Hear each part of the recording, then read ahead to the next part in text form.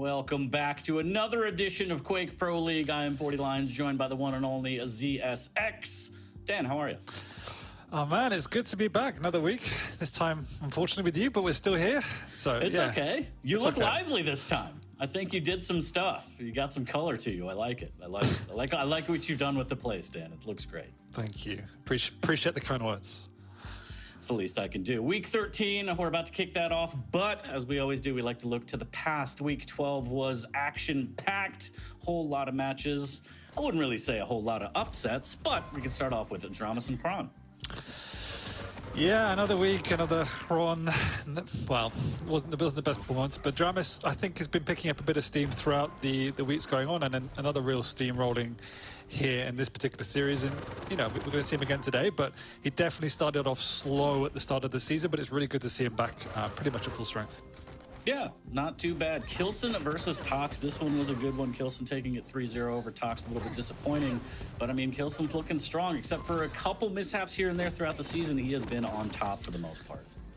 Yeah, but it is those mishaps that are worrying because it's against the biggest players in the league he's been struggling with this season. You don't say that a lot, and we're going to see him in the first set today, and he'll want to get back to fully winning ways, but definitely not sitting as strong as he was last season. And then we saw Sib going up against Maxter, and I think Sib, all things considered, has also had a good season. Maxter, I don't want to say struggling this season, but not been looking as hot as he had been last season. And he is still sitting up in a kind of decent point in the leaderboard, but still, we're going to see him again today, but he's got something to prove in my eyes.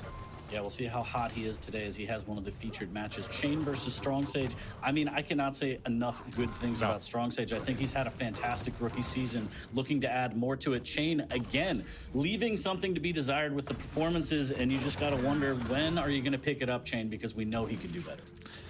He can, but at what point is it almost too late? And I completely agree with the Strong Sage comment. It might be the best rookie season we've seen, at least on par with Maxter's, so both rocking it. But Chain has just not been himself this season at all.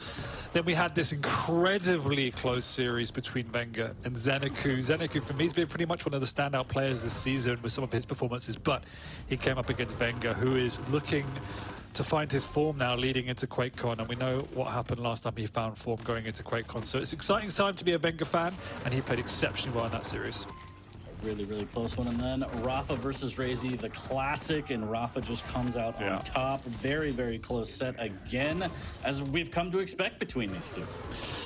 Yeah, it just seems that as well as Raisy played, and he definitely could have come away in this series, even with a win, it's just Rafa with the experience in my eyes. And we just talked about Venger coming into his own leading into QuakeCon. Rafa's another one of those players who, you know, he's had an amazing season. I don't think he looked fully in form at the opening start of the season, but he's definitely finding his feet leading into QuakeCon as well. So it's going to be exceptionally exciting in the last few weeks to settle the placements, and obviously for the finals themselves. Rafa, Raisy, Kelson, Venger, as you would expect, all in amazing form at the top of the leaderboard. But we've also got some incredible talent coming through, the likes of Strong Sage, Maxter, even Nosfa playing very, very well. So once again, QPL's looking good. Yeah, again, the recap was from 2 weeks ago. This last week we had challengers, and spoiler alert, the Mayonnaise Man will be live in Texas. Sparty has qualified. He did it, Dan. It's going to be fantastic. A lot of the older players, the return players qualifying, trying to get back into the Pro League. Sparty's one of them, and it should be fantastic to see him on land. I mean, absolutely. I mean, it wouldn't be a QuakeCon without Spotty there, so it's really, really good to see him back. And I mean, we just seen the talent in the QPL, so it'd be good to see someone like Spotty coming back. And we just talked about how Chain has been struggling, and this is the point. You got people like Spotty sitting and waiting for you in the challenges. It might be the case that someone like a stalwart like Chain might not make it back next season. So he's got a couple of weeks to try and remedy that problem, but it is it's definitely not a place you want to be. Definitely. Only a couple weeks left to try and get the highest seed you can before the brackets are released, and then it's do or die time at QuakeCon, August 10th through the 13th. Live event, it's going to be happening. I hope that everyone showers, but, you know, there's only so much we could do. But circling back today, week 13, we're going to kick it off with quite the set. It's going to be Sirius versus Kelson right off the bat. We are just getting into it, Dan. Yeah, I heard them joining the lobby in the background. And this for me has been one of the sets I've been looking forward to, not even just today, for the last couple of weeks at least. We've been talking about the previous weeks about how well Sirius has played also as a debutant into this stage, pretty much on par with Strong Stage in terms of results. But he's also got an incredibly difficult few weeks coming up ahead of him because he has the likes of Venger, Raisy, Kelson all to come. And this is where the real challenge is going to be. So this is an interesting one for me, 40, because if we also look at the history of Kelson, the career of Kelson, he's always been one of those players that is consistently excellent at the top of the rankings, but the upsets generally come from players that out-aim Kelson. And it's in those circumstances where he has struggled, and this is obviously a player that can go more than toe-to-toe in the aim department with Kelson. So it might be closer than some people expect. Yeah, I mean, as we take a look at the breakdown from Sirius, good run this season. But as you mentioned, Kelson running into those speed bumps, and it's always been against players that out-aim him. Sirius, maybe one of those players. Play style's a little bit different, but Kelson has had a great run. He's been here before, 3-time champion, looking to add another one. So he's no stranger to this, but the upsets, I do fear for his desk. It will be a little bit different on LAN. It won't be his necessarily, but he could smash a desk in half. He looks very strong, Dan. Yeah. I heard that. All right, so did chat. That's fine. But look at the win streak right there. Rafa, though, really took him to task. Do what you will with that information, but just all he does is win. He does and he doesn't, right? He's still setting up in the top of the leaderboard, but it's not been the dominating performances we saw from previous stages. Look at those 2-1s. Like the amount... generally, we would have seen 3-0s across the board from the likes of Kelson back in the day, but I mean, it doesn't just show the inconsistency from his part, it just shows the level of QPL increasing alongside that. But it also take it with a pinch of salt. We think back to the Maxter series, for instance. That could have very easily been a 2-1 to Maxter on another day. Every one of those maps is incredibly close. So the fact that he hasn't shown as dominating form, again, just shows he can bleed and shows that weakness is still there. I think the biggest surprise for all of us, maybe just me, Strong Stage taking a map off Kelson. That was absolutely incredible. That's another series. 2-1. Exactly. Yeah. That's another series. Strong Stage probably he actually should have won in another day when he had a little bit more experience. Strong Stage would have won that. So yeah, Kelson is definitely vulnerable, and probably that plays on his mind. He's definitely a momentum-based player, and when he feels himself, when he feels confident, he definitely looks unbeatable. But those chinks in the armor are beginning to show a little bit more. And we again, the Sib example right there. If you can get into the head of Kelson, as you said, the desk might go. It can definitely happen. If he starts getting bullied by Sirius's aim, it might be a case where he just gets frustrated. We'll have to see. It takes a lot for that to happen. There's a lot of ifs and buts, but what I'm saying is the ingredients are there for an upset. Let's take a look at the pick bands between these two and see if Kelson's going to smash a desk today between these two series and Kelson. We got Corrupted Keep, Veil, and Blood Covenant. We got BJ versus Ranger, Galena versus Scalebearer, and Athena versus Slash to round it out. How do you feel about these picks? It's really interesting. I was about to say I love the pick of Veil from Sirius's point of view.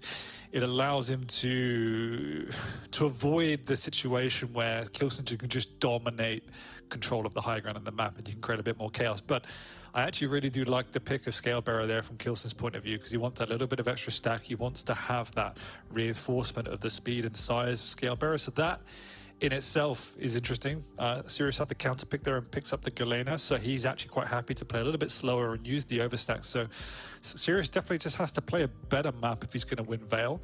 Otherwise, we know Kelson's generally going to try and pick something like Corrupted Keep if it's on the board. And as much as many people might, look at Sirius's LG as his strongest weapon, for me, it's the way in which he uses the rail. Not to diminish his LG, it's still fantastic, but you can't really dominate as strongly with just an LG. We need that rail to reinforce it. So that'll be a lot closer from an aim perspective than other maps. And then we end up in Blood Covenant, and we got a Athena against a Slash. That is going to be really interesting. Maybe slightly of a counter pick on the Athena. I honestly can't say I've seen a lot of Athena from Sirius's point of view, so we'll have to see how that goes. We know what the Slash is going to bring, and yeah, this has got a lot of potential, this series. Yeah, as you mentioned before, Sirius has quite the rough ride to end the season, but I also think it's good training leading up to QuakeCon, playing some of the best players in the league. I mean, you want to be fresh going into LAN, and what better way than to play the highest up on the leaderboards. But in terms of this set to start us off for Week 13, Dan, who do you think is going to take this? I did say Sirius can win it, but obviously, with all things said and done, I still have to side with Kelson. But I am going to go 2-1. I think there's enough there from Sirius's point of view in what he's done in the QPL and what I see in the draft here for him to take a map. But I do expect Kelson to take Sirius. I'm interested to see exactly which map Sirius can take. Which one out of these do you think he can? Is it just up for grabs depending on how he plays? Is there a specific map you favor him on? Because that could also affect Kelson's momentum and mood, as we've seen before. As you said, getting in his head, and then the series just flips completely. Yeah, I mean, there's so many variables here. In my mind, it's going to have to be one map or one or two. I don't think he. I think he might struggle on the Athena on the final map. So I would say map 1 or 2 if I'm going to pick. You don't think the reps are there? Maybe he's got a little something up his sleeve with Athena. Who knows, Dan? Who knows? Predictions in the chat? Too bad you don't get them. I'm too lazy. But we are going to hop into this one. It's going to be the first set of the day for Week 13. Sirius versus Kelson. Quite the match to start Week 13. And again, we only have a couple weeks left before we lock and load the brackets. And then we're going to be at QuakeCon live event. It's going to be fantastic. Everyone wants the highest seed. Again, first round bye or first day bye would be fantastic. You get to rest, you get to look at your opponents, see what shape they're in. Some of these players, though, it's already too late for that, Dan. Unfortunately, near the end of the leaderboard. There's no way, I hate to break it to you guys, there's no way you can crawl out of the holes you've dug yourselves, and you have no one to blame but yourselves. But we're going to get into map number 1 here shortly between Sirius and Kelson. We don't get a day off. Why do they get a day off? I don't know. There's no days off here, Dan. All right, you have to carry me. You have to work twice as hard. Oh man, I can't wait to do that on LAN. And here we go. Week 13 is officially underway. Sirius versus Kelson live on Corrupted Keep. We're going to start off on Sirius. Getting that LG spawn. Could use a strategy to try and isolate that weapon, but does give it up in exchange for the rocket launcher. Kelson slowing it down. Gonna get a little bit of a stalemate here. So still no LG though. Sirius should know that. It still remains viable for him to withhold that weapon, and if he sees fit.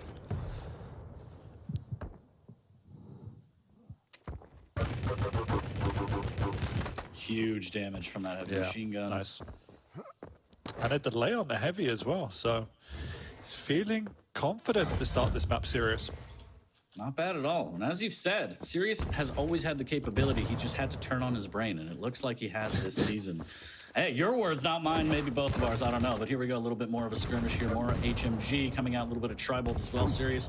Big rocket around the corner. Kelson trying to get some damage and just eats so much of it, trying to fall back onto this Mega, but he's going to get bullied off of it. Yeah, I think Sirius actually may be showing, whoa, okay, a little bit too much respect there. But he's got his rotation, he's got his plan down, and now he's also got Kelson trapped. Oh, what? All right, nothing matters. Okay, there we go. There's the tying frag. But wow, Kelson really made him pay for that. Rockets, dire orbs, frags, oh my, tied at 1. Dead even again, but now the dire orb's down, the dual whip is down, and now Kelson might be down. Good LG from Sirius. Kelson down to 40 HP, gets away. But again, he will miss out on the Mega. Luckily for him, items were pretty much synced, so he does get away with the heavy, and he can maintain. Yep, Sirius needs to maintain his composure after that, but he is regaining that. Once again, he is the one with the lightning gun in his hand. Kelson yet to touch that weapon. Sirius with 57% LG, which seems pretty standard for him. Exactly why I keep referencing the fact that Kelson hasn't got it. Let's make a patient play on the Mega, and does have an LG, so we'll see how big the shaft is on Kelson today. 220 in, tied at 1. Fantastic way to start this set. You could also see the respect coming out from Kelson's point of view here. Very slow, very passive, completely avoiding these open ground situations, just trying to whittle down Sirius and ultimately slow the tempo of the game. And he's doing it quite successfully for now. Yeah, don't want to say necessarily rare, but Kelson doesn't want to take any chances here against Sirius. But Dire Orb is back, so Sirius tries to pop to a wield and go in. Kelson has the reply ready. When in doubt, shotgun out, just trying to see exactly where Sirius is, and this is quite the case of the sneaky beaky, Dan. Yep. Very slow, respectful, corrupt to keep. Another big ore coming out, but there's a dual wield, and doesn't matter when you've got a super shotgun to the face.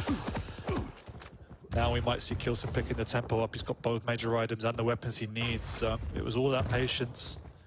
It did come to fruition in the end 40. Calculated, had the play in his head all along, executed it perfectly. Goes up one frag, and now looking to add more. Sirius just jumps out of the telly. LG on LG, and this is the kind of fight that Sirius wants. Kelson barely 14 HP, 5 armor after that one. Sirius, again, really had no business doing that, but with, what, 57% LG he was hitting? Why not? 58 now. Good lord. Whoever did the prop predictions for that, I don't know if you're going to win or lose, but dual wield here, and Sirius comes out on top. Raw. That is absurd damage coming out from Sirius's point of view. Kelson just trying to take the fight now, but Sirius is in position to back up onto the armor, onto the resources, get himself back into this map. Desperately trying to stack back up here. Does have to give up the heavy.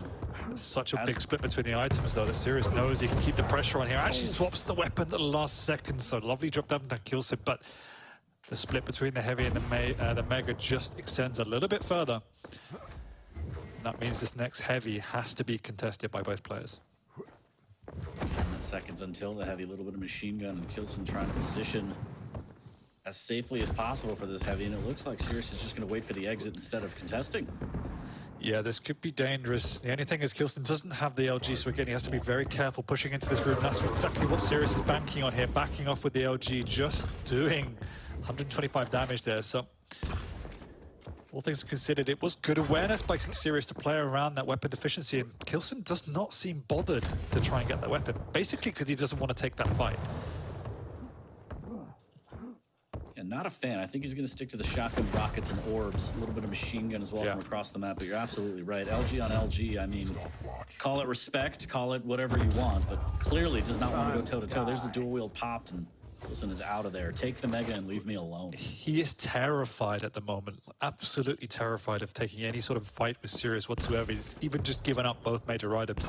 Sirius is also getting a grasp with the rotations of Kelson at the moment. He's been playing heavily around that red armor banana area. Kelson has been forced to retreat to the other side of the map now and just completely forfeit the major items once again. Another delay coming out from Sirius's point of view. But in doing this, he has given up the mega, which is a bit of a mistake.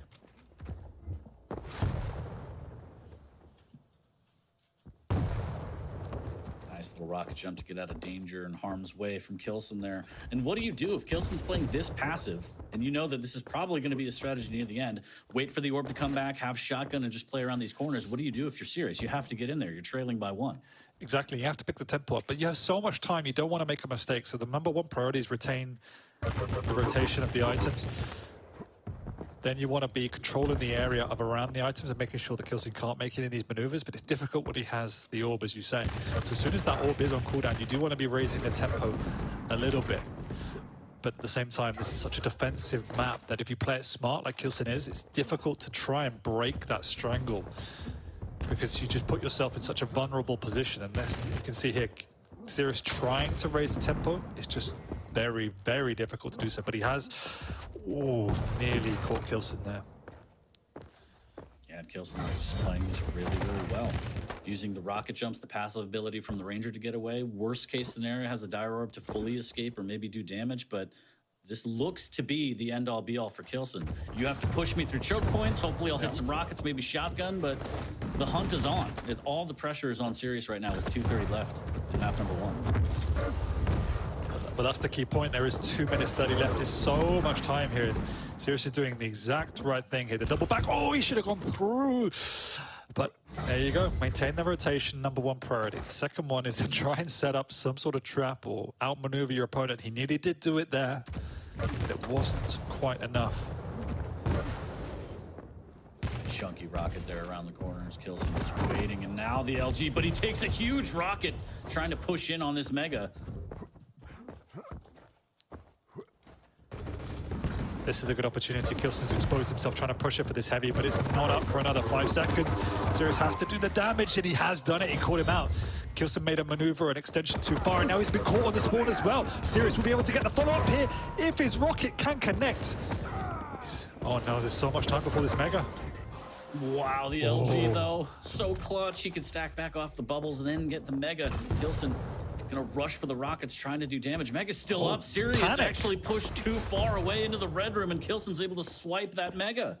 Yeah, he panicked. I don't think he knew the timing anymore because of the fights. Now he's been bounced around. The big mistake on the timing, and Kelson punishes it instantly. It's still 4-4, 40. So much LG, it absolutely melts Sirius. A catastrophic mistake here. 1 minute left. Can he clap back? Yeah, he shouldn't have taken that fight. A little bit of overconfidence there from Sirius' point of view to stick around. He had an exit potential, but decides to take it. And now we're back to square one, where we saw Kelson for the first 5 minutes of the map playing this low ground. And he's got the orb up as well. There's almost impossible if Kelson plays this well to be caught. Kelson just nestled in, ready to take this victory in 30 seconds, going up the jump pad. Sirius has to push. There's the rocket jump. Good plus back from Kelson. Gets caught out on the ledge a little bit, but it doesn't look like anything's really going to happen. There's the dire orb to escape, and just more frustration for Sirius on map number 1. 15 seconds. Can he catch him out right here? A little move by Kelson. Does take some damage. There's the push in around the corner. No Kelson way. trying to leave. 8 seconds. It looks like he might put enough space in. Here's the final fight, but too much damage. Kelson takes map number 1 off Sirius, behind a bit of a blunder on timing, Dan. Just shows the experience you have to have, the mental fortitude you have to have. Sirius did all the hard work and was focused on that hard work, but missed the fundamentals in the process. And on the flip side, you saw the experiences from Kelson's point of view. As soon as he had an opening in that last minute or so, he knew exactly what he had to do. And so that is the difference in this decider. It was experience. Absolutely heartbreaking loss in regards to Sirius. That was painful. He played it so well and then just missed timing on that. Goes to the red room, overextends. Kelson swipes both items off the back of that and is able to hold on, extend the lead, and take map number 1. And look at this first frag by Kelson, first of all. Insane. Yeah, that was, I don't want to say it was a turning point, but, you know, Sirius could have got an easy, cleaner frag there, and just, you know, Ranger things at the end of the day just blew Sirius up. He had to fight so hard throughout that map. And again, it did look like, obviously, he had full control and Kelson was just hiding. But at the end of the day, as we saw, if you make a single mistake on your timing or your positioning, Kelson was going to punish you. So it was an incredibly taxing game for Sirius to stay in that, maintain his composure, to play in the way he did, and then to create the opening and ultimately the lead. He did everything right, bar one timing at the end where he unfortunately panicked post that fight, ran off the Mega, and gave Kelson the smallest of inches he needed to win the map. Yeah, a bit brutal. And we mentioned earlier that Kelson has the ability to kind of tilt. People can get into their heads. I think Sirius just as susceptible, to be honest. And off the back of that kind of loss on map number 1, I'm very interested to see how he bounces back. Map number 2 is going to be Veil. We're going to get there shortly. It's going to be Galena for Sirius, Scale for Kelson. The game has totally changed. Rail's back in play here. What kind of change-ups do you want to see from Sirius going into map number 2? Honestly, not a lot. Obviously, just don't mess up the timing. But at the end of the day, he's going to have to find a way now to reign the chaos from Kelson's point of view. It obviously won't be anywhere near as slow of a map. I do expect Kelson to try and pick the tempo a little bit, but he'll also still be very wary of the damage output that Sirius can bring. We saw it time and time again there, that if Kelson could avoid a fight, he would want to do that. He is very good at choosing his situations and when to fight, and he was not afraid to, if he felt confident, but he still has to be cautious. He's obviously a larger champion, bigger stack, but bigger hitbox. And ultimately now the rail, as you said, is in play, and that is going to be fundamental, particularly from Sirius' point of view, to try and manage the stack of that scale barrier before pushing in. So I don't want to see an awful lot of change here. I think a big question from Sirius's point of view is how much is he going to focus on trying to maintain that overstack versus just using the totems when and if he needs them. And ultimately positioning is going to be fundamental. He wants to try and get on top, get on that high ground. And if he can keep one or both major items away, it's that's where he wants to be. And do you think, like a prop prediction, he has any cool totem placements that we've never seen before? No. I don't know if there's any left. I think Raisy, I think Raisy has all of them, but we'll see. Yeah. We'll see what he has in store. Kelson on the verge of potentially a 2-0 after a very close map number 1. We will see how he plays it. I feel like the tempo for Kelson might shift a little bit as he has Scale Bear. He has all that weight to throw around now, Dan. Yeah, and I'm sure he's going to be excited to actually now press the W key. So it'll be a much quicker, much better map, but I'm excited to see how Sirius adjusts to that aggression I expect Kelson to bring out. Well, we will see shortly here, as I believe both players are loaded into the map, so we should be getting into map number 2 here shortly. Again, Kelson 6-4 over Sirius on map number 1, off the back of a mistiming a Mega. We'll see if Sirius can bounce back, tie this at 1, and send us to the 3rd as the decider, but we're live on map number 2. Live on Sirius' point of view again, delaying the Mega slightly. He loves a delay apparently.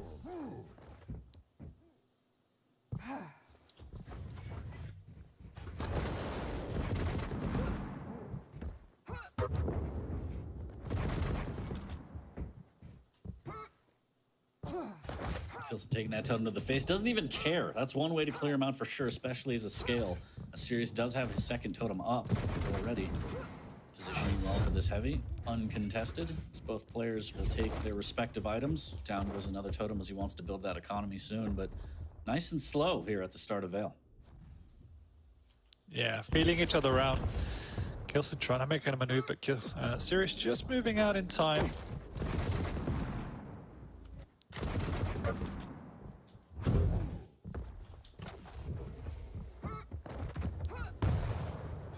Once again, a lot of respect still being shown.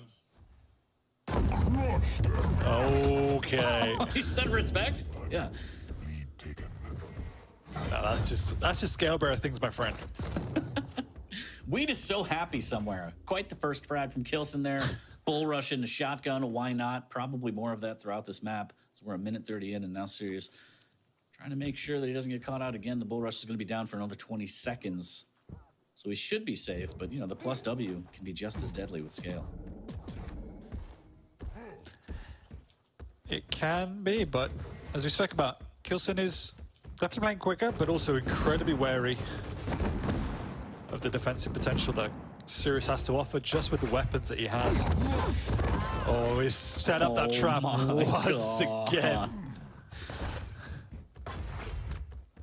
That's a scary sight, walking around the corner into a super shotgun scale bearer. Well, that's horrible. Sirius with the rocket jump up, tries to get positioning, and then just hello, shoulder bladed shotgun. Good rail, almost gets 2. Might get another one here with the lineup, but just missing out on the opportunity. Yeah, misread the pathing, but you can also already see the game plan of Kelson. He again doesn't want to engage with any mid to long range play. This is exactly why he'll just get absolutely melted. He wants to play around those corners. Oh, okay. Oh, he tried to make the gap and just barely missed it, luckily for Sirius, but now he's stuck in the corner. The LG should melt him. Nope, the acid is going to do it. 3-0 for Kelson. This is turning into a really bad situation here. Okay, that could have been worse. Sirius with a little bit of a rocket jump straight into LG. There goes the totem, and Kelson melts him. And we might be seeing a little bit of over-aggression here from Sirius. Yeah, really greedy there from Sirius's point of view. He's actually really struggling with the tempo that Kelson's setting on this scale bearer.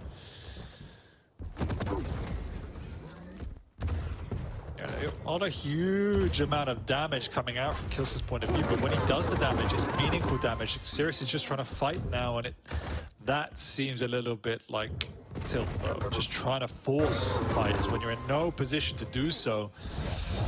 Oh, this could be ugly. Was definitely tilt, that last one. There's no reason to drop there, and it is frustrating, but you still have so much time on the board. You're trailing by 6, but there's still time, Dan. There is, but the challenge is he's even willing it down the scale bearer. Oh, it happened again. How many times? even getting a stack low. Obviously, you just spawn so healthy. Oh, this is like deja vu now. Groundhog's Day here on week 13 of the Quake Pro League between Sirius and Kelson. As I think we have maybe not full, but we have definitely hit tilt. Yeah, I would agree with that. Even though with an 8-0 lead, look at the way Kelson's playing. He still doesn't want to fight. He's just playing. He's almost playing like Raisy a little bit here, which is just absolutely maximizing the full skill set of a champion. It's finding that balance between just playing duel and playing the map and playing around the capabilities of your champion. It's a fine balance to make. Nice rail there from Kelson. Decent return from Sirius here. He's got a lot of stack to burn through though. So let me take a look at the rail percentages here. 4 for 5 for Kelson, 4 for 9 for Sirius. He's got to try and step that up. But again, he just keeps dropping. Nice little dodge there. Finally. He's going to jump right into the LG again. Good rail. This next one could do it. As both players disengage here. Good totem. He should get the heavy as well. So opportunity here for Sirius, but at the same time, Mega's going to be up for Kelson. Actually, he's not going to be anywhere to be found. So this is a big opportunity for Sirius here as he grabs both majors. Yeah, but he has to be wary to not take a rail. And once again, Kelson's just going to plus back, pretty much neutralizing the stacks as well with the tri-bot right there. And this must be so frustrating for Sirius, once again, just unable to catch his opponent. Oh my God. Except this time, if he does catch him on a corner, you're going to run into a Scalebro Bull Rush shotgun. Even just running by with the shotgun, he did insane damage.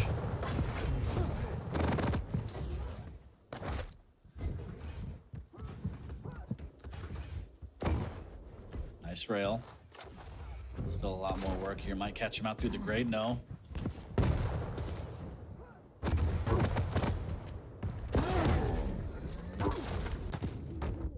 Nice weapon switch there. Sirius on the board, 6 minutes in, still trailing by 7. A lot more work to be done. And there it is. It stops dead in its tracks. And hi, I'm Scalebear. Nice to meet you. Oh my. What could you do against that? I have no idea. Maybe a little bit of that. Maybe you just take the frag and then you just try and get the return rate to be a little bit higher than he has been. You get like 2 for 3 off the back of 1 bull rush, but there it is again, and it just doesn't stop. It's a nightmare.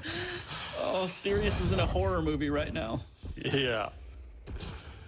Yeah. He's gonna hear those hooves in his sleep. Oh my God. Nice rails. But even still, I mean, it doesn't really feel like it dents Kelson too much. Like, Kelson's damage, it feels like 50% of his damage has been bull rush. Yeah, I really wish we could track like those kind of stats, ability damage, because it would be over 9,000 then. Well, I mean, we can kind of calculate it. He's got 1,400, 1,700, 2,200. So 700 damage of his 3,000 is from bull rush. Quick maths. Yeah. Assuming it calculates correctly on the scoreboard. But that's just like 1/3 of his damage is from bull rush. That's a big shoulder. That's a meaty shoulder right there. Sirius trailing 8. Boy. Very, very thick intergalactic warlord.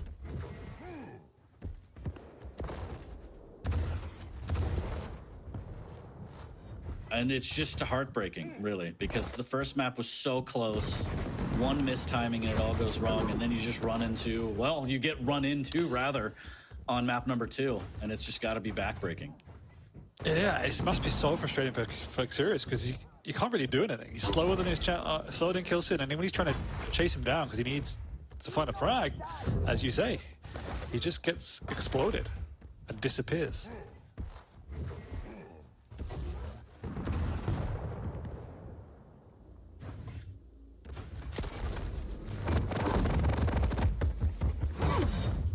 Oh, no way! Oh my God, he got double booted! Oh no, he hit him with the Grimma Stomp. Why? Oh my God. It's just, it hurts so bad. Oh no.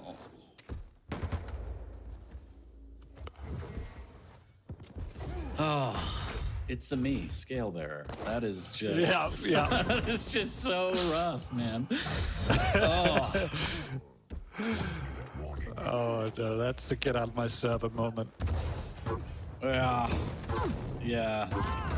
Go next as another shotgun blast to the chest, 13-2. 50 seconds of the pain train left, and there it is, Kelson. He's gonna make sure he gets every last bull rush he can out of this Scale Bearer. Yeah, man, stuff this champion. Big fan, and I know Wheat is just as happy. So 14-2, Kelson will take the series 2-0. And now we go on to the map where you were already worried anyway, because Sirius is going to be playing Athena versus Slash on Blood Covenant. And you don't see that going any other way. You're already probably maybe on tilt if you're serious after what just happened to you, so... I mean, I did say I really liked the Scale Bearer pick from Kelson. I did not envisage it playing out as successfully as this, but I thought it was a strong pick. It's just a nightmare to play against when played as effectively as this from Kelson's point of view. And again, it's not even like Sirius didn't play the best map, but he just got bullied, and it was really, really tough from minute one. So super unfortunate in map 1, but absolutely trounced on map 2. Goombud. Very much so. I don't think I've ever seen a double Goomba, but there it is on Veil, week 13. It happened. And yeah, there wasn't any like glaring mistakes. It's just the biggest mistake Sirius had was just existing on the server against Scale Bearer, it feels like, which just shoulder to shotgun. I mean, name a better combo. I don't know. Rough, as we're going to take a look at the highlights here. Kelson with another dub for this season, takes 2 in a row. So we get ready to load into map number 3. And yeah, Scale Bearer, wow. Yeah, I think the only real mistake was giving up the first frag, because then it just allowed Kelson to play like that. Obviously, these frags we saw in succession, 2 to 5 roughly, were a little bit frustration from Sirius's point of view. Yes, he had made the Scale Bearer weak and wanted to finish him off, but at the end of the day, it was always too high of a risk to try and take those plays, and Kelson made it pay. And this is the boom, dinta boom. Those are exactly the sound effects I would like in the game as we take a look at the stat breakdown. 14-2, bit of a brutal scoreline, and going into map number 3 again, questioning a little bit the reps that Sirius has had with Athena. Again, anything can happen 10 minutes between now and the final tale of the series. But yeah, Athena versus Slash on Kelson might be a little bit rough. If you're serious, just need a mental reset after what just happened to you. You can't even think about it. In fact, you probably shouldn't. No. That was definitely bullshit, but... Bull rush, I think, is what you meant. But yes. Oh, sorry, my bad. What's the difference? So yeah, number 3, Athena versus Slash. Again, you tend to worry about the Athena and the reps that Sirius has had, right? I think it's more the prowess of the Slash on Kelson and just the lack of knowledge from my point of view on how well Sirius can play Athena. I've seen him play it on his stream and everything else, but I wouldn't call him an aficionado relative to some other players in the league. And if you don't play Athena well, a Slash will absolutely walk all over you. So he's got it on lock. On lock. Sirius is going to put in work on map number 3. Take this 2-1. We'll see. I'm more worried about the mentals after the first 2 maps. First map, absolutely heartbreaking. Second map, just shoulder shotgun PTSD. It's not going to be good to think about. But yeah, fresh map. Let's see what Sirius has in store. Kelson looking strong, playing his game, dictating the pace of everything, really. I was going to say, he's not playing his game. He's definitely adjusted dramatically to... He's playing how he wants. It's not his traditional Kelson game. But that's the point, right? He's playing exactly how he wants and how he needs, but he's got a game plan to play against Sirius, and it revolves around avoiding fights, and in some ways, maybe not deliberately, but also frustrating the hell out of his opponent, to the point where Sirius is like, okay, stuff this, I'm just going to run at you and find you. And yeah, that didn't work out. So Sirius has to, as you say, compose himself, slow the tempo down, play around that rail. It's definitely a map that favors that, and we've seen him stomp players on this map because he could just abuse rail. Kelson, as we've seen, isn't going to let that happen. So, and now he's got a Slash and he can follow up with the super shotgun if he needs to. That's what I expect, is try and close the gap again.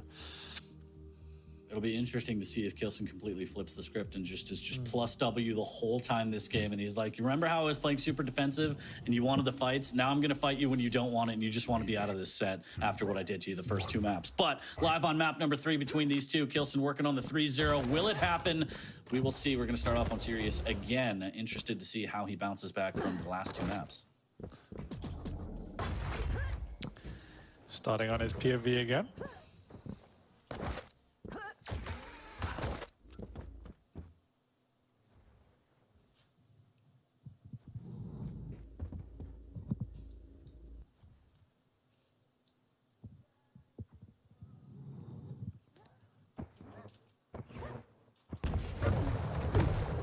Oh,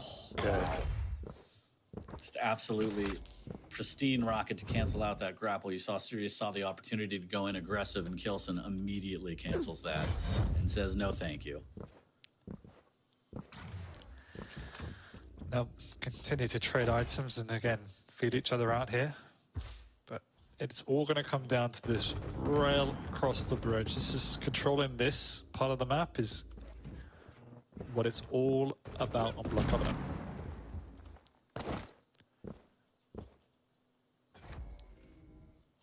As you mentioned before, it looks like Kelson's sticking to the game plan. Low and slow until he finds his opening, and then he will absolutely tear you apart here. As again, items traded. Sirius adding a bit of a delay to the Mega. Kelson still playing very patient. A little bit of Tri-Bolt to get information, and that's going to force Sirius back onto that Mega immediately after he takes a little bit of Tri-Bolt damage. Yeah, the trading's not the worst in the world for Sirius, but Kelson's at the moment got the position and the speed to pick up more of these light armors, so that chip damage over time is going to come back to favor Kelson at the moment.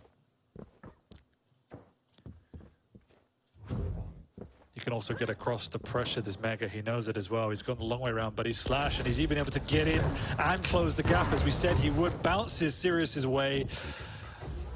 All things considered, an easy frag that he calculated a minute before it happened, and now he's got the pressure on once again, and this is why I said I was worried for the Athena. Can't catch me now. Okay, that was risky, but it somehow works out. Wow.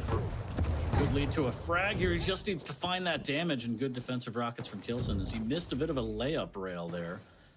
Uncharacteristic of Kelson, but nothing to really worry about yet. Has a 2-frag lead. Can't really fight for that Mega, and hits a tremendous rail. Yeah, well predicted by the German.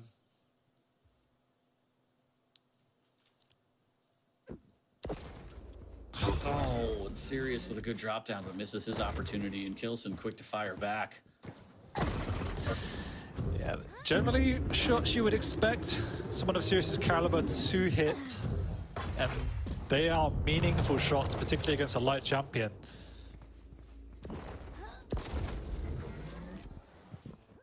Kelson definitely not wanting to take a rail trade fight right there.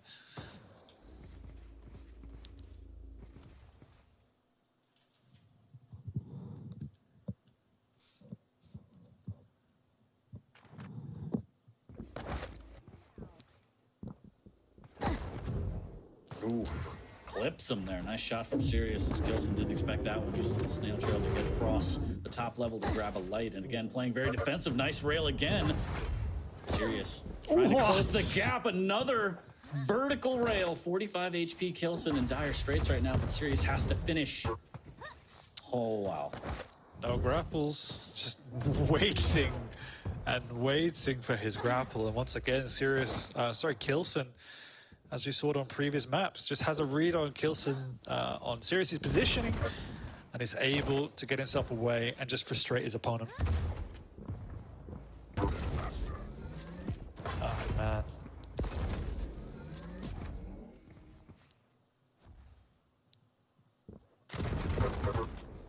So much Tri-Bolt to the face.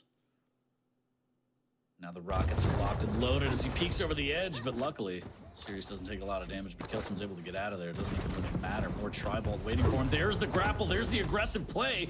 It doesn't really net a lot of damage for Sirius, and now he's stuck here. He might be able to grab the heavy before he goes, but Kelson says, you know what, that's fine, take it. I'm just going to maintain position on the high ground here. I don't really have anything to lose, and great rail there. Yeah, it's really unfortunate because Sirius is actually making smart plays, but he's not connecting in these clutch moments.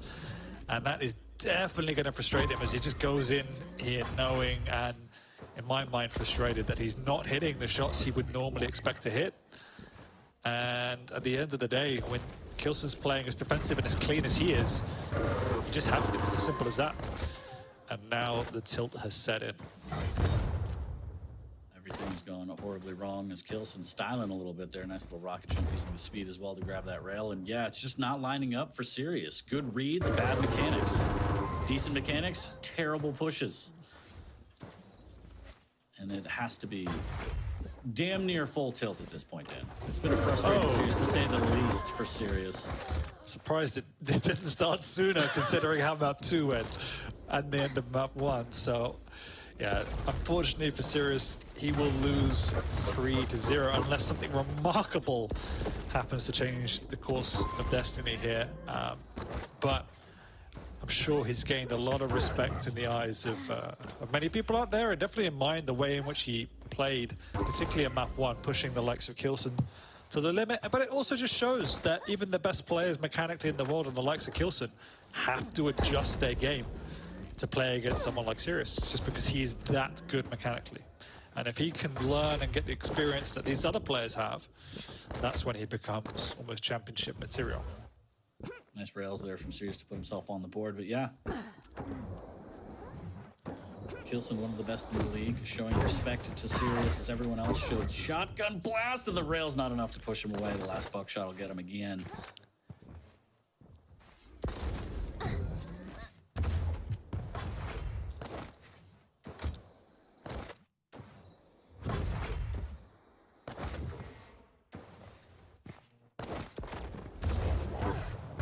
Good lord.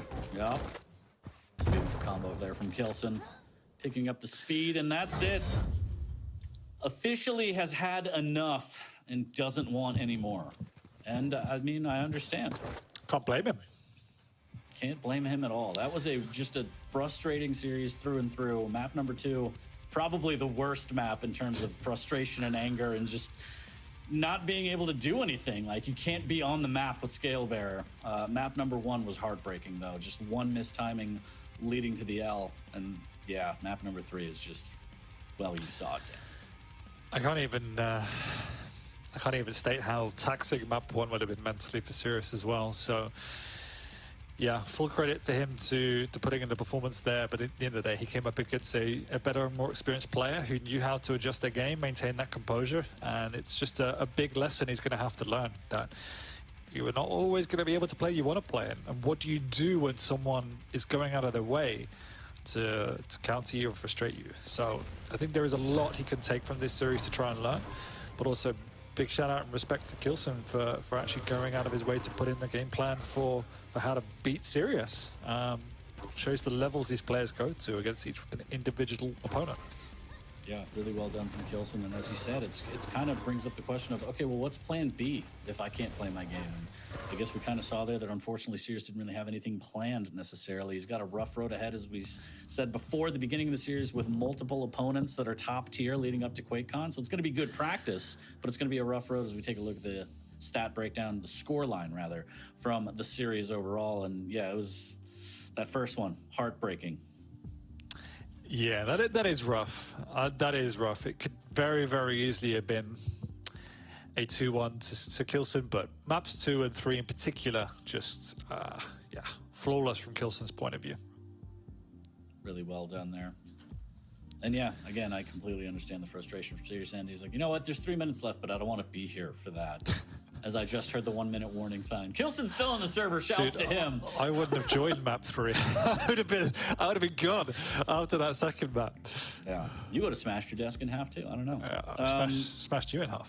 I wish. Buy me a drink first. Anyway, yeah, it's a rough series for Sirius. Yeah, that's words. But I don't know what you could do off that. I mean, obviously watch the VOD and realize that it was just a timing thing. It's not super catastrophic in the whole way he approached the game. I think Corrupted Keep was a very well-played game from Sirius, given that Kelson kind of threw the curveball at him and was like, I'm going to play hyper-defensive.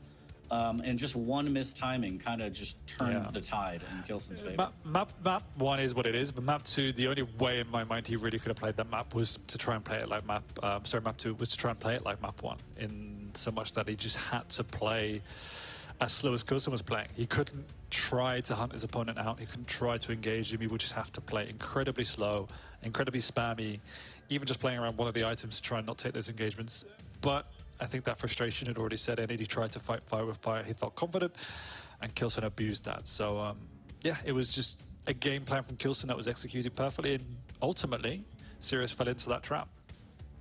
Yeah, I mean, again, I stand by the fact that, like, when you're going against a scale bear, there's no such thing as good positioning, because it can just bull rush you from anywhere. But yeah, it was unfortunate. Map number 2 was brutal, and then map number 3 we just kind of saw was the culmination of all of it, frustration and everything, boiling over a little bit for Sirius. But shouts to Kelson taking another set 3-0, adding another W into his record for the season. That's it for series number 1. We're going to wrap that up, and it was a good one, but it was brutal. I expected a little more, and unfortunately, just Kelson had the answer in terms of how to approach the game and nullify anything Sirius wanted to do. Yeah, couldn't agree more. Kelson robbed us of a close series. Thanks, man. Yeah, thanks, Kelson. We appreciate it as the viewers. But that is it for set number 1. We're going to take a break, come back. We've got some more Quake action for you. That'll maybe have scale, maybe not. We'll see. Stay tuned. We'll be right back.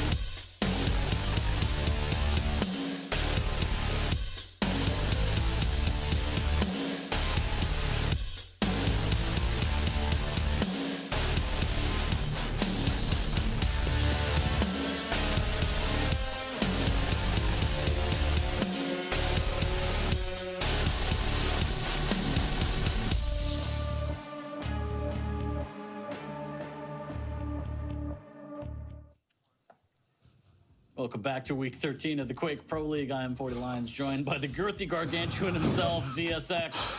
And yeah, series number 1, a bit of a heartbreaker for Sirius as Kelson takes that 3-0. And we're going to jump into a bit of an NA skirmish between my boys Saigib and Dramas.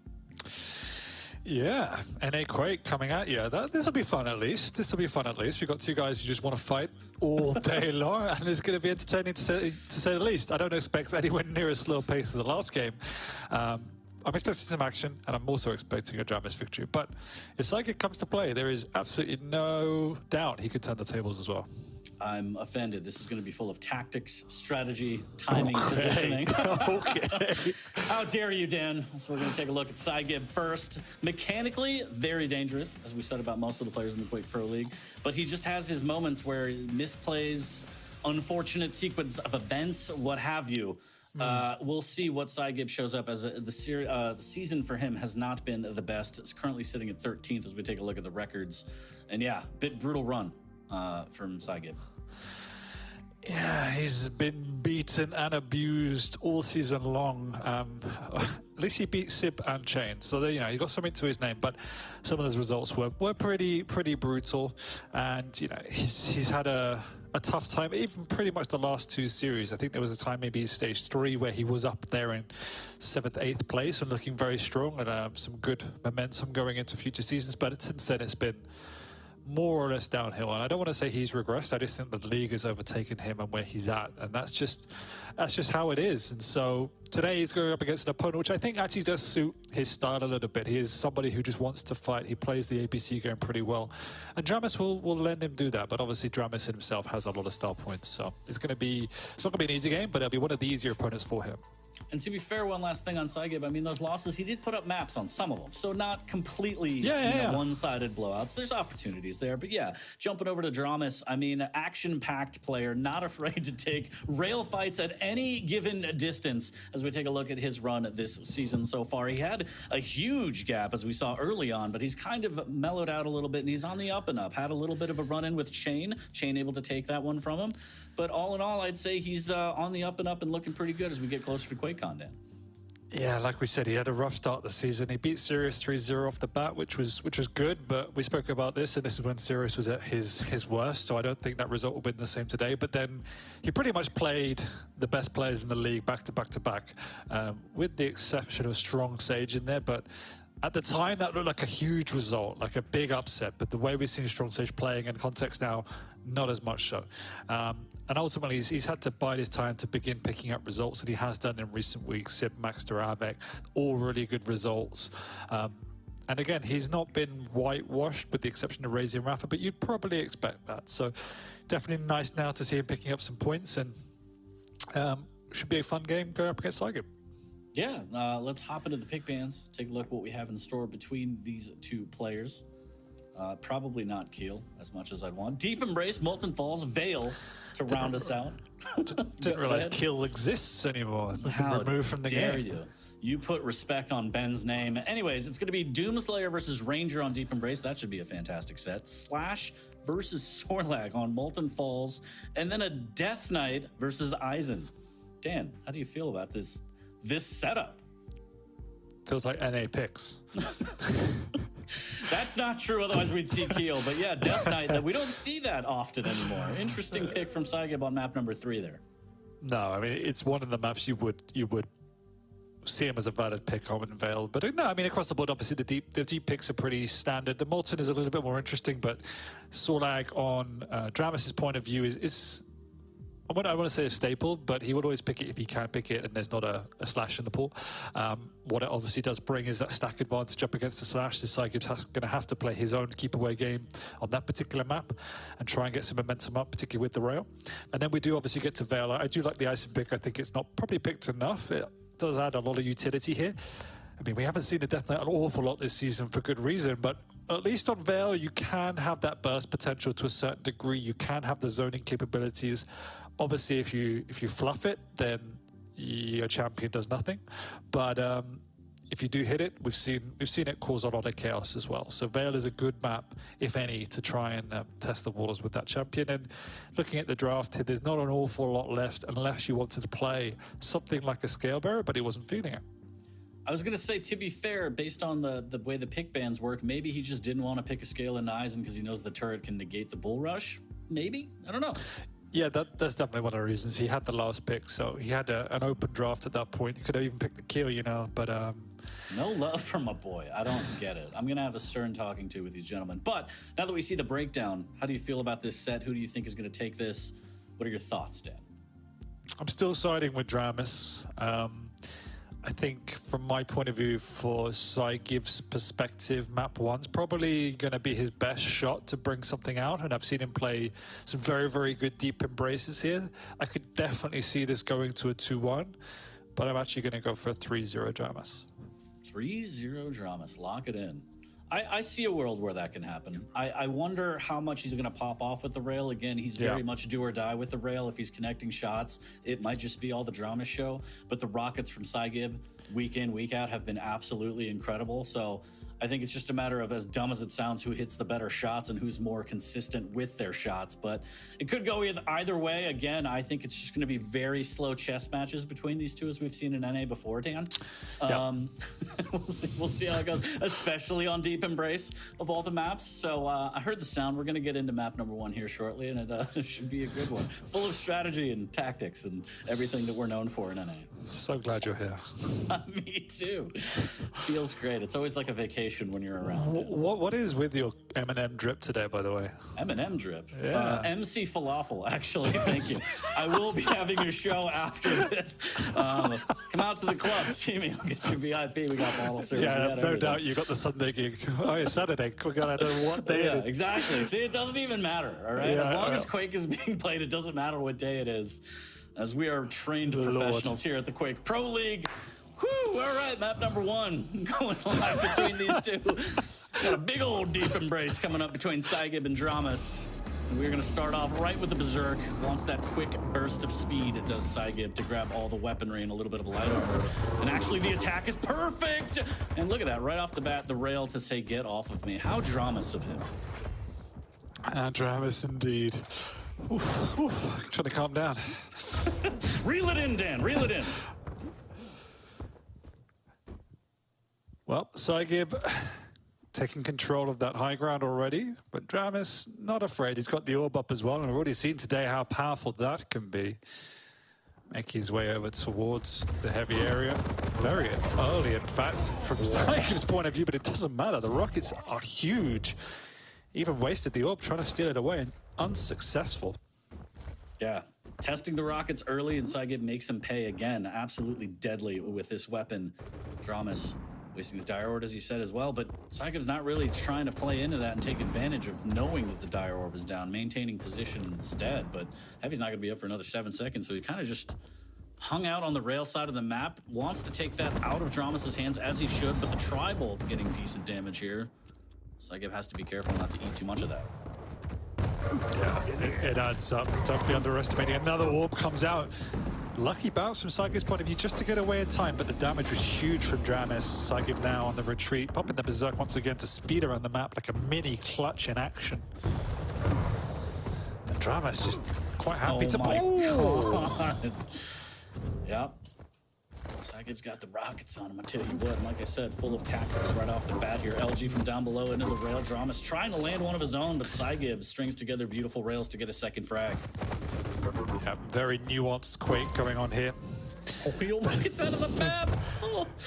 But Dramus, Saigib playing very good to start with. And this is what we said. If you give him this advantage, you give him the lead, has all of the ingredients to hold it strong. But there we go. The rails begin to connect for Dramus from the low ground.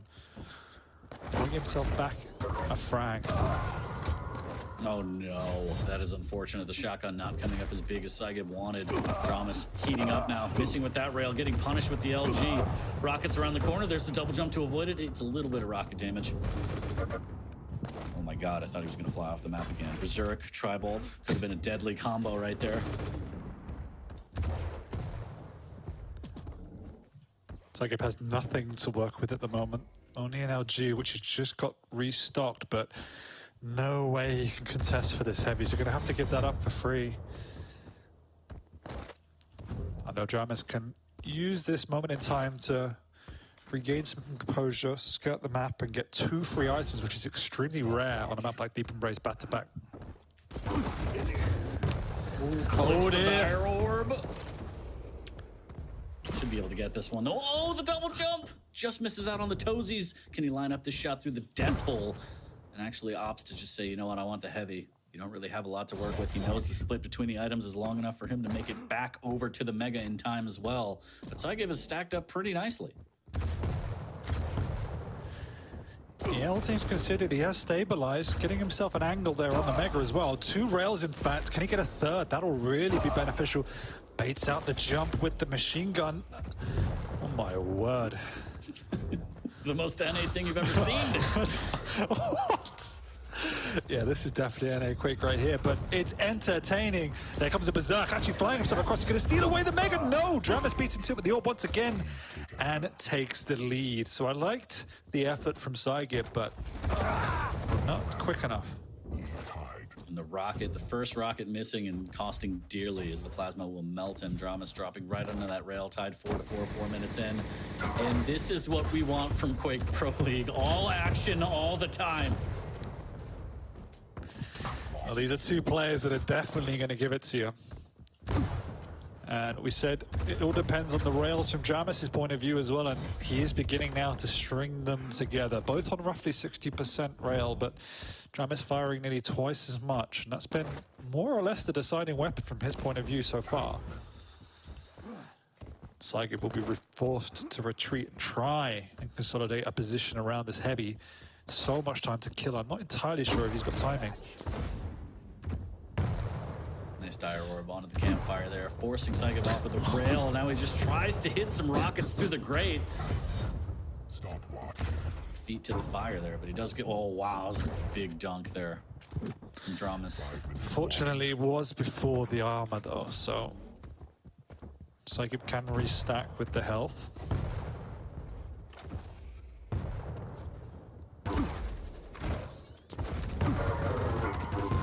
Oh, huge rocket.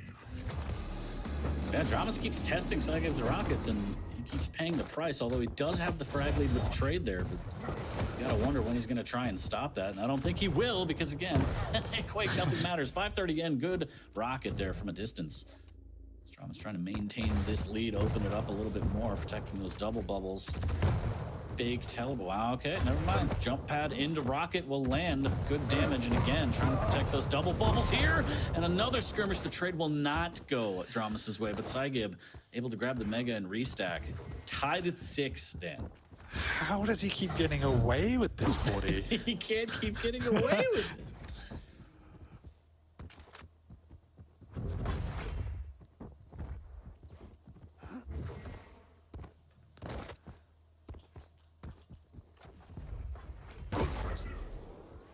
Traded from both players as the jump pad gave him away. Dramus grabbing a health bubble. Trying to line up the next one here.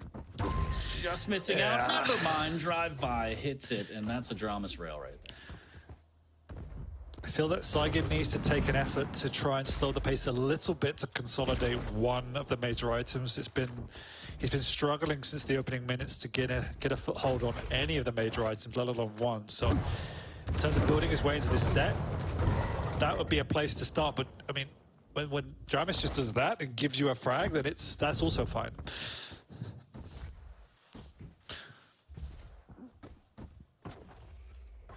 We are at 7 and 7 at 7.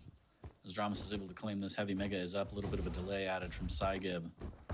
Just a skosh and another lineup almost. Missed opportunity there for Dramus. Saigib trying to slow things down, but also just relegated to the low ground here as Dramus. Better positioning, hears him out. LG and rockets go flying across the corners as they're trying to get some good initial damage to open up the engagement here.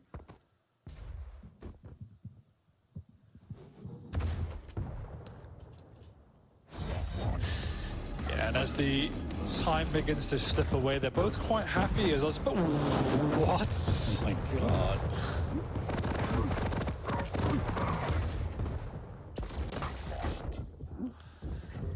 Nice rail there from Dramus to close out, especially off the spawn now. Big opening to get another frag.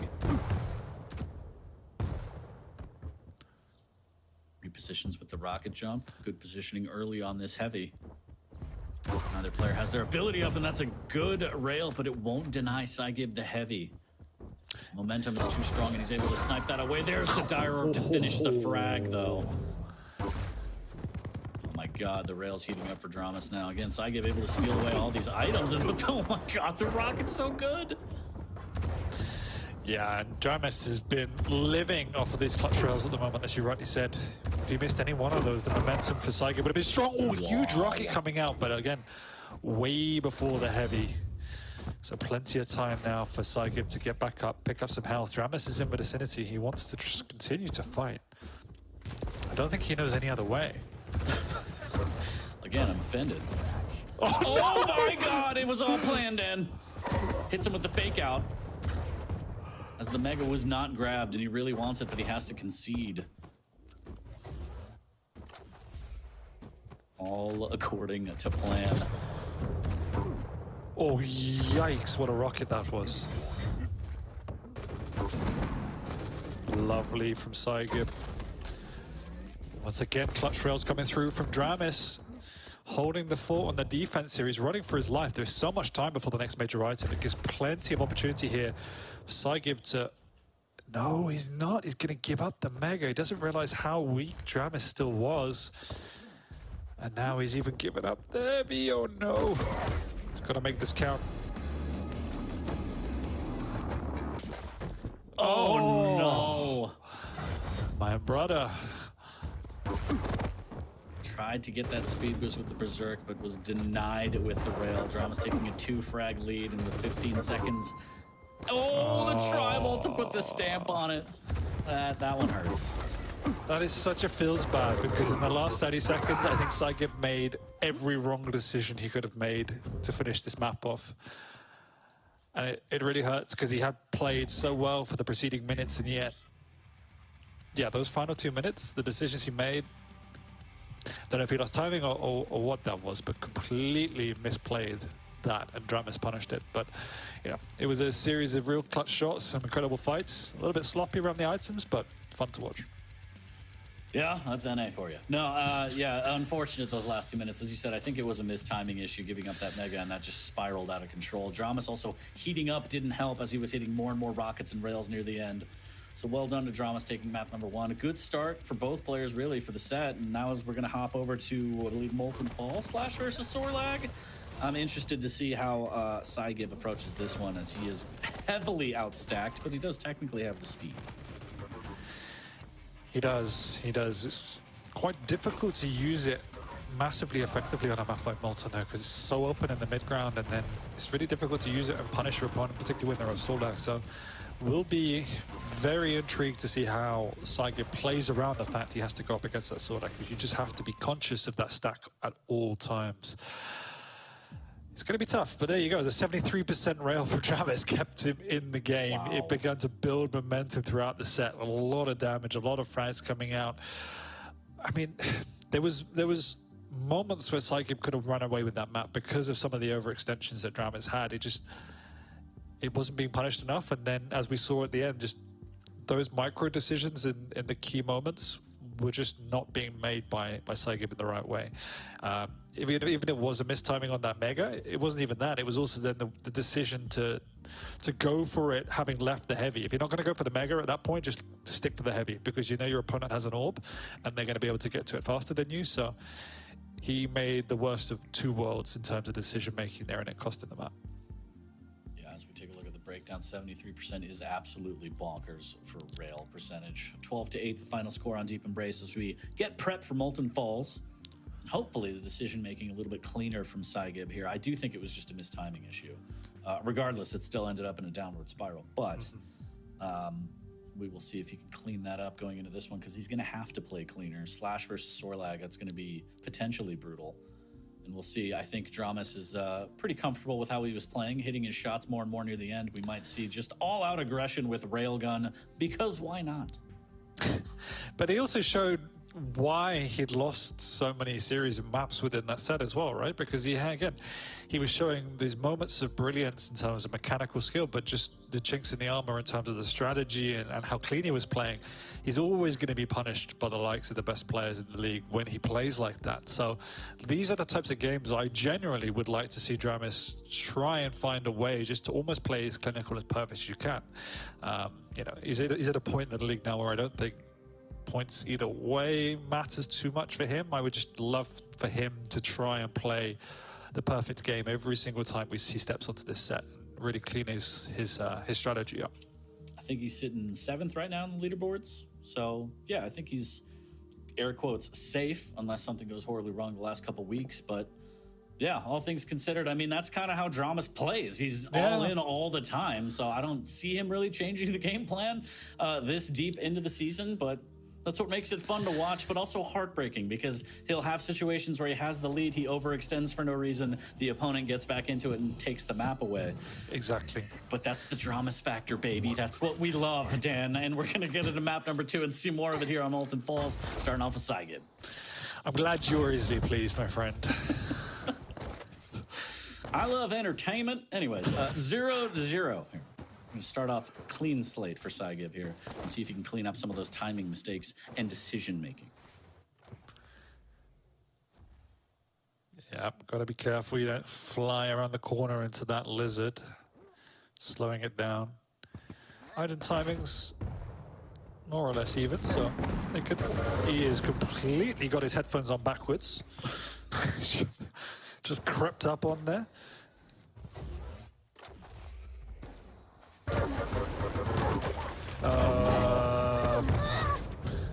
Oh, and he gets bounced. No, that's unfortunate.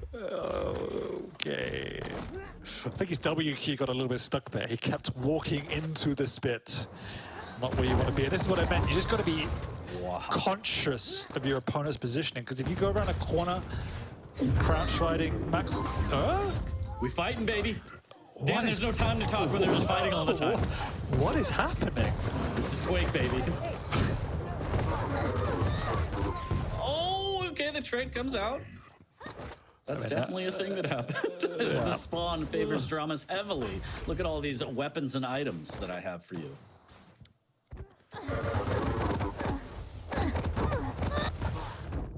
Saigib's forgotten this is duel and not 2v2. He's like, where's my teammate? Why? Why are you baiting me? Why are you there?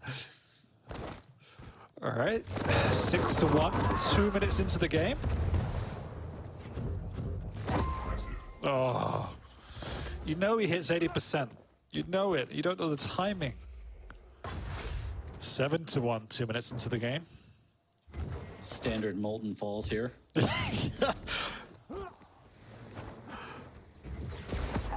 Doing his best to try and defend this heavy. And he will not. Well, he will grab it, but he will eat so much damage, and I think Thomas has no wish. Yep. All right. Wow. All right. Did I miss lobby chat where they're just like, hey, you want to just go for highlights? Let's get top 10s in this one. Did I miss that? I mean, this is a GG go next. Like, what do you do? You're 8-1 down. Yeah, this is a tough situation because usually in this predicament, you have to throw your body at the opponent, and it's clearly not working and only getting worse. Okay, there we go. All I have to do is jinx it. Yeah, there's a question mark. Oh, my Lord. I mean, there's not a lot of body to throw at the sorbet. It's true. Light versus the heavy. Very dangerous here is Dramis. Look at me go. Couple flares flying by Saigib here, but Saigib's just looking to fight. 7 down, he just wants a piece of that lizard. Give me that tail, what's up? And the shotgun blast around the corner. We'll do a 10-2 or 3:30 in. Standard. Dramis is running from item to item and then allowing Saigib to run at him. So there's not we have to go out of his way to get a frag. They're delivered to your door, Dan. I don't know what to. Efficiency. I don't know what to tell you. Yeah, it's not bad. Opportunity here is Saigib. pushes Dramas off of the heavy, but he's going to take a lot of damage. Decent stack, though. Dramas now. The one reeling does get a light and some health bubbles. Is he going to stay away from the fight, or is he going to just double back straight into Saigib? Find out in 10. Oh, what a rocket.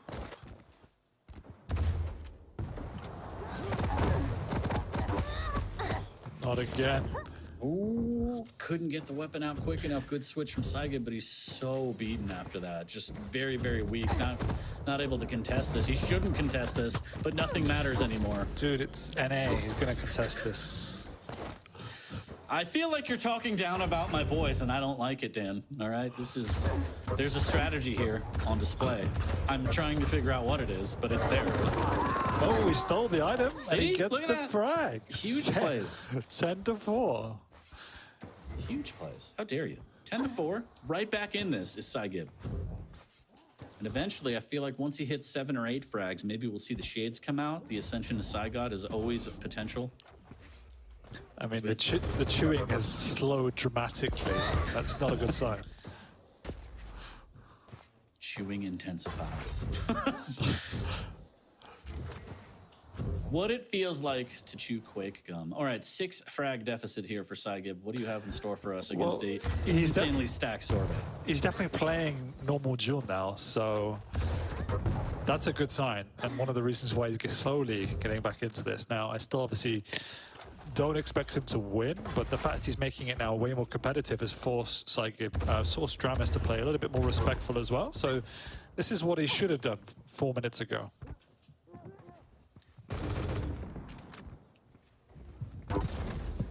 Nice rail on the exit after the pickup there. He's going to need a lot more of that against this big old sorbet. He is, but he's doing the right things now, trying to chip away at her. But the problem is, with that stack advantage, unless he strings a couple back-to-back, he just can't contest for these major items. There's another great rail.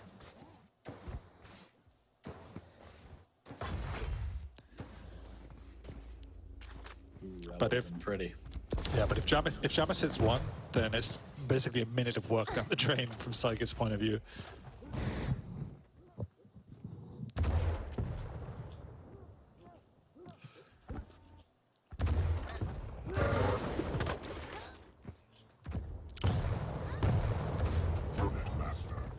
Oh, nice. Nice little rocket, but again, looking at the stack for Dramas, you wouldn't even know that he got hit with anything. He's still incredibly healthy, and Saigib needs way more damage, and time is ticking. Especially after this mega pickup, he needs more. A little bit of a tickle, but... And now Dramas is just playing literally ABC. He's just taking item after item and standing there and allowing Saigib to come at him. He's quite happy. There's nothing Saigib could do without a major item. He knows he's there.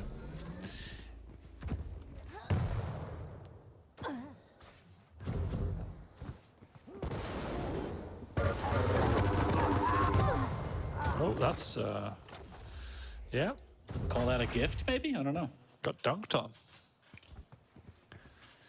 Well, 5 more of those to send us into OT. Let's see what Saigib has and if Dramas is going to be that kind. Oh, Saigib wants a piece right now. A little bit of a head run. Oh, Wow, the rail, though. Puts an end to that. Big rockets into rail. Nice. Yep. Nice conversion there from Dramas, indeed.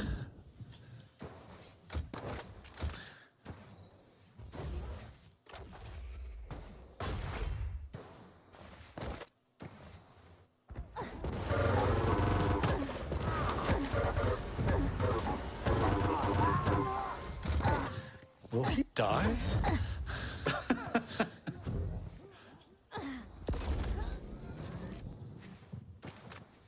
Dreams never die, Dan. 5 frag deficit, and Saigib clawing his way back into this one. To make matters worse, I think his camera's frozen, or he's just gone very focused. Very stoic. Very in this focused. situation, there's no other way to be. Yeah. 30, down 5. Full focus, as Kelson would say. The focus has to be perfect. Yeah, literally. There it is. A lot of LG. Melting Dramas. Dramas can't land the rockets. There's the spit. Desperation, 3 HP, and there's the rocket around the corner. So, stoic Saigib. coming back into this one, making it interesting, but he's also taking away in a lot of LG damage. Might murder him right now. Down to 25 HP with some armor. Dramus is going to get away, grab a light. Ooh, gets a little pocket rocket right there, and now Saigib is just stuck in the worst place ever. 1 minute warning.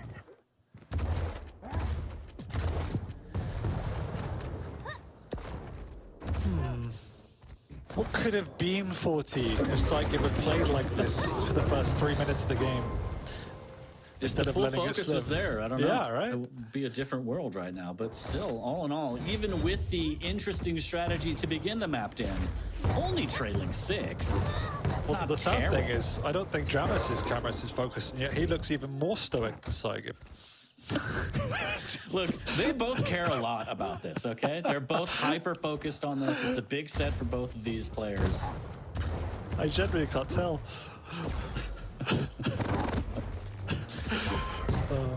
Nice rails there from Dramus. What's he hitting right now? 42%. More normal, more human this time around. Killing spree. As that is the final buzzer, 17-8 in favor of Dramus. Oh, wow, and I think that map needed a 18+ warning before we went into it. That was brutal. Was high-level chess match between those two players, as we saw there. Saigib coming out with an interesting strategy, didn't work. Good mid-game adaptation to bring it back, but Dramus was just too far gone. I mean, maybe Saigib realizes his league is gone and he's practicing comeback material because he's always down. Is it that by 13th in the leaderboards? That's a little rough. He's not relegated. He's not going up. He may as well practice a good old comeback. All right, sure. Hey, you got to test some things before LAN, all right? It's a different ball game. Get out all the stuff that you want to try now, because trying it I online can be really dangerous. enjoyed the question mark at like 11-1 or whatever it was from Saigib as well. Oh, well, taking a look at the recap there. What do you take away from this one, Dan? That's kind of what I thought. Look, it was an all-out brawl between the two. Okay, Saigib obviously wanted to take the smoke to Dramus, and it was not good. Running into a sorbet over and over again, especially when Dramus has a decent LG, but even better rail, it was a questionable choice. We all see that. But the mid-game adaptation to bring it back was okay. As you said, if he would have started that way, it could have been a different ball game. But at the end of the day, sometimes you just want to run at your opponent and you just want to frag, Dan. You just want to do some damage. I mean, that map was the first 5 minutes of that map were a highlight reel of how not to play Slash against Sorlag.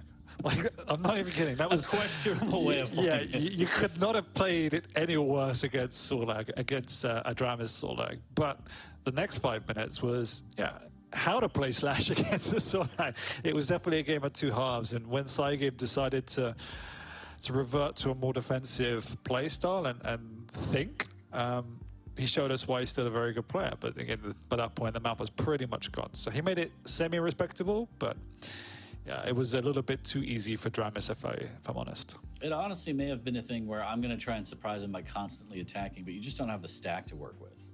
1 or 2, maybe 3 I get to try and chip away and maybe get a frag, but it just, it was running at a brick wall. 12-8, 17-8. We'll see if Saigib can put up another 8 and whether that's going to be more than Dramus or if Dramus is going to take the 3-0 across the set. But yeah, interesting strat. Didn't really work out. I think he needs to retool that one a little bit, Dan. I would agree with your assessment. And he's I going into a map. I appreciate you. But he's going into a map where, yes, you have to play a very different style in Vel, but he's also playing on a champion that we don't see an awful lot. So I want to see the reason why he's picked it.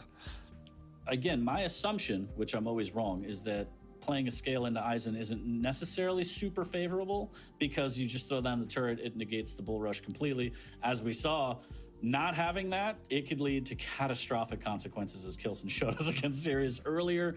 So just going with the Death Knight and saying, you know what, I could probably use the flames a little bit better, especially around the turret, since it doesn't really matter. I think that may be the play, but maybe he has even something more in-depth in store for us. Maybe a strategy we haven't seen, kind of like he implemented on Molten Falls at first. We'll see. We'll see if it works out better. Again, these are the kind of weeks where maybe you're right. Maybe you're just testing stuff now. LAN is 2 months away.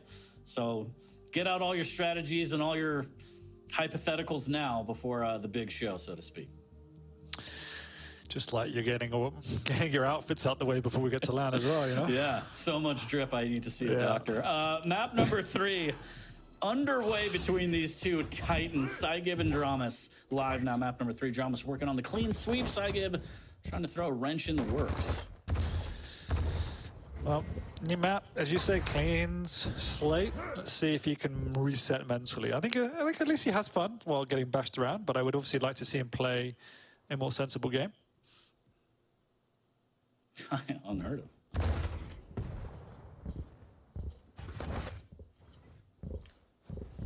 The key with not having a strategy, Dan, is if you don't know your own strategy, how can your opponent? So you can always catch him off guard. Saigib has decent positioning here on this heavy, and there's the flame strike, there's the rocket jump to try and steal it away, but Dramas will miss, unfortunately. Saigib gets that one. Mega goes to Dramas, decent rocket. Nice. The turret comes out way too late.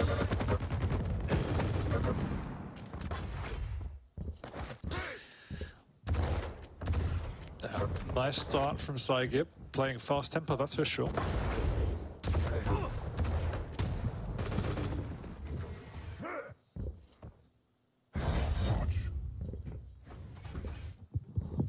Got both items on lockdown. Dramas is actually going to contest for this. He's got no right to be here. Although it's just doing Dramas things and hitting 3 rails in a row, Saigib has plenty of resources to fall back on though. So risky maneuver from Dramas, but he gets out for now.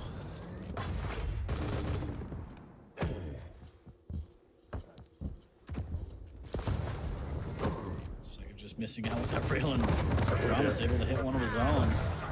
Okay. Okay. Okay, not the worst. Spawns with all the weapons he needs on the item he wanted, so... He definitely needs to be more cautious with his pathing and routing though. He's taking multiple free unreturned damage. And he's just getting picked apart by Dramas as he's strolling around the map. So that stack preservation in terms of his pathing, definitely an area of concern. Nice. Wow. Okay. Deploys the turret, jumps in front of said turret. And wow, that is, yep, that'll do it. That's almost better than a bull rush. I mean, that nearly removed Ison from the game. Oh, Now nice. Saigib displaying his rails here. There we Off go. To a great start. 4-0. Dramas jumping into the Thunderdome, and he's going to pay the price again with another rocket from Saigib. It's basically the reverse of what we saw previous map.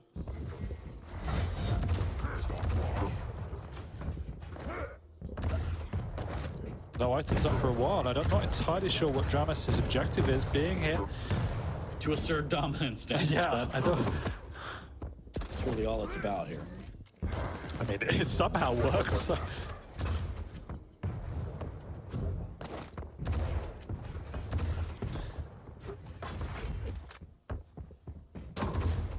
Nice rail there. Saigib trying to fight from down below near the churro. Takes another rail, but wants to hang in there to try and do some damage. You just can't land any of it, and Dramas casually swaps to rockets to close out that frag.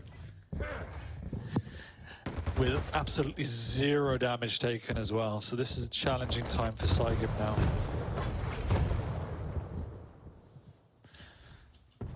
So he's got himself a very healthy lead, but the question is, what could he do on the defense now? At least on the offense, he was too casual in terms of his play. It took way too much damage. So he's definitely going to have to just be more conscious now of how he approaches it. But we're already seeing a much slower tempo, which is exactly right.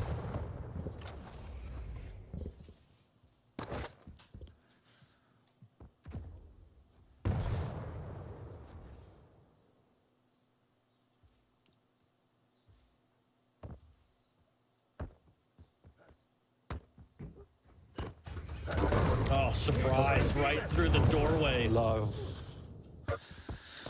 Did a lot of damage. You can contest for this heavy if he knows the timing.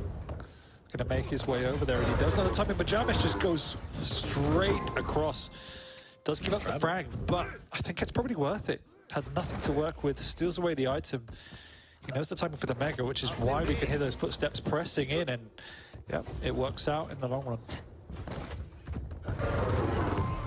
Ooh, Saigib absolutely melted with that LG. Was eyeing that light armor. Knew that he couldn't get it, but died anyway. He was like, I really, really want that. He's going to grab the lower light armor in the acid pit here. 3 frag lead for Saigib. Can he hold on?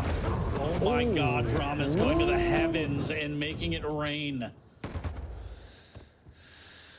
Very quickly, this has become a bit of a nervous game for Saigib. He had such a healthy lead, but what feels like a strong lead can very quickly slip away, and that's exactly what we're seeing in this map. And he's not doing enough to Dramis in return for these frags, in my opinion. Quite clean frags overall.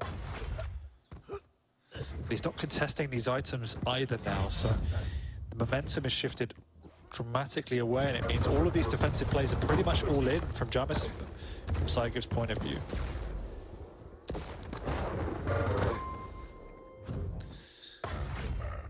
Starting to pick up on the fact that to these players, disengaging means someone has to die.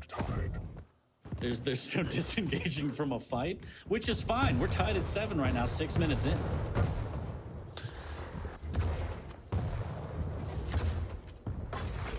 Okay, a little bit more normality here as we're at 7-7, trading items now. Say what you want about these players, they're shown first and foremost. Dramis has absolutely no idea when the items are. So confused.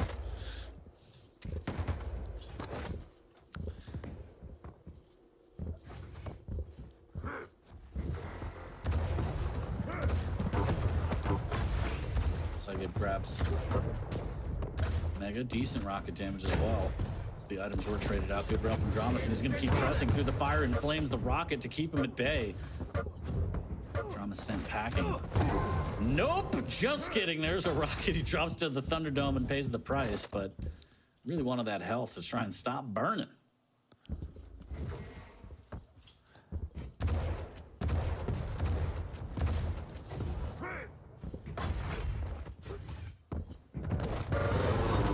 Nice rocket jump from Dramis to grab that heavy, but amazing LG from Saigib to punish that play here. He's again maintaining the high ground, trying to do some damage here. No items up for a very long time. Saigib hears the jump pad, tries to catch him out of the Thunderdome, can't make it around the corner quick enough. Good rail, Dramis. Narrowly avoiding more rail damage here as he is just giving Saigib all the opportunities. Rails traded from both players there. Saigib, again, able to claim the Mega. Might be able to do some big damage here on the heavy, but the turret make him think twice, and Dramis able to snake that one away. Fire comes out and will not land, and now Saigib in a terrible position here. 47 HP, no armor, just trying to survive, or to use the Flame Strike, and Dramis just needs to try and find him and press in. Here's the jump pad, but just doesn't have the angle to take a shot. Yeah, I would like to see Saigib just play more calculated with his angles. He overexposes himself a lot to try and get some of these shots, which is why he finds himself now on the back foot. If Dramis is able to continually punish him, but Dramis actually missing that jump, falling down, having now to take the fight around the churro, and gets plucked out of the air above the heavy.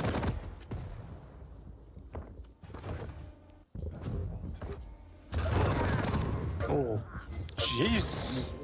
Wow, and Saigib didn't even do anything. He just wanted the flyby view of the frag. Have you ever been in a duel where you're your own cameraman making your own frag movie? Because that's what Saigib just did. Barbecued his opponent there. Oh, it's the cookout, Dan. Good old-fashioned NA barbecue. I tell you what, brother, 'cause we're getting ready for Texas. I was about to say, good old Southern Jewel. There is still a minute left, which makes it possible, if not slim, on a map like Vale. But now Saigib decides to play defensive.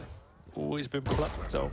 Ooh, slim chances indeed, but Saigib looking a little shady here, giving too many opportunities to Dramis, and he's able to capitalize. He's down 2. About 40 seconds left. Can he make a miracle happen and send us into OT?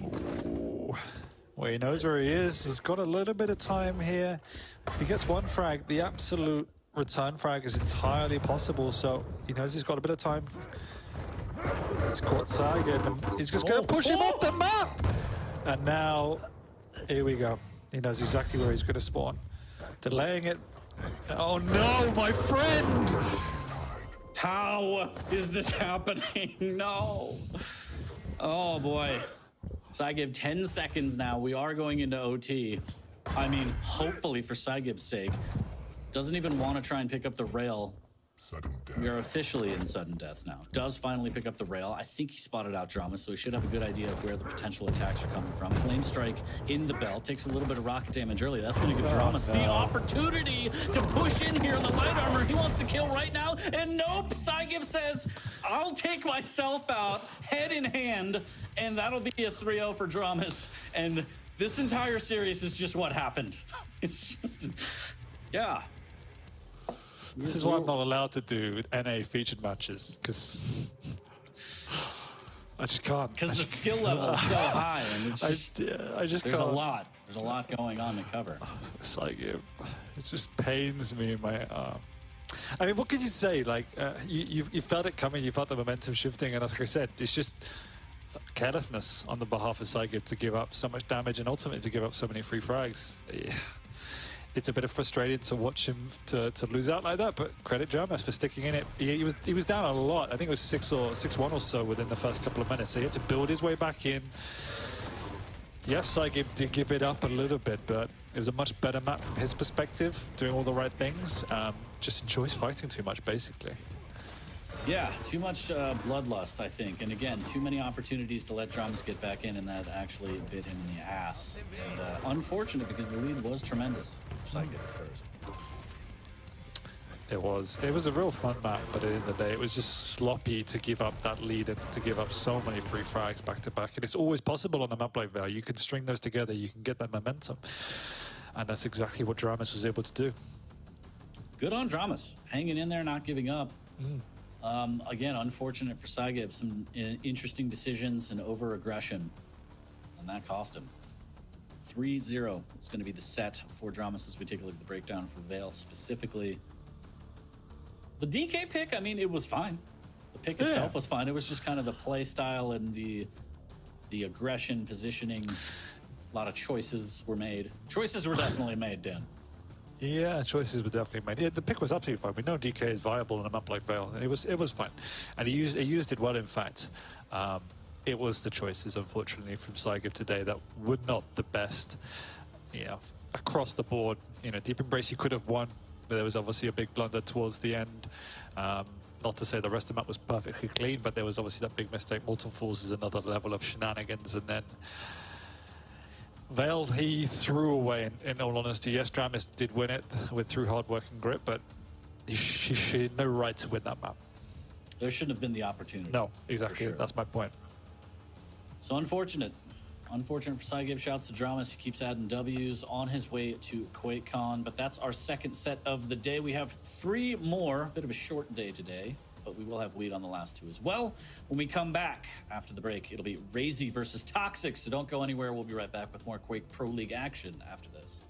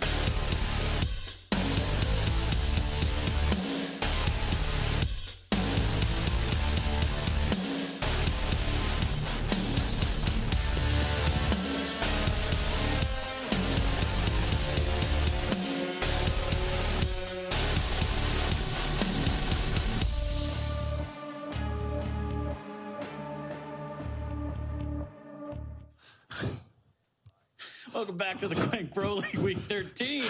I am DJ Harry Hummus, joined by the protein powerhouse, ZSX.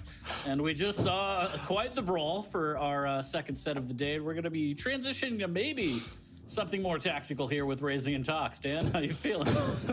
Maybe half of it will be. I don't know. But if it isn't, then I think it's going to be another brawl. But no, this should be a fun series, and I'm going to open it with, it depends which Tox turns up, because if the real Tox turns up, it'll be a fun match. If the other Tox turns up, it's going to be quite painful, I think, to watch. So we all love Tox. Obviously, I think one of the most respected, feared, and loved players in the QPR, but also probably the most inconsistent and ultimately, in my opinion, frustrating to watch, because in days you can see what he can bring, but then on other days you have to question what is happening with life. And today is a day where he can't afford to have one of those off days from his perspective, because you can see there it's either a 3-0 or 0-3. There's very little in between.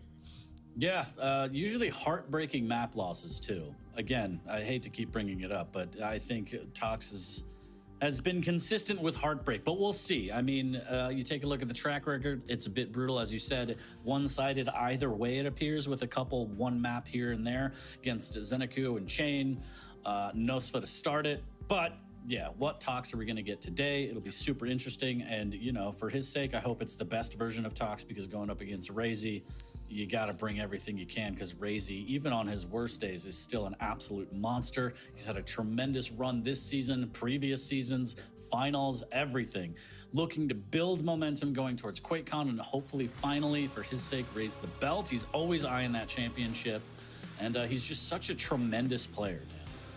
I feel that Raisy definitely looks more comfortable and cultured this season than we've probably ever seen him before. And I think the scary thing from my point of view is that, at least in some of these sets, I feel that he's getting that fun back into his game. I feel that maybe he lost that a little bit last season when he was trying to develop and reinvent himself, I feel.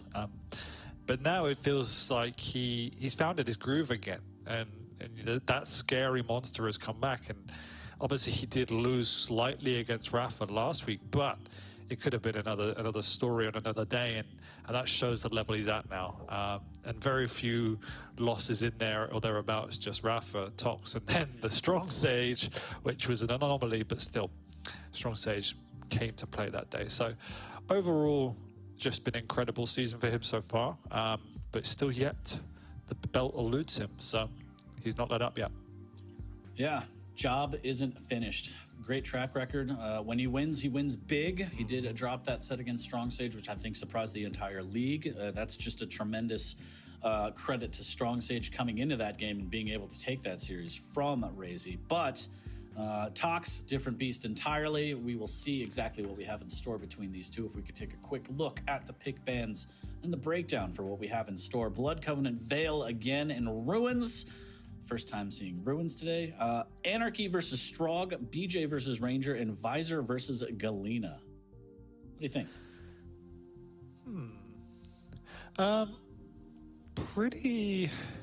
Pretty interesting across the board. Bringing out the BJ on map 2 is a little bit interesting there. I think there's a bit of sign of respect from Raisy's point of view that he understands Tox is going to want to push, particularly playing a Ranger. So picking something that can be played slightly defensively with the dual wield there, but also punishing as well.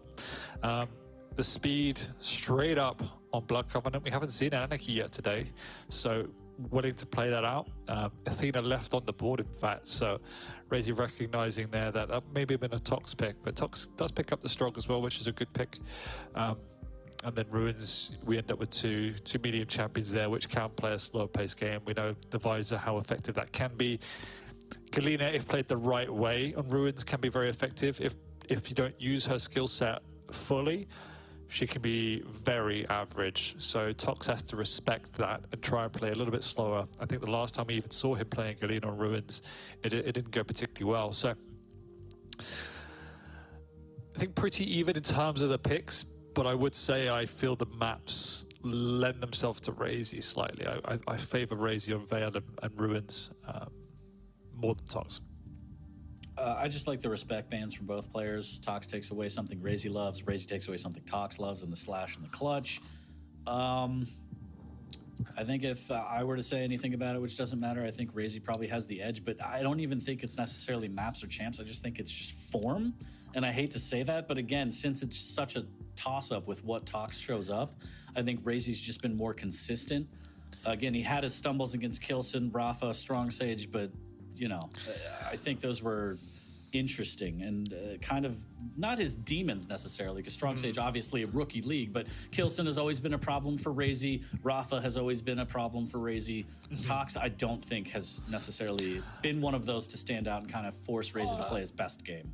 I mean, that's not even debatable at this point in life, really. And I think, if I think back, I think Raisy beating Tox, if I remember right, it was pretty much his breakout event back in when Quake Champions first came out. That was where he began to make his name. He beat Tox, he out-aimed Tox, which was a full surprise in the round-based system. But to your point, I don't think it's any secret to say that, you know, Tox is an incredible FPS player, but Raisy's a better Quake Champions player. He just knows how to play this game better than Tox. It's as simple as that. Yeah, and we will see if it's going to be more of the same. Again, this is the breakdown for the series between these two as we're getting these two ready and loaded up. But it, all signs point to a potential 3-0. I think it would be surprising if it wasn't at this point. I agree. I think the question is, as we said, if Tox turns up to play, he could definitely make a show of it and push a couple of maps closer than people would expect. But if he gets frustrated, which is probably a big root of the problem with the way in which he plays, then this could very quickly turn into a bloodbath. And I don't think anyone wants to see that. I would much rather see something competitive, high skilled. So let's all put our fingers crossed to see the we just good had Tox. that in the last set. You're not done. All right, yeah. We'll see. I mean, again, at this point, it begs the question: will we see a gauntlet from Raisy? Yes, that's kind of where we're at, which is scary. No, it'll probably happen. Well, yeah, it will. I'm not doubting that. Alrighty, we're loading up into map number 1. I heard the noise. Thanks everybody for tuning in and putting up with at least me. I don't know, Dana's always a pleasure, but hope everyone's having a great Saturday. Always a great day for Quake here at week 13 as we're marching along to QuakeCon. Live event in Dallas, August 10th to the 13th, and it's going to be quite the change of pace. It's been a while, Dan. It's been a while. It has. 3, 2, 1. Alrighty, live on map number 1, Raisy versus Tox. It's a great day. Inject right off the bat, Tox. Trying to get that rail shot early. No dice, unfortunately.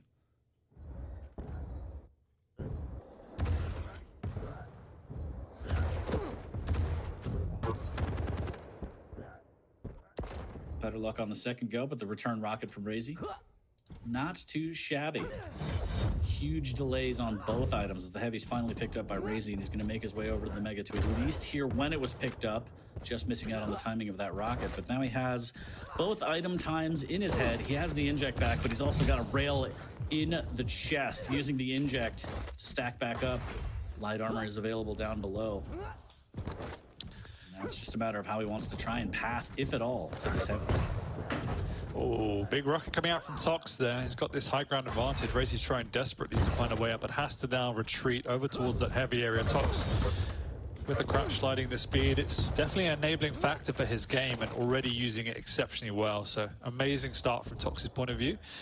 The challenge with Tox is restraining himself from going too aggressive. He's put in all the legwork now, and the question is, can he just have that patience to see off a frag in the right way? Lovely. That feels good.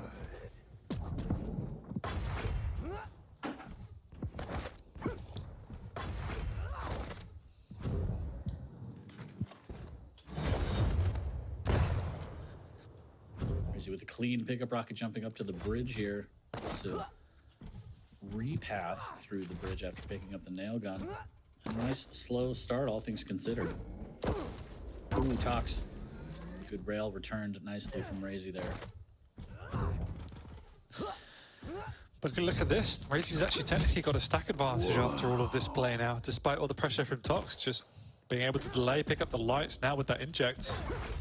Really well played by Raisy, just fully aware of the total resources of the map, and Tox unable to yet get himself a heavy. They've both been trading respective major items. Oh, nice.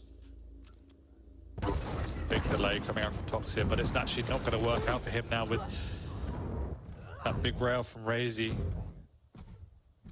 He's been unable to fully pressure the heavy. Might be able to sneak a rail onto it. He's going to want to do something, but does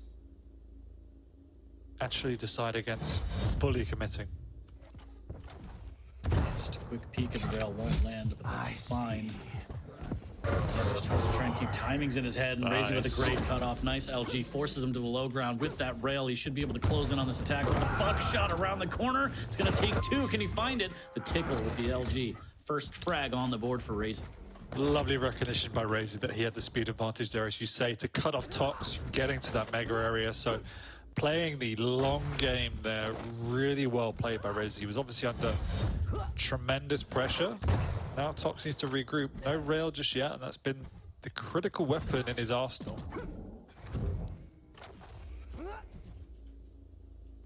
Is able to secure a rail yet again. Has been getting a lot of mileage out of it. Just hasn't found that closing frag opportunity quite yet.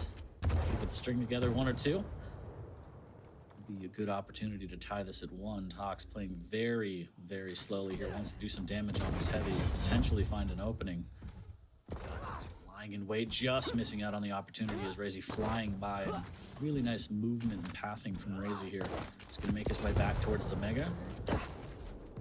Tox takes one, needs more, does hit two, looking for three. Raisy with the return rail, make that two, and Tox in a bad way right now. Out comes the peeker, just to try and get away, but he is hanging by a thread, Dan.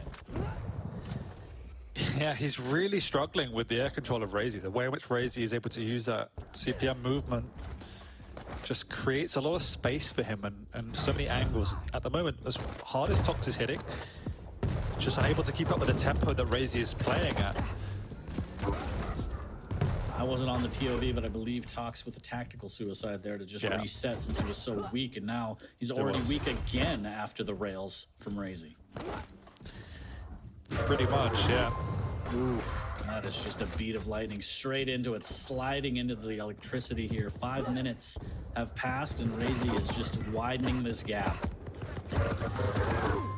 Nothing for Tox there except death. He is going to get the heavy though, but most of it will be eaten up now as Raisy even gets the rail through the peaker there and just able to whittle down that stock of Tox.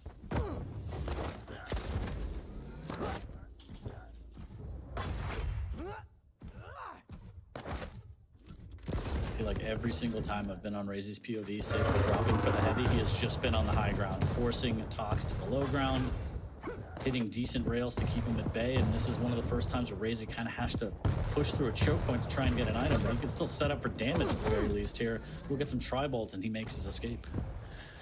Yeah, Raisy's just taking the smarter fights as well. You could see there the read of the Tox drop down, and Raisy's playing around the resources more effectively and efficiently than Tox. Every time there's a fight, Raisy generally has a light armor or some health to fall back on, whereas Tox is left reeling and having to run to the other side of the map, and that's just bought Raisy so much space and time to play the major items.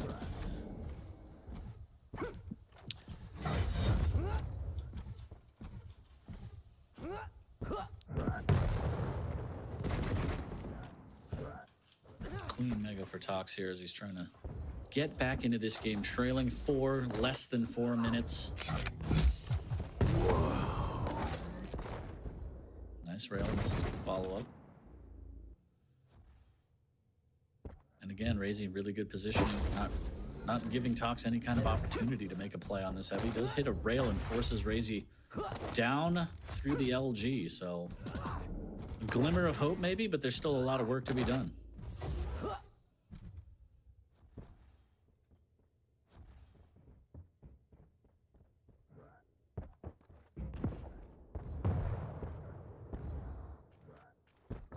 We're also at that part of the game now where Raisy can play that frustrating ultra defensive playstyle where he just plays the corners and forces opponents to come to him. And that will ultimately frustrate Tox, and Tox is somebody that will take that bait. At this point, has no choice. The plus forward needs to come out. Exactly. It's just a matter of how painful will it be for Tox when he does try and make that push. Rail again misses as Raisy goes through the telly. Has the inject as well, just keeping walls between him and Tox. Doesn't want to give up any easy damage. And as you said, hyper defensive play coming out from Raisy. And this is one of the reasons why he's so dangerous, is if you give him the lead, then you got to play the game of I have to find you and kill you. And he's usually stacked to the teeth. Yeah. With the item timings the way they are, Tox obviously cannot control the full map, giving Raisy a major item always to fall back on, and that just further enables that playstyle from Raisy. Also has the inject, and ultimately he's also hitting harder than Tox, so it's incredibly difficult now. Yeah, less than 2 minutes, 4 frags. The question at this point is, will Tox break even? Question mark. Will Raisy allow it? Is a better question. Well, there is 4 frags in it. It's quite a sizable lead on Blood Covenant. Oh, I just meant will Tox get back to 0? Oh, I see. Okay, and that's not the way to do it, as he just lands into the double barrel through the telly.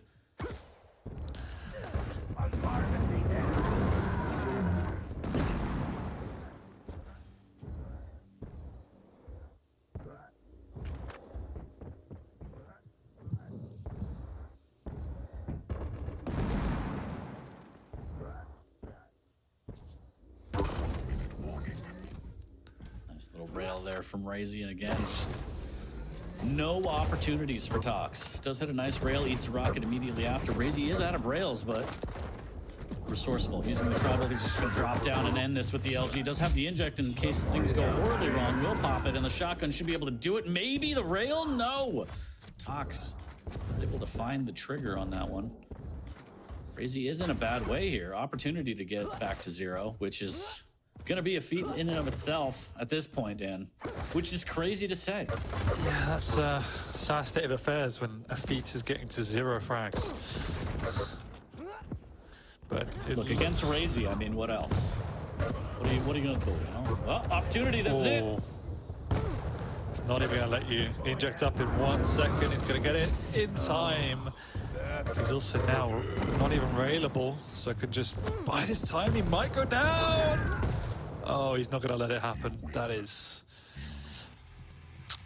Has that happened before? What, -1? That has to, right? We've ended that before, right? I think. What, on a -1?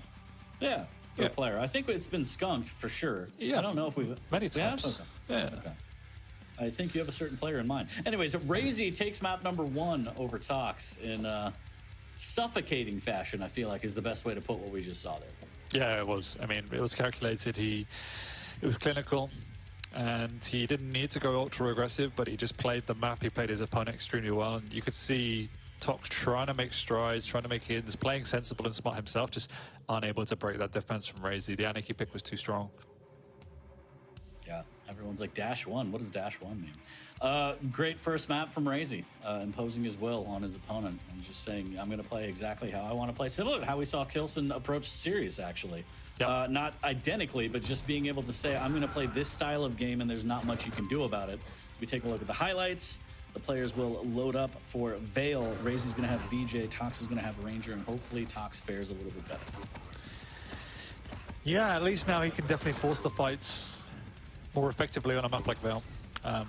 Very difficult on this map when you get behind to make anything happen. It's just such a large map, so many angles, so many verticalities, and Raisy knows how to play around that ultra effectively. So absolutely no slight from Tox's POV. He obviously couldn't make anything happen, but he put a lot of pressure onto Raisy, and as we just said at the start, Raisy on form, just the better player, and Tox felt that here. Just got strangled out of the map.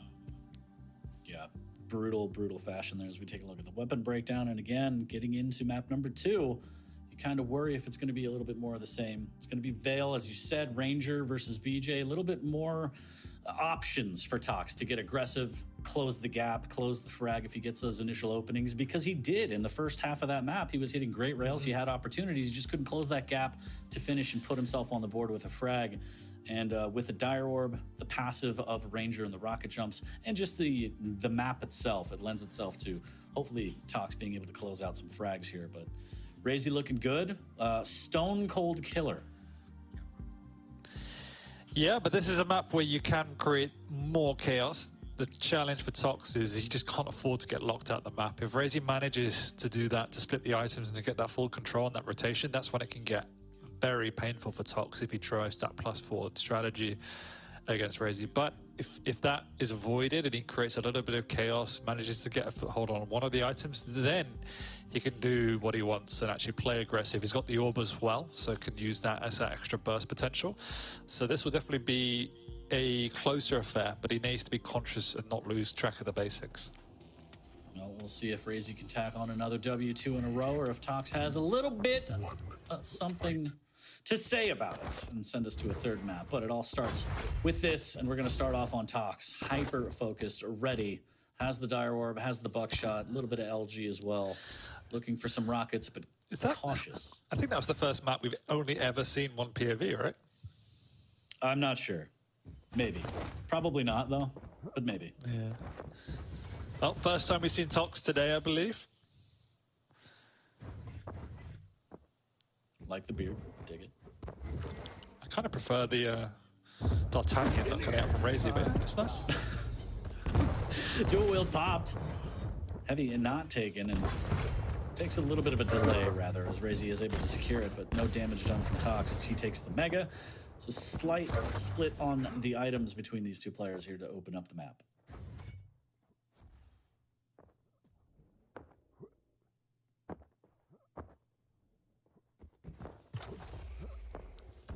Very slow.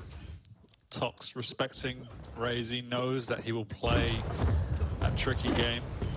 You could hear that jewel come out, Tox having to dodge around to avoid it. Does so successfully, doubles back. Raisy actually is already gone. Not entirely sure what's happening in this fight, but neither is Tox by the looks of it. Somehow, they're still fighting over by this Mega. Yeah, Tox got a little discombobulated, you could say. Wanted the Dire Orb, but passed Raisy to try and get that Mega, but it did not work out. Did secure the Heavy, but it did look a little sloppy, as you mentioned. So, stabilizing for the time being. Tox needs to re-up on LG eventually. For now, spamming some rockets, trying to get position on this Heavy. It looks like he's just going to opt for this Mega as Raisy gets a clean one. Takes a little bit of damage going through the doorway here as Raisy now wants to try and get this Mega. And it looks like Tox may have it, but you never know with Raisy as the dual wheels pop. He's going to push through. The Mega is taken by Tox, but Raisy looking for the frag here. The Tri-Bolt, 5 HP, and the buckshot's going to take him down. Raisy on the board with his first. And we've seen a perfect example of why Raisy picked the BG on this map. We obviously see it occasionally, but not enough. And amazing utility there, and just awareness that Tox was slightly early for that item. Able to come through and Tox took like no damage. He ran into the shotgun face first and somehow comes out with the frag, and that is a Dire Orb. Tox made Ranger into Scalebearer.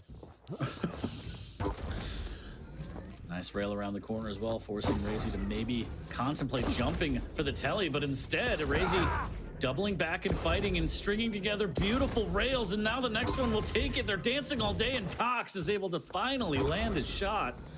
Also a good one off the spawn. And this is exactly the way in which Tox wants to play. It's that high-tempo, combat-heavy play style.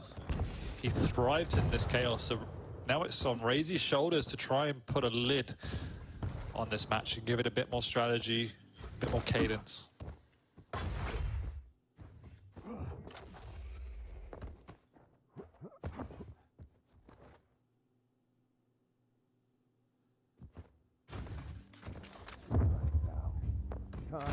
Pop early for this Heavy. Dire Orb comes out from misdirection. It's a little bit early. The LG flow to keep Raisy at bay is pretty good. Raisy's gonna say, I don't want to mess with that. That's fine. Now Tox can take his time, optimizes by grabbing the light first and grabbing the Heavy afterwards. I like it. Good play from Tox. Yeah, neither player able to get any sort of lockdown on these items. Tom's actually got more of the items overall, which is what you want to see. But he just can't be clean enough in those fights. It was the right maneuver. Really unlucky, but now that's just anger. Raisy nowhere near low enough for that type of maneuver. Oh, that is nice though.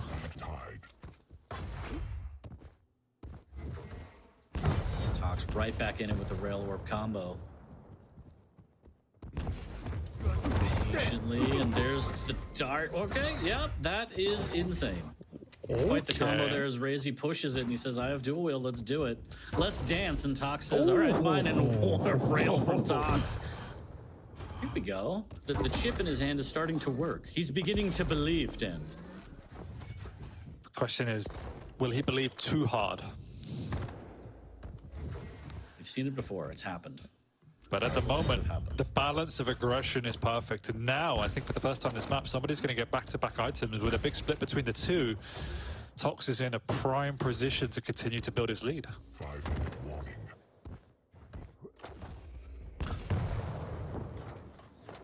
Nice fake out from Raisy. Necessary there, avoiding damage.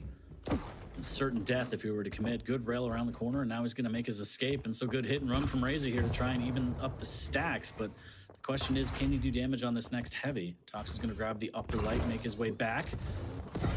Rocket and Dire Orb, and that just shows you how paranoid isn't the right word, but how cautious he is to not give up these items now, and thinking Raisy is always around the corner. Yeah, but having burnt that orb, Raisy's actually confident to contest the mega area. So it's a little bit of a mistake, but Tox does get out of there basically unscathed. And Raisy's fought for position on the next heavy though. And a big part of that was definitely burning that orbs. Now Raisy's in the area to try and punish Tox, but a rocket jump into rail rocket. Ooh. Really nice read by Tox. Love it. That's what you want to see if you're a Tox fan, especially after map number 1, where you felt like Tox wasn't allowed to play the game. And now he's here and he's taking the game to Raisy up to 6 minutes. Have elapsed. Almost gets that rocket jump to be all up in Raisy's face yet again. Trying to take the telly to make it in time, but Raisy has a little bit better position here, forced through the telly. Dire Orb's on to save it. Is it going to cost him his life? A lot of damage and actually a fantastic fadeaway rail from Tox. So everything coming up Tox right now. That rail didn't need to take that one, but he could stack back up and be fine here. Good rocket from underneath. Raisy's going to push the advantage and just in a blink of an eye, Dan. Able to get in, get the frag, and steal the mega. Yeah, all the hard work undone there. Good read by Raisy, understands his absolute limits. And despite all of the pressure coming out from Tox, it's still only a 1 frag game 40, with plenty of time to go on a map like Vale. And now Tox is on the defense, which is something he hasn't been for a while. Raisy with the full control, he's going to wait out for this mega, and now he's got his opportunity to keep on going aggressive. Those rails that were so beautiful before aren't landing now for Tox, and it's costing him because Raisy's hitting his. So the trade's not coming out for damage. Tox just trying to survive, trying to stay close enough to get the item timing. Maybe contest, but it's dangerous, it's tricky. He's going to burn the Dire Orb just to get position. Raisy's going to read it, and he's going to have rockets ready. Time to die. As you say, great play by Raisy. He's just so healthy. He can do pretty much what he wants now. There's very little choice from Tox. Tox there trying to just do any sort of damage. Now he's actually going to be caught once again. And this is the one problem with Tox, is that it's just no. sloppiness on the defense. He just gives up too many free frags, and then the problem is it spirals. And he's still in this game. What he can't do is give up any more frags. Beautiful. And no, Raisy says no more shenanigans with the rail. He was stringing them together nicely, but Raisy puts a stop to that with the buckshot. So now down 3. Tox has to dig deep and get a little bit crazy, and I can't help but feel like this might be another 7-minute meltdown here, as Tox was in the lead. He had this one. Both players weak. It's going to be suicide to jump for the armor, but he doesn't have a choice, as Raisy is very ready. Raisy is low. If Tox can get a frag here, and now, oh, come on, Raisy, man. Ooh, if he would have hit through that gap, I would have thrown my computer out the window, Dan. He was looking for it. Raisy able to get the rocket to finish it, but whew, buddy, I tell you what, some people don't even know that's an angle. Warning. 1 minute warning. 1 minute warning, but Tox with basically 1 health, getting the Mega to go back up to his starting stack. It's going to be a bridge too far in this 140 in spite of all the hard work. Just that moment of madness, giving up a couple of frags in the row, unable to hold the pressure of Raisy. It's all it takes to turn a map on its head. Oh, man. Shotgun wars. Raisy will take that all day with the dual wield, and yeah, it's just heartbreaking. Tox is playing so well, and then just gets locked out. A couple bad decisions and a couple great shots from Raisy. Turns it on its head.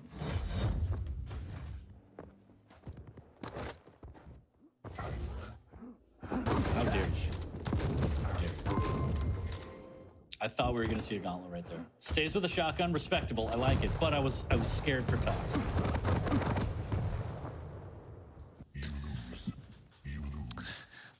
GG. I mean, that was an incredible game. Tox again showed us why he's a former champion and why he's still one of those respected players. But it's those micro decisions in and around when he's lost control as to how much he should push and what he should do. It's just that it feels like a lack of clarity and certainty on his side, and leaving himself too exposed in some situations, it can just snowball out of control. And we saw it once again, Raisy capitalizing upon that. And before you know it, the map's gone. It's just brutal. It's just brutal, and I feel like it happens way too often, especially if you're a Tox fan. But like you said, the brilliance was there. It's still in there somewhere. It's just not consistent, and it's not 10 minutes of it. So he can't close out these games, but fantastic display. Raisy able to take the series. Going into map number 3 might be a clean sweep. But yeah, there's got to be some adjustments made, Dan. Because it is heartbreaking. It's not even adjustments for really any clear part of the game. It's more just, it's the small micro decisions, and it's the split moments decisions, particularly off spawns, of a strategy that would have worked in yesteryear of, I'll throw my body at the wall because you're weak and get back into it, but you're playing Quake Champions now where it doesn't work the same way. And we see it time and time again where he just throws away too many frags and allows the map to snowball out of control. And all the hard work for the previous 7 minutes is basically wasted because he played an incredible game up until that point and outplayed, not just out-aimed, but also outplayed Raisy numerous times. But it just wasn't enough at that point. 7-minute sadness strikes again. 13-6 as we take a look at the weapon breakdown for Vale. As the players load up for map number 3 in this set. Raisy again working on a clean sweep. It's going to be Visor versus Galena on Ruins. This might be where we see the gauntlet, potentially. He's keeping an eye out. Yeah, we have seen this in previous weeks from Tox where he's had 2 very, very good games and then a third map just spirals out of control. He needs to continue to play that tempo that he played on Vale, which is moderated, play around the items, play strategically. He cannot afford to revert to type in some ways and try and over-aggress Raisy, because that would not work. I wanted to leverage the utility of that Galena, particularly around the heavy. And if he could build that foundation, then obviously he's in with a chance. He could have won map 2 for sure. So he's definitely in this series. Definitely in it. We'll see what he has left in the tank and see if he could take the last map. Sitting currently, give or take, 11th in the leaderboard right now. But, you know, again, some of these maps and sets that we've seen previously throughout the season from Tox have been so close. And it's just heartbreaking because it's, again, the 7-minute curse, I feel like. And I feel like the more I say it, the worse it gets. But I just have to point it out, even though everybody knows. And it's just, it hurts. It doesn't stop hurting, Dan. It doesn't. Sorry, man. This is where you would hug me in real life, but that's fine. We're getting into map number 3, Ruins of Sarnath, live shortly here between these two. And again, we'll see if the gauntlet comes out from Raisy as he is working on a clean sweep of 3-0.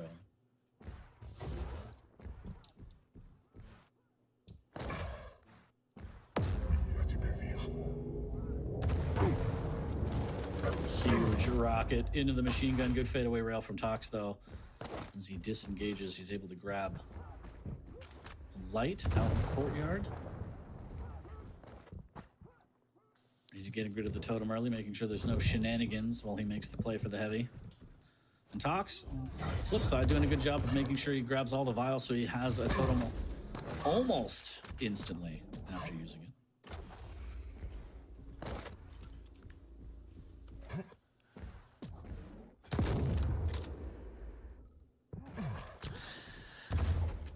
Very, very slow start. Raisy with the piercing sight if he needs it, but he knows exactly where Tox is. He's going to bait out this this heavy, sorry, but no, Tox decides to retreat anyway.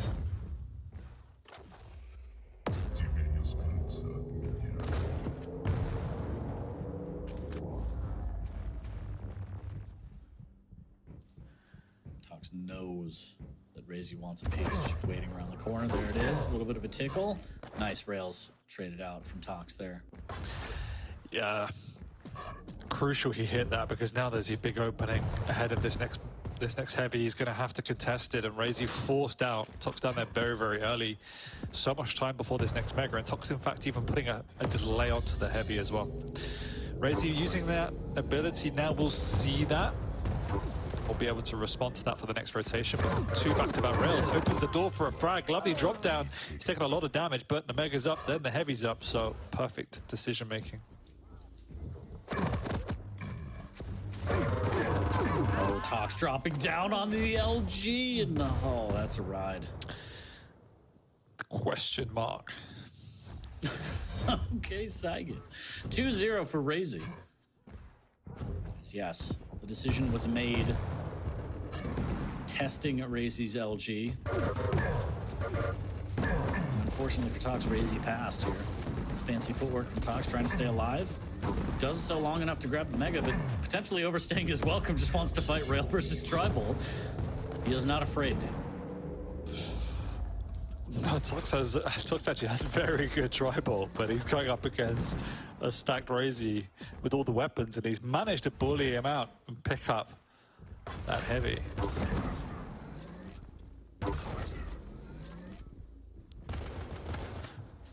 But despite all that work, Raisy just responds with a triple rail to secure the mega as well. Free trip to Tripoli. As yeah, the totem didn't stack him back up enough to get away from another rail. And the onslaught continues as Raisy casually disengages to go make sure that he grabs another heavy.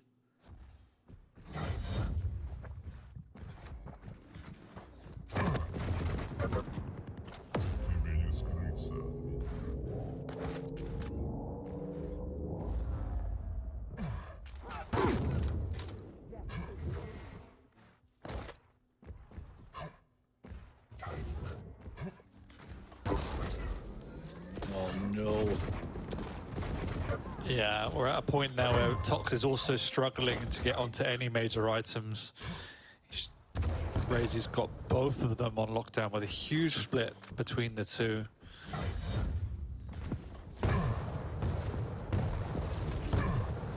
Tox only got the rocket launcher to work with, and so not going to be able to really defend it. He's also out of position now with that piercing sight up. Raisy's more than ready and equipped to punish Tox once again. Oh my god, that rocket almost into the rail combo. Raisy hanging by a thread. Opportunity for Tox here as he forces him off. Can he beat him to the heavy, though? Raisy taking his time, doesn't want to chance it. Uses the stairwell and makes his way out of there, but still not really stacked back up. If Tox can find him, there is a chance.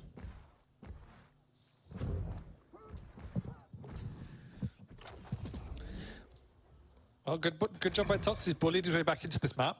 Now he's got both major items. He's the one in full control, but Raisy, he has the ability ready if he needs it. He's making his way around the map very slowly, using those audio cues to outmaneuver Tox. Oh no. Just disengage, man. The heavy was up. Oh no. And unfortunately, it's 65% rail to 22%. Tox not connecting this game. Okay. There we go. The exchange rate is 7-1, Dan. Tox does get his first frag on the board about 5 minutes in after the mega pickup in a machine gun rush. The question is, what else does he have in store for us? Can he put together 6 more? Heavy's going to be up shortly. He's not going to take a large jump at Dad. Instead, going to go through the rail room. Nice little rocket there from up above. And by that time, the Heavy is swiped. And I worry that contesting this mega might lead to his death here as Raisy. Okay, misses a rail. That's a good start here. Tox hits one of his own. Make that 2. Could it be 3?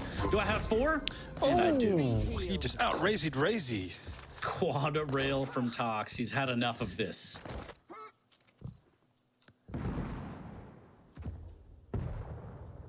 There's a start. There is a start.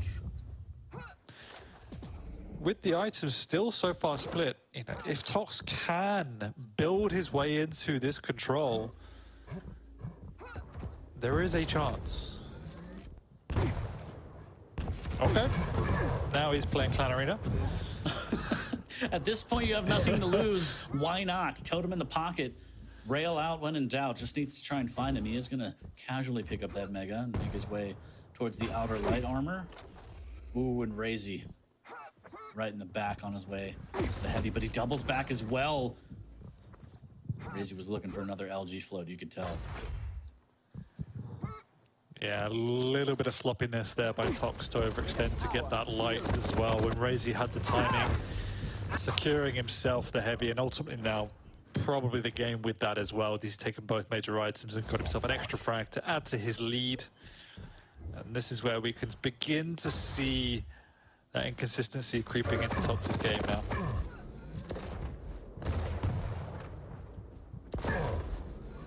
Doesn't have rockets to drop down and take the fight up close, but he does have timing to drop down and steal the Heavy after a good rail. Heard the light pick up. LG gonna try and close the gap and maybe put up his 3rd frag, and Raisy has other thoughts about that one. So much damage with the rail. Yes. 1,400 and counting. There's still 2.5 minutes, give or take. And yeah, this has been the Raisy show. Just a lot of rails, forcing Tox out of positions, not really letting him get items, and when he does, it doesn't matter. He's just gonna rail him off you anyway. Exactly. His rail has just been on point as well this game. Just absolutely impeccable. Last game it was Tox stringing them together, but this game Raisy has been absolutely flawless. And he makes it look so easy when he plays like this. Yeah, it's really disheartening actually, because then you hop in a server and you hit 10% rail and you're like, why not me? And I'm not allowed to say this, but I'm going to for chat. The Fedora gives you a rail buff. There. Do with that information what you will, chat. I don't care anymore. 12-2, minute 30 left on the pain train for Tox. And another series that leaves us wanting more from Tox, unfortunately. Yeah, it's the usual story of so near yet so far from Tox, and it's what could have been once again. But at least this stage he is now, if I believe anyway, secure for the relegation spots, so he has done enough. 1 minute warning. But it's just one of those where you see, you know, 4 or 5 minutes of some of these maps, and it's more than competing against the best players in the league, and then maps like this where it didn't really feel like he ever had a chance. Not the worst performance we've ever seen. It's more Raisy just playing good than anything else, but still never. Nah, too much respect. It's true. I don't think there's traditional relegation anymore. I think it's a matter of getting position to get a first day bye, and then it's just double bracket, right? Double elimination. I'll have to check with someone much smarter than me, but I don't think there's the traditional relegation anymore. I could have made that up too. That's fine. I like to keep everyone on their toes in the chat. But yeah, 10 seconds left. 14-4. Raisy might add one more on the way out. But this was the Raisy show, especially on map number 3. And again, the visor Fedora giving him a +10 rail. It's better than your hat. Allegedly. Well, if I get the visor fedora, I will just have 10% rail, so that's fine. Yeah, I don't know. That's just Raisy playing Raisy's game and getting progressively better throughout the series. And I think on the flip side, Toxic becoming more frustrated throughout the series. So that's kind of the culmination of what we just saw. Yeah, I agree. And that type of playstyle when Raisy is in the lead is going to frustrate pretty much anyone. So again, full credit to Tox. Map 2 in particular was obviously phenomenal. Map 1 was definitely close as well. Just a little bit of inconsistency and lack of clinicalness from Tox's perspective on that map. And then this map was the Raisy masterclass. Obviously some questionable decisions such as that. But overall, it was just a shutout. High risk, high reward is what we call those. And shouts to Davis for correcting me and doing my job for me. Group stage now for bottom 8 and 8 challengers. So confirmed. Cool. Thank you, Davis. That was more than 40. Yeah, not hard. Bar is very low, but appreciate it nonetheless. Technically knew more than you anyways. Moving forward, 14-4 as we take a look at the weapon breakdowns, Dan. And yes, Tox broke our hearts once again. 7-minute sadness.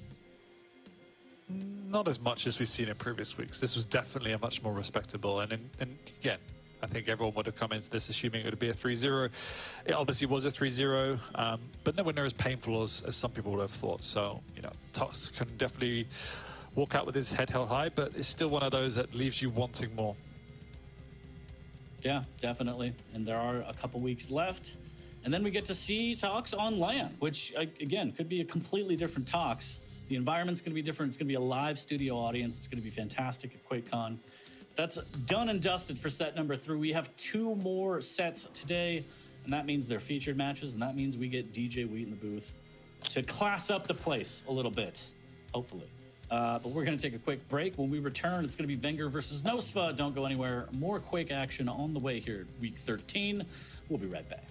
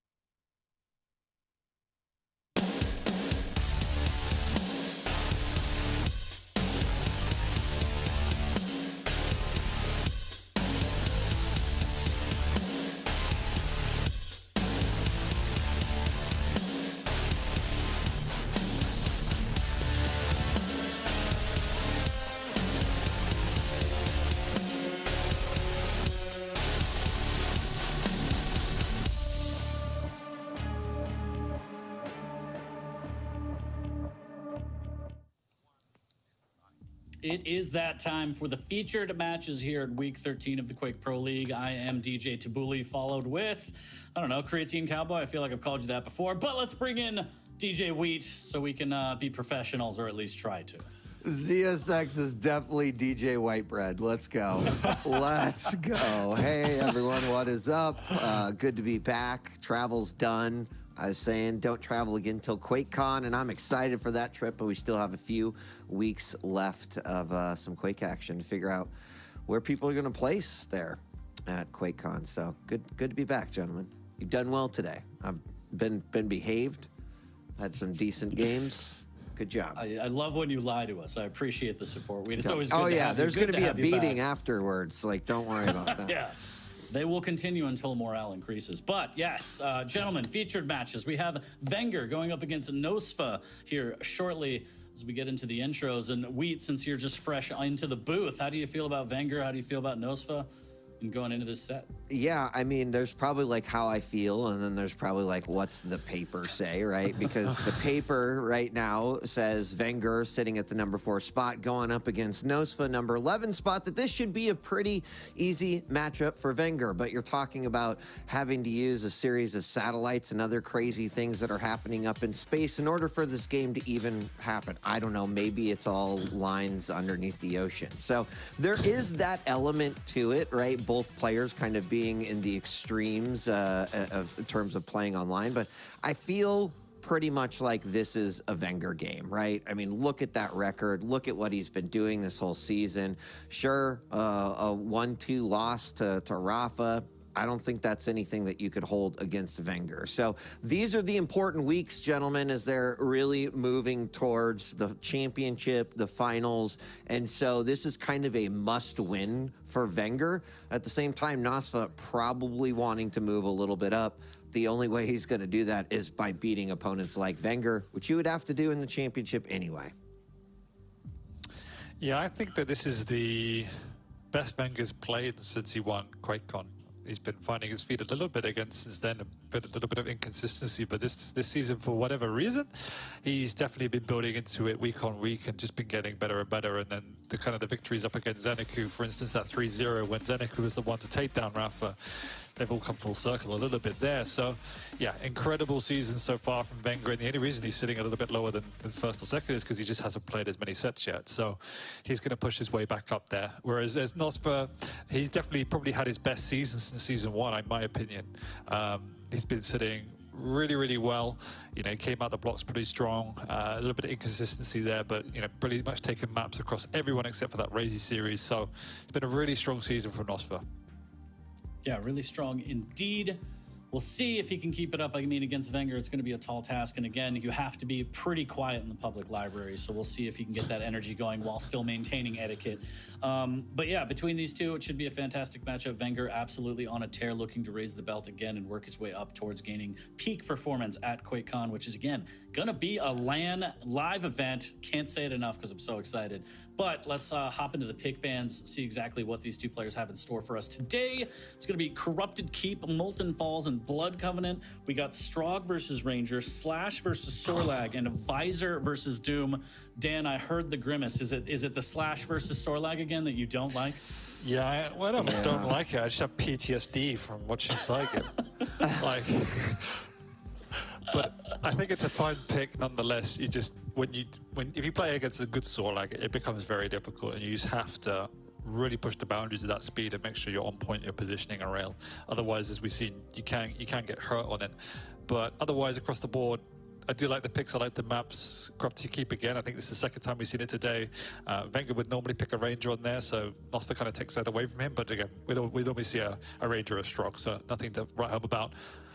That Molten Falls is going to be interesting. It's Nosfa's map pick as well, so he definitely has a strategy there. And we already just mentioned the discrepancy of that particular matchup in terms of champions.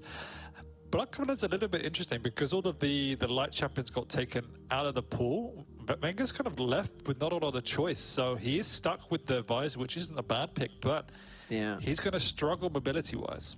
Yeah, it's not terrible, but it's not the best case scenario either.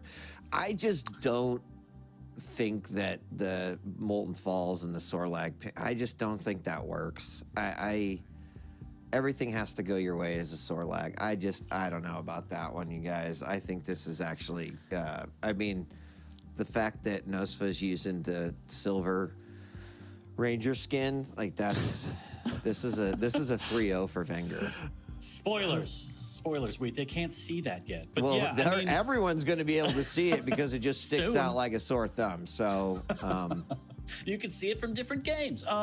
Yeah, it's interesting that we're going to see this matchup again, and it might be a huge, like, what to do, what not to do, depending on how Venger plays the Slash. As Dan mentioned earlier, PTSD from maybe misplays and misreads. I like to consider it NA strategy gone wrong, but we'll see. I mean, in terms of the picks, now that we have a better picture of everything, Wheat, you think this is going to be an easy 3-0 wholeheartedly because of the Ranger pick? I don't think any game at this point is easy, but I do think that Venger is gonna 3-0. Like, Nosfa's a worthy opponent. I mean, jokes aside, there's some tough picks I think for Nosfa on the side, but as they say, right, you gotta bring your best. It's any given Sunday, but I do think the scales kind of tip towards Venger as he's marching his way towards a potential another championship.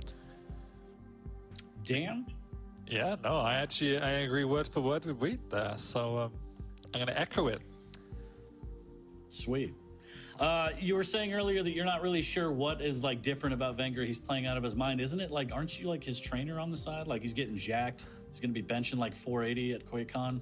Was I not supposed to say that? Is that the secret No, sauce? I actually had to go with him because he stopped benching because he doesn't want to ruin his practice now. He's like, I don't know. That's dedication, chat. He's like, yeah. I don't want to get swole. I want to get jacked in Quake. I want to basically, win yeah. this thing. All right. So I've stopped Well, there talking you to go. him now. That mouse arm becomes a little bit heavier. You know, you think that the muscles are going to help, but at the end of the day, it's actually like then it's stamina and exhaustion in the arm. Like ZSX, we can map the growth of your muscles to like you just getting worse at video games. So this is a thing that happens. Venger, you made the right choice. That sounds like someone that's never been to the gym in their life. So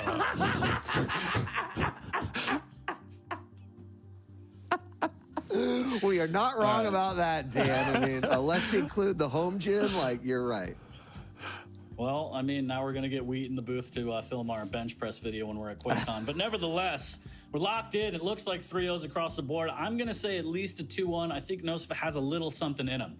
Because if you go all the way back to QuakeCon when it actually happened on a stage in front of people, he beat Venger. Granted, it was Blood Run and he used scale, but he beat Venger 1-0 on Blood Run. And that's still my favorite victory of all time because it was fucking hilarious to watch. But anyways, that's my thing. I think 2-1 to Venger. But as we get ready to jump into this one, Dan, I'm kicking you out. All right. Please see your muscles out of here and we will bring you back for the winner interview after the fact. have fun. Enjoy your blended chicken. Wheat, good to have you back. Hey, good it's always to be a back, pleasure. man. Good to be back. Yeah. Yeah, it's nice to see you. I could see I think actually chat agrees with you a little bit on the 2-1, which is fair. There was someone who actually said 3-0 is so disrespectful. It's like, oh, I'm sorry, is giving a champion of QPL at a point in time like a I'm just playing, but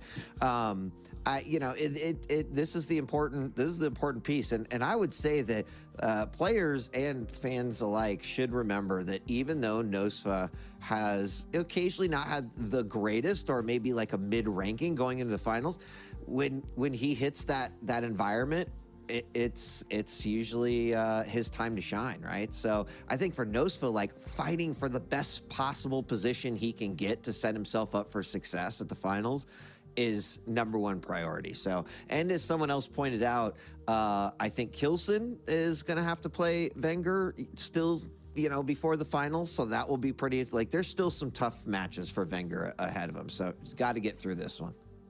Definitely. And again, it's never any disrespect to any player when we make our predictions because they're all made up and nothing matters. Anyways, map number one, going to be live here shortly. Corrupted Keep Venger versus Nosfa. First featured match of the day alongside DJ Wheat. And we are live starting off on Venger. Yeah, and I kind of like that we're starting here on Keep. It's, I think, a good map to kind of set the pace for these two. And won't turn into necessarily Railfest, but we'll see what happens in other games. And Nosfa already doing a little bit of damage. Ooh, nice blind rocket there coming in from the side. The machine gun damage, which you know to be crucial here on this map. But Nosfa holding his own. LG, he does fall down right there. That could be bad though. 40 orb comes out, does allow him to reposition and kind of recover for that one. But Nosfa not looking great. Rocket through the bottom. Venger kind of held his own there, despite the fact that Nosfa want to control that area. This could be first frag. Oh! Not what I expected. think that was some shenanigans because it looked like Nosfa just passed through Venger a little bit. Venger lost track of Nosfa. Nosfa puts up the first frag, takes advantage of the situation here. Peeker comes out. And sometimes, you know, it happens. It happens. But Nosfa has the lead, but he is very weak. Needs to try and restack. Venger needs to try and make sure that keeps Nosfa nice and weak and tender if he wants to try and get back into this one and tie to one. Yeah, I mean, shenanigans are not like Nosfa should hold on to that frag like it is a little, you know, kitten that he must protect. We're going to have a battle of the machine guns, and Nosfa stays around a little bit longer than he should have. In fact, that's going to allow Venger now to possibly convert. He did not, though. Looking pretty low, actually. Great rocket from the top. And second one, as Peeker does come down. But, oh, my gosh, these guys are just destroying one another here. We've had these players so low in terms of health overall, but Nosfa, as he's waiting for Mega, gets caught out, and LG down by Venger, putting 2-0 on the board. Yeah, just a rough situation for Nosfa. They're trying to fight from below with rockets. Yeah. Venger taking advantage of the position and the weapon. Looking to attack more on decent rocket. Actually bounces Venger towards the banana, takes more chip damage, and now he's stuck in the red room with 21 HP. Mad dash back to the heavy, or excuse me, Mega from the heavy, and now Nosfa, it's all him. He just needs to find this frag, and Venger's going to play the defensive game and try and just stay alive for another cycle of items. Yeah, it was interesting. I mean, that was a pretty good juke there by Venger to stay alive when he was so low. Nosfa with a phenomenal stack. And this is a kind of bad position, and there it is. He chose the right way to go, but unfortunately Nosfa around the corner just had a good beat of LG on him. Huge direct rocket coming out. Nosfa gonna have to back up from that one just a little bit, but not too bad. Venger, though, swaps with his opponent. Now he's got the stack. Oh no. There was plays made. There was commitments made. Unfortunately, it didn't work out for Nosfa. Rocket, orb, everything. Threw literally everything he had at it. Venger comes out on top, takes the lead yet again, but this has been a little bit back and forth. Venger trying to get some stability in his life here and take the lead firmly, but gives up position. Nosfa was able to dart on by and at least grab the heavy as Venger takes possession of the Mega, and that rocket, just a little bit of chip damage, but keeping Nosfa on his toes here. And the Peeker play from across the map nets some damage. Venger with some flight school skills right there. Yeah, I mean, he knew exactly where his opponent was, too. Probably gave him a little moment of safety once that Peeker was all done with, but setting up now for this heavy. Nosfa's there, completely uncontested by Venger. He did fire a couple rockets at the exit, but that'll be it. And Nosfa's doing a great job keeping this close. As you mentioned, Venger would love to pull a couple of ways. There's been some opportunities, but another long-range machine gun battle. Nosfa hurting again, but this time he learned from his mistakes. He backs off and will not allow Venger the frag. Does disengage at the right time, able to stack back up off some bubbles, keep it close, but not that, going through and just eating so much damage, but again, able to swipe the heavy. He's probably gonna die here, and there it is. Oh my God, that rocket was almost a trade, and look, a Mega Venger, very lucky to be alive and grab the Mega after the fact, but he's still weak and needs to be careful here as Nosfa's on the prowl. Yeah, Venger, no armor. I think he has an idea where his opponent is. Definitely does after that rocket. And he did pull ahead that extra frag. I still think, you know, we're not even to the 5-minute point. There's the heavy again. This is the opportunity for Nosfa, right? Oh, stopped short with a great rocket. Will pick up that Mega. But that could have been a lot better for Nosfa. Venger with that, I don't know, nicely placed rocket to stop him. Beautiful rocket there. And again, Venger playing perfect defense, living off the lights as best he can until he can get back into the next cycle of items. Trying to do some damage, and that's big damage. But the dire orb cutting the distance, and the shotgun. Nosfa Okay.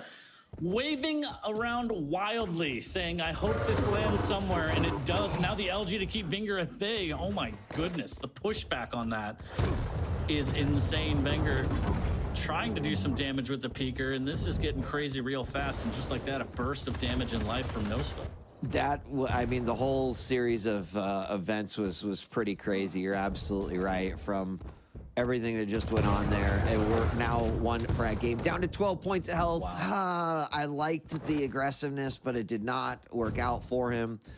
Nosfa actually just had such a great work off of that last frag, but Venger keeps his lead alive at 2. We've got 4 minutes remaining here, and both players looking decent. Nosfa has to, you know, this is a tough spot, right? Getting the frag, the best I think you hope for right now is like, okay, let me tie it up, and then see where we go from here.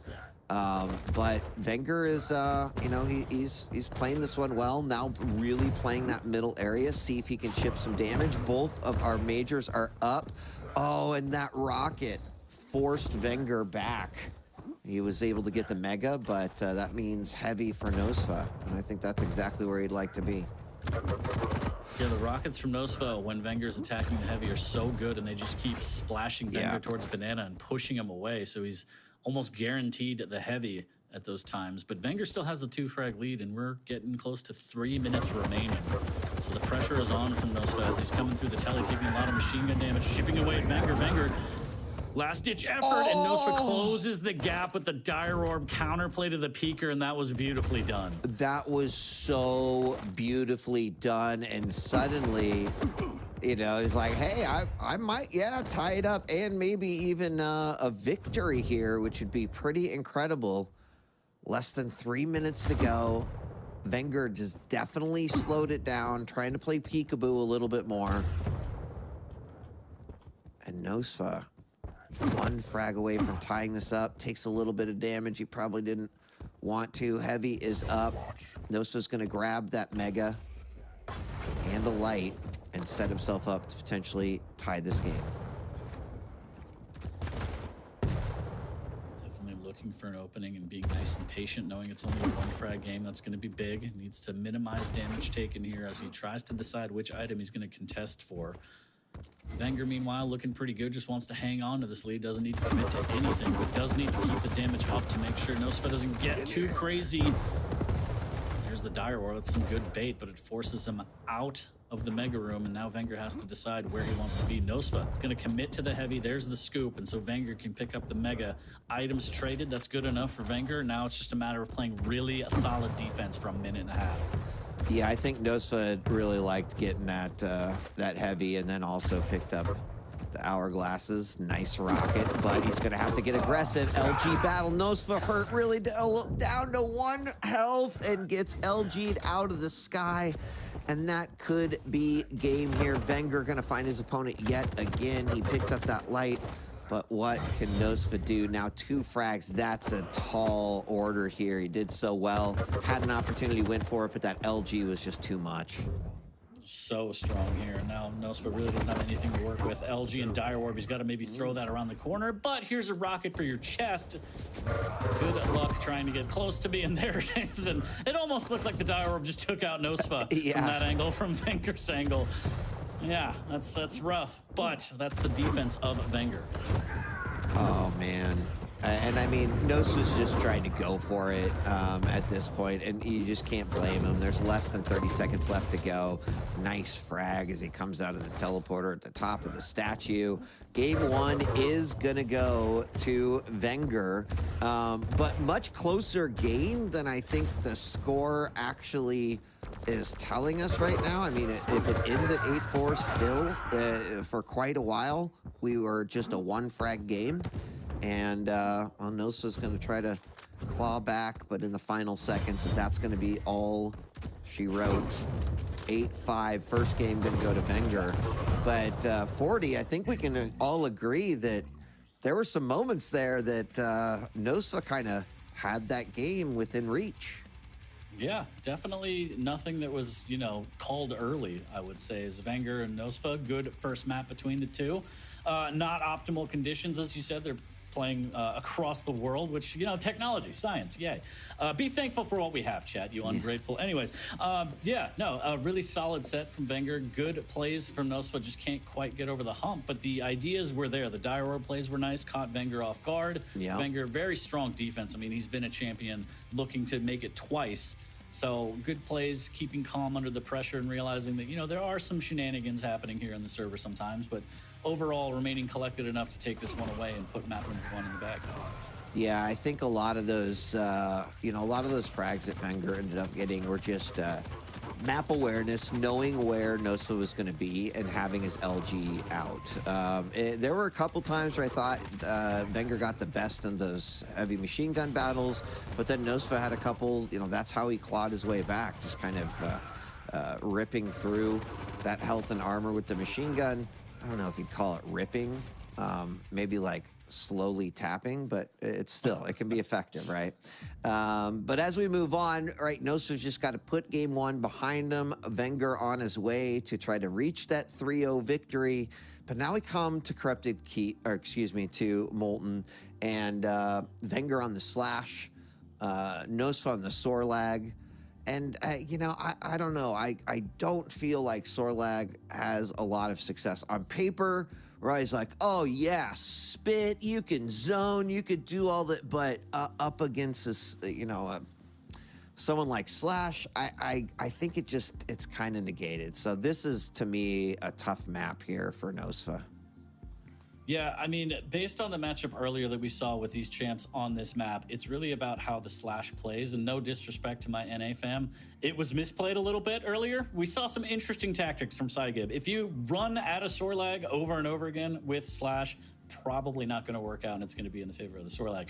I have a feeling, just a gut feeling, Venger might approach this one a little more tactically. A little different, yeah. And that's what you're saying, where it is harder to play against a Slash that's playing more calculated, hitting the hit-and-run rail game and popping in and out with shotguns, rockets. So that's probably what we'll see here, and it's going to be a vastly different story that was told earlier today. But yeah, Nosfa tall order, and again, he's already down a map, so that kind of creeps into your head while you're playing.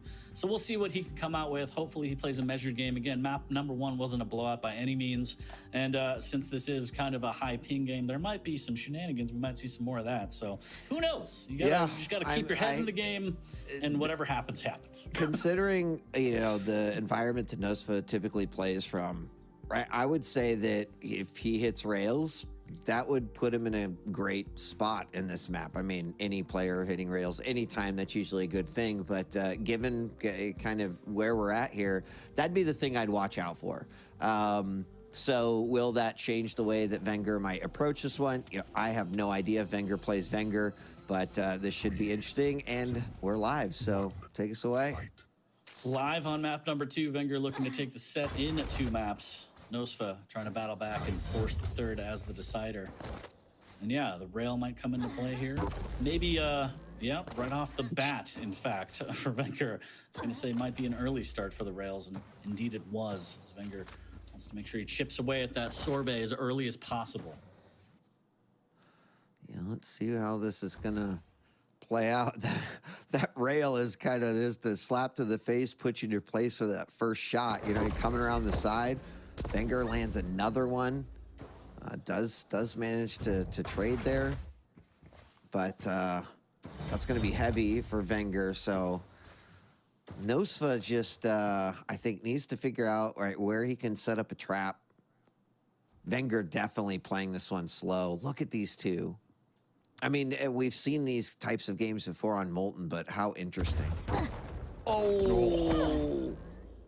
Wow. Nice. Connecting with 2 rails. Nosfa forcing Venger off the mega. Now he's on the hunt, too. This is a nice read from Nosfa, but beautiful movement from Venger to counter the read. And this is exactly what we want to see. Wow. That's beautifully done by Venger. Not what I expected there at all. That was intelligent caution right there. Sometimes you can just panic in that situation, but Venger played that perfectly. And both players with rails again, 90 seconds in, 40 and not a frag, and this could be a low scoring one, or it could just be a long time to that first frag, and that's when the explosions begin.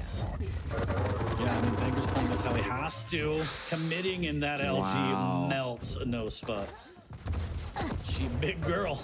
A lot to hit there as the rocket not landing as much as he wants. Venger needs to try and get out of there. He is weak after that LG on LG fight, but that initial fight near the Mega and that beautiful movement saved Venger's life and tilted the map in his favor. He is going to be able to fall back onto the Mega after this fight if Nosfa commits. He's thinking about it, throwing out a little bit of spit, making sure that Venger is forced a certain direction. He's actually going to push through with a little bit of LG, catching Nosfa out with the rail and makes him pay. That was so beautiful, right? He spammed the LG thinking his opponent was coming. Nosfa backed off, but then when he fired that rail, Venger knew. I literally have half a second. Like, it was such a phenomenal split-second decision to then just go ahead and chase. Nosfa gave away his position. He knew exactly where he was, and that was a solid pickup of 2 additional frags there for Venger. So nicely played. This is like Venger in super top form. He does land a couple of nice shotgun blasts, but Nosfa does finally chip him down, gets that frag. He is going to get the heavy as a result. Good refrag there from Nosfa, but Venger's still just playing this so well. Does get caught out with the LG, but the buckshot should be able to do it. But the LG and the spacing, the buckshot not landing, and Nosfa hanging by a thread, but still gets that frag. Can Venger get to the refrag? Oh my God, he does! In style. Oh my God, that was nuts. That was super tasty. Yeah, I mean, Venger clearly knew, like, you should be right. If you get breathed on, you're gonna die, and that's exactly what happened. And then there is the rail return. The heavy goes down, but the rail yields a frag, and 5-2 suddenly here for Venger, who I think is playing remarkable Quake right now. Yeah, really well done, stringing together the 3 rails in a row. The man from Tripoli, showing exactly why you were worried about picking Sorlag against Slash on here, especially if you get the momentum going. It's just so hard to catch up. And now here's the push, and it's a good one from Nosfa, as he is able to get that frag, putting his 3rd on the board. Yeah, was that maybe Venger being a little too confident there, sitting right on top? I mean, became an easy target there for Nosfa. Not sure. Maybe just misread where Nosfa was on the map, but that was a good pickup, right?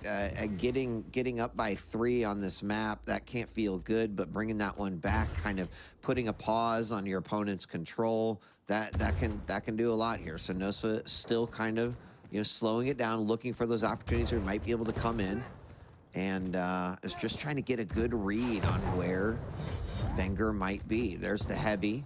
It's going to be an opportunity for him to potentially try to do some damage here. Mega, still not. Oh, nice rail for Nosfa as he goes in for the assault. Got a chase on for his opponent. Decides to go after it. 40 spit coming out. Nice rocket. Will he follow up with another one? He does. LG comes out, but it does manage to get it. Venger can't stop the onslaught there from Nosfa, and that was well played. Yeah, Nosfa putting on the aggression, and just really good mechanics there to ledge clip up the jump pad. Venger misreads the rockets, can't land a chunky one to get a bounce, and Nosfa able to get that frag and keep this within 1.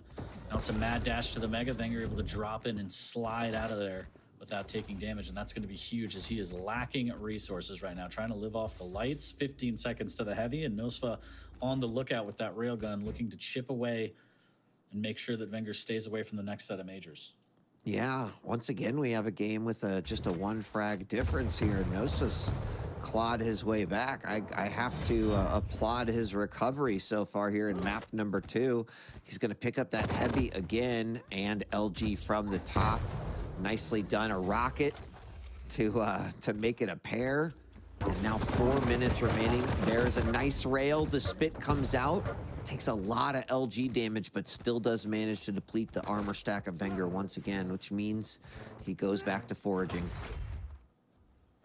Yeah, again, stuck in this defensive mode, and Nosfa is completely okay with that, cycling the items. And again, as long as he's keeping this within 1, but Venger drops down onto the heavy as Nosfa caught out a little bit there. Didn't have the good positioning that he needed, and Venger taking a lot of damage, trying to dish out some on this Mega, but overall, relatively clean pickup for Nosfa, and that's going to be big as he tries to grab a light now and maybe make a play on this next heavy.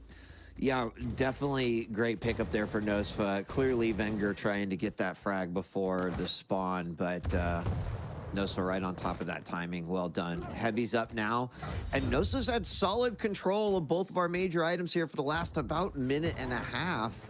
And we see what Venger's trying to do, right? From that top level, his opponent comes to the center, tries to get some LG, maybe lands a rail. Unfortunately, that's still handing major items to your opponent on a platter. So gonna try to go down, and here we go, big assault coming in. Misses the rail on that one, tries to land a second one, doesn't happen, but I like the moves, 40. This is exactly what Nosfa needs to do when he has got the advantage. Exactly. As a heavy with items under your belt, throwing that weight around, using the rocket jumps and the speed of the soar lag and the air strafing to really fly around those corners. But Venger was ready, good defense. Did have to concede and get out of there, and now he's stuck in a really bad spot here. As Nosfa has full map control, full stack, very healthy girl, and the spit. It's just a matter of catching him out, and Venger's going to do everything in his power to stay the hell away. Yeah, I mean, Nosfa's stack average in this game has just been nuts, and I would be scared too if I was Venger. He does get a hit confirmed there against Venger, grabs that heavy. And how does Venger, like, does he just try to sit on this one frag lead? I don't know, big rocket coming out. Oh, the rail narrowly missing.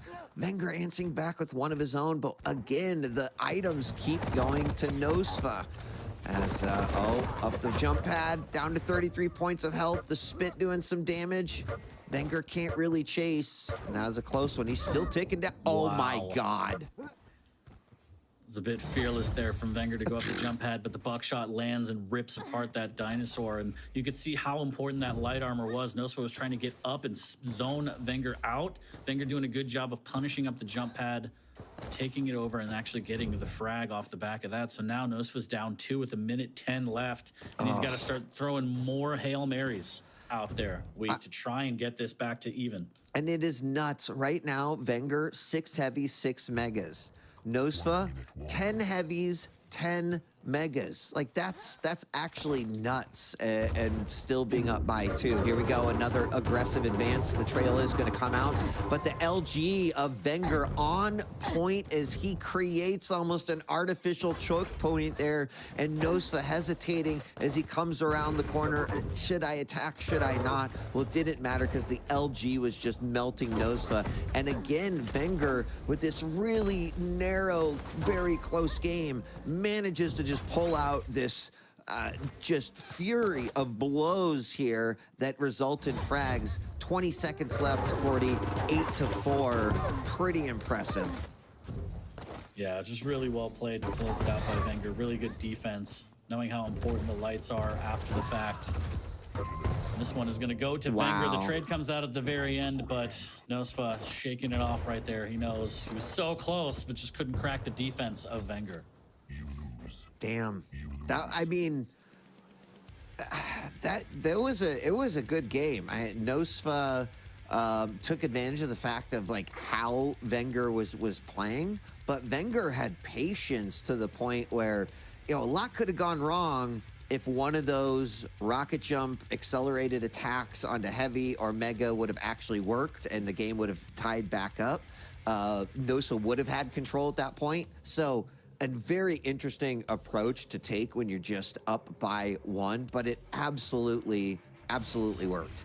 That was very, very intelligent play there by Venger. And Nosfa, again, I liked his little aggressive plays that he pulled out there. There were so many times he was close to it, but those final frags at the end, that was rough. That little chase that they had, and then the jump up the jump pad, I don't know who would have expected that in the QPL, and that was a wild risk, but it paid off big. There it was. Right there. The surprise boomstick, yeah. Yeah. So we take a look at the weapon breakdowns for map number 2, 10-5. Very well done from Venger. Again, Nosfa was close. It was close. It was a very, very close game, 10-5, I think.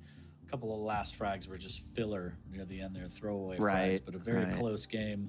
and just solid defense from Venger. Again, missing any one of those rockets, defensive rockets. As we saw actually on the heavy, he had rail out when he shouldn't have had rail, and Nosfa was able to push in and just LG him down. And that's how critical it is to play that defensive and that smart as a slash. You can't afford to have any wrong weapons out or wrong positioning. Yep. Venger able to capitalize and play well, overcoming the sore lag, taking map number 2, and a lot of confidence and momentum built up for map number 3, which we're going to load up into shortly. It's going to be Blood Covenant, Visor versus Doom, but Venger is just looking a little bit too strong for Nosfa today. Nosfa's still looking good, but just can't overcome that defense of Venger. Yeah, and this will be interesting, right? Because Nosfa should have much more mobility overall. I think that if he can get ahead in this game, which he's in this series, well, it's impossible to get ahead in the series. I meant the map, but you know what I meant, right? 40. That's all that matters. Shut it's up, just Chad. you All right, and let me. the man speak. If he can get ahead, I think that Nosfa sits in a good position to actually take this one. You know, I just piercing sight's going to be good for you know, coming back from behind, but Nosfa gets the lead, has that mobility, that becomes much more difficult for Venger. So that first frag becomes infinitely more important. Yeah, and I think even during these matches, as we're getting closer and closer to QuakeCon, I think even the close matches that you could feel slip away and in your head, you know, there's no really way in, it's important to just keep fighting because you never know when that situation is going to happen on LAN, when it's 1 or 2 frags, and it is possible. And you have to have that mentality ready of, I can get back into this, I could send it into sudden death, I could win it in sudden death, but like mentality is everything, especially getting closer and closer to QuakeCon. So it's good to see Nosfa stay in it and keep fighting. Yeah, for sure. Even though these are kind of slipping away from him and going into map number 3, I think we might have a little bit of a reset here.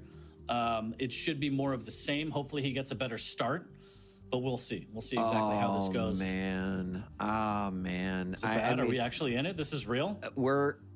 I think so. Oh my God. Things are happening, chat, but I don't know. Oh my God.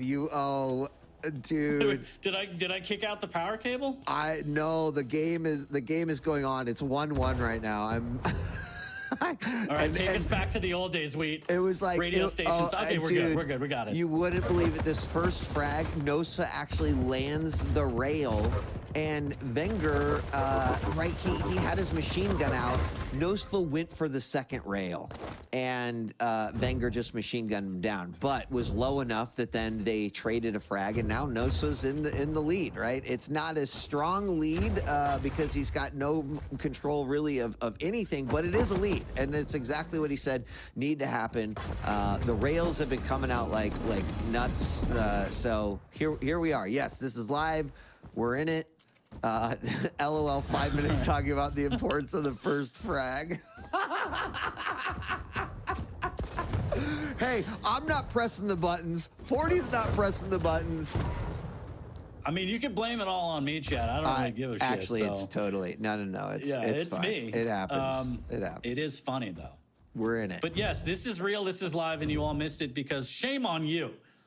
Anyways, 2-1. Nosfa does have the lead. Yeah, it was issues beyond everyone's control, unfortunately. So. Yeah.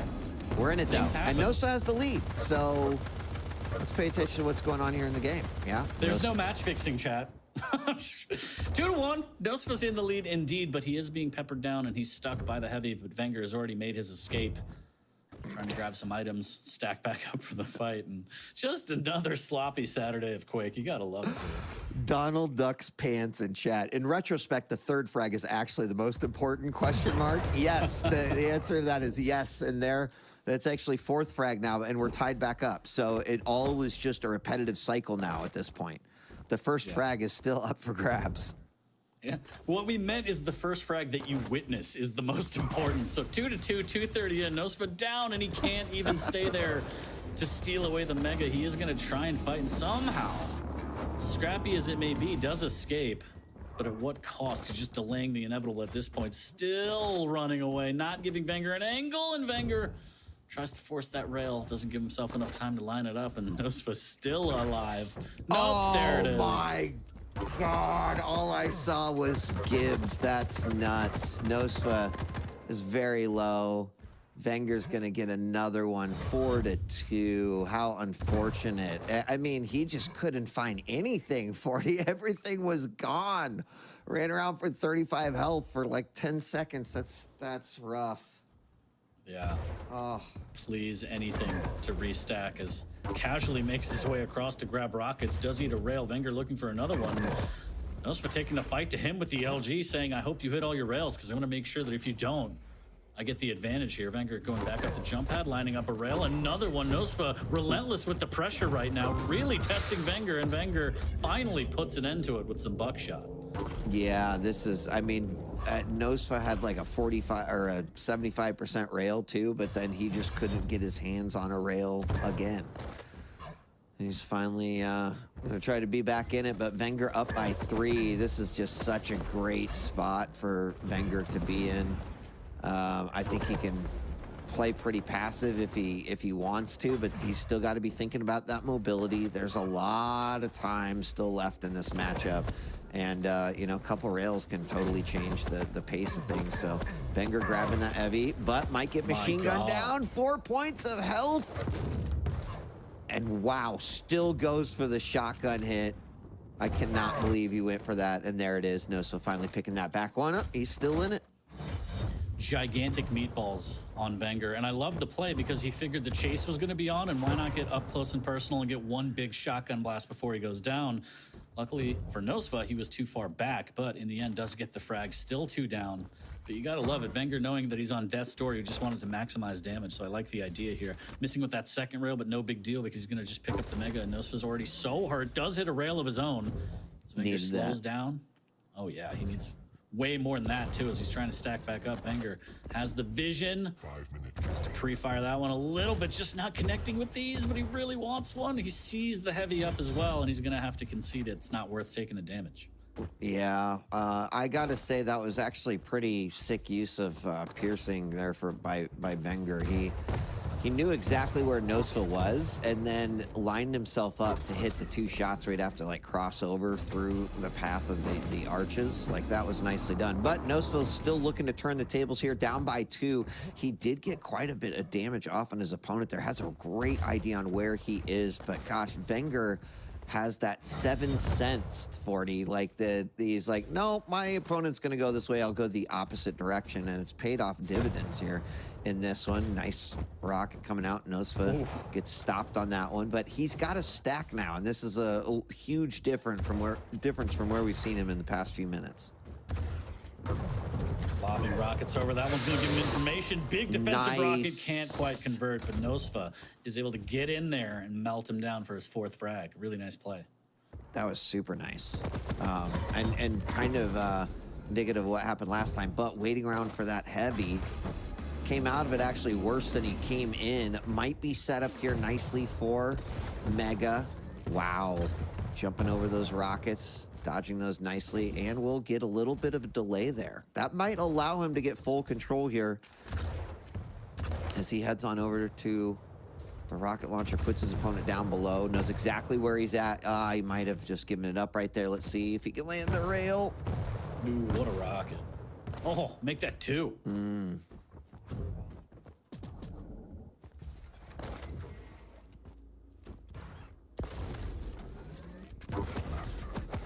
Again, still no rail to play with. Doesn't matter. The machine gun is absolutely nuts from Venger and tears through Nosfa.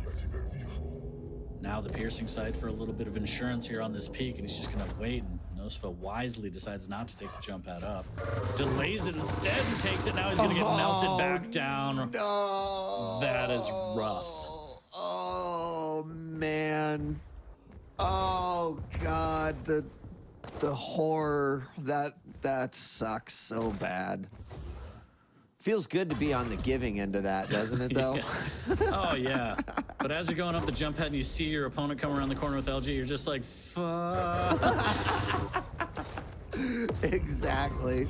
And then the double jump, like, maybe this will throw him off a little bit. No, it just actually made it a little bit easier for him. I mean, what are you going to do at that point? You know you're done, but Oh, that was rough. Venger with another 8-4. And again, we have this like incredibly close game. And I wouldn't even say like, oh, well, Nosfa needs to figure out how to close these out. Venger just has been like turning it on. It's like his fuse is lit at the beginning of the match, and then there's explosion about 6-7 minutes in. But how close these games have been in each of these maps, 40, up until that about 6 or 7 minute mark. So I don't know. That's rough for Nosfa. That, and it never helps when you're running into 61% LG that Venger's hitting. Like, that is just nuts. Whole bunch of LG here. Yeah. What are you gonna do? I mean, there's not much that Nosfa can do at this point in time, but it is indeed going to be a 3-0 here for Venger. But yeah, I mean, those first like 6-7 minutes, we had mostly one frag or tied games. Yeah, the first 30 seconds, Chad, if you missed it, shame on you. No, yeah, when it left, I mean, it's been close, but again, Venger just has the ability to play such good defense and also just swap to offense and punish so well that it just slips away from us. So it's not any glaring issues in his game. I'm sure Dan's gonna come in and have some thoughts of his own. Oh my God, get the bucket. Ouch. At this point, you have to throw your body at it. There's nothing else to do, but wow, Yeah. just wow. Yep. Yep, well played by both players for sure. Venger will take the 3-0 victory in the series, but Nosfa looked pretty decent. And again, we talked a little bit about it, is that like, don't sleep on Nosfa going into that finals. He's consistently showed up to play, had some good matches, like even sent a lot of players home. May not look like it right here, but there was a nice little juke. Rocket jump into the frag. Not going to matter there for the map victory, but 9-5. And that is, Nosfa just wanted to get 5 frags in every map, and he did that. Nosfa with the 5-5-5 deal indeed, but Venger with the 3-0, and that's what matters most as he's just building the body count until he gets to QuakeCon. Let's bring Dan back in here. I'm sure he's had his shredded chicken and creatine. How you doing, Dan? Welcome back. Pasta, actually. Thank you. Wow, carbs? You devil. What did you think of that set?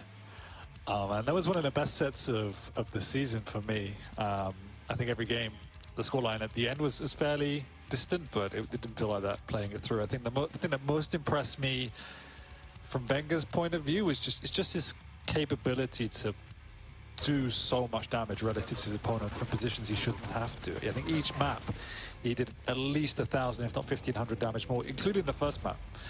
Every single map, just so much more damage, and it just comes down to his positioning, his understanding of where his opponents are, and just his ability just effectively to get off more shots, be more efficient around the map. Like, he fired nearly 3 times as many rails on this map relative to Nosfa.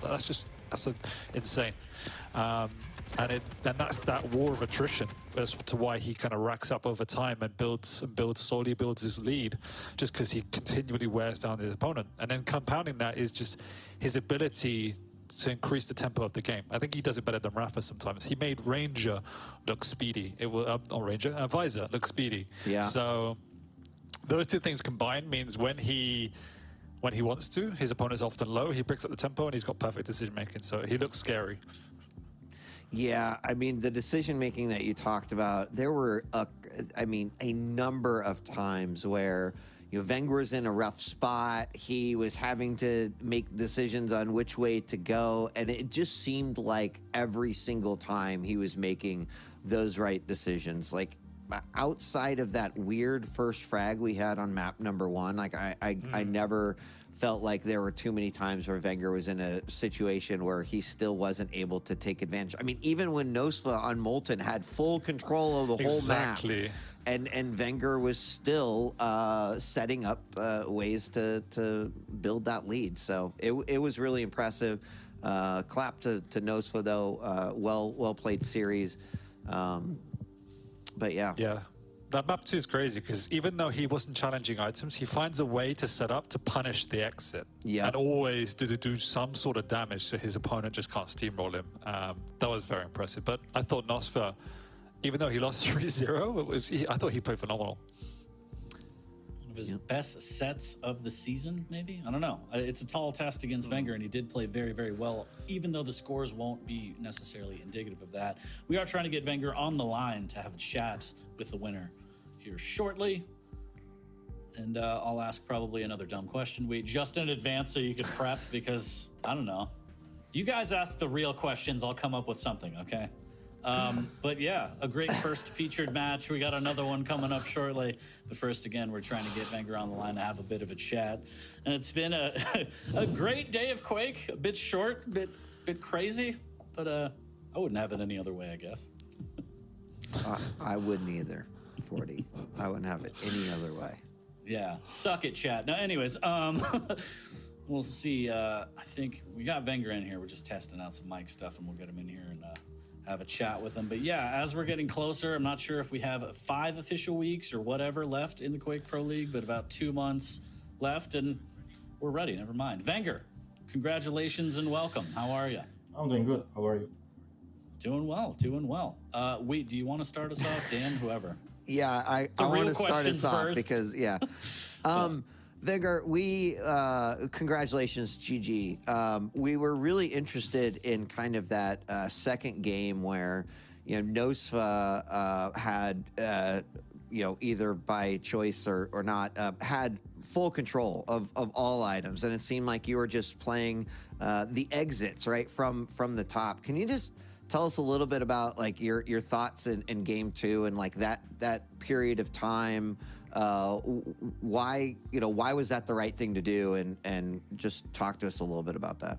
Well, because of course Nosfa was playing Sarlacc, so he has the same speed as me. Even if I play Slash, he's still gonna be able to catch me. So if he's running the control, I need to find a way to defend myself somehow. And especially online on this kind of things, sometimes it's really difficult to pull off these defensive plays. So I just try to be calm, focused, and wait for the opportunity to get back a major item.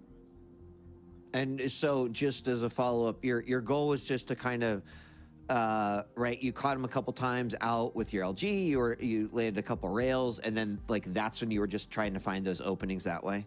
Well, for sure, I know that Sarlacc is a big target, right? So if I can bait some fights into my advantage, even if I have only 75 armor, with Quake Champions, I think it's you can actually, play even without a major item if you're playing good defensively. So that was just what happened. And I also got a bit lucky with the shotgun frag 6-4 when I actually won me the game. But wait, you got a bit lucky. You took a massive risk. Did you think that wasn't gonna play out?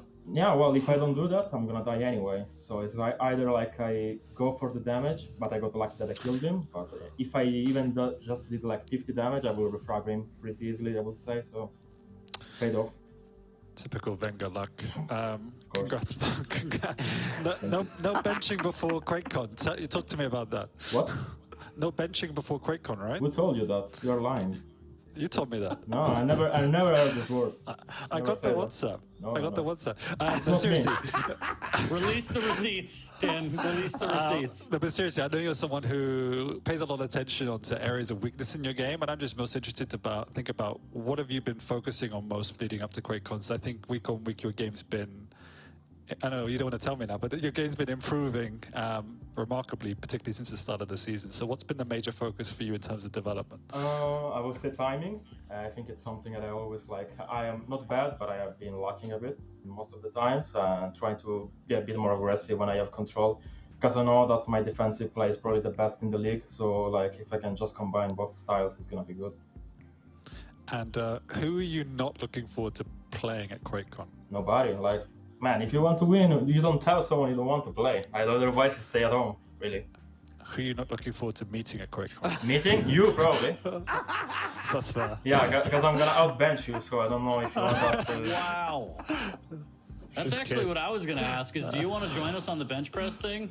I don't want to get injured, but maybe why not? That's fair. So I asked her teammate this a couple weeks ago. What are you looking forward to eating the most in Texas? Raisy said chicken salad, which Texas is probably world renowned for, and I just don't realize. But what about you? Is there anything that you're looking forward to eating? Well, actually, I had some chicken salad with him because first Quake we were boot camping together. But something I realized in the United States is that even a salad has like 3,000 calories.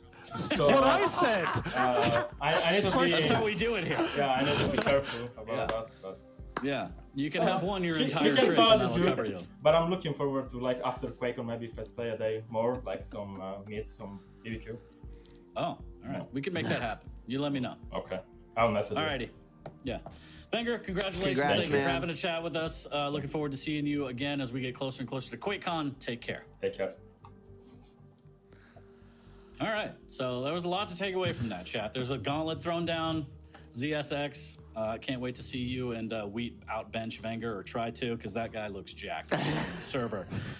So that's the first featured match down for us. We're going to take a quick break, and when we return, we are going to have Maxter versus Strong Sage to end the day. Don't go anywhere. More Quake on the way.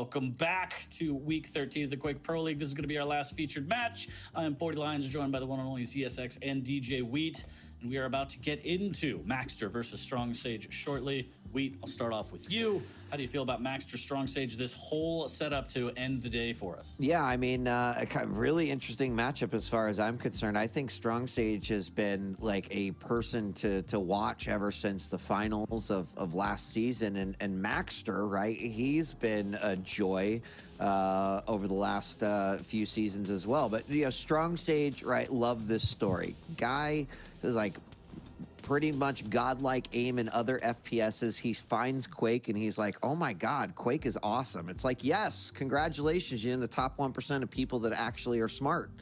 And and then right has come and you know, maybe not had as many victories overall, but there's a 2-1 versus Raisy, right? There's Maps versus Kelson and Maps versus Avic. Like, there's a lot of potential here. And I think what I love the most about Strong Sage is that he just doesn't he brings his own meta. Like, it's really unique. Yeah, I was going to say the same thing. He just, for a debutant, someone who's so young into the league, he plays with utter confidence and no fear, and that's what's got him this far. But it's also what, you know, can steer him wrong sometimes, and the more experienced players know how to manipulate and punish him. But he understands what he wants to do, and he tries to bring that. So as long as he can mold that moving forward, I completely agree. He's got all the ingredients to be a top player, and has an amazing story. Probably the best debut season we've seen. Yeah, I would say definitely the best rookie performance, maybe not record, but performance we've ever seen in the Quake Pro League. So shouts to him.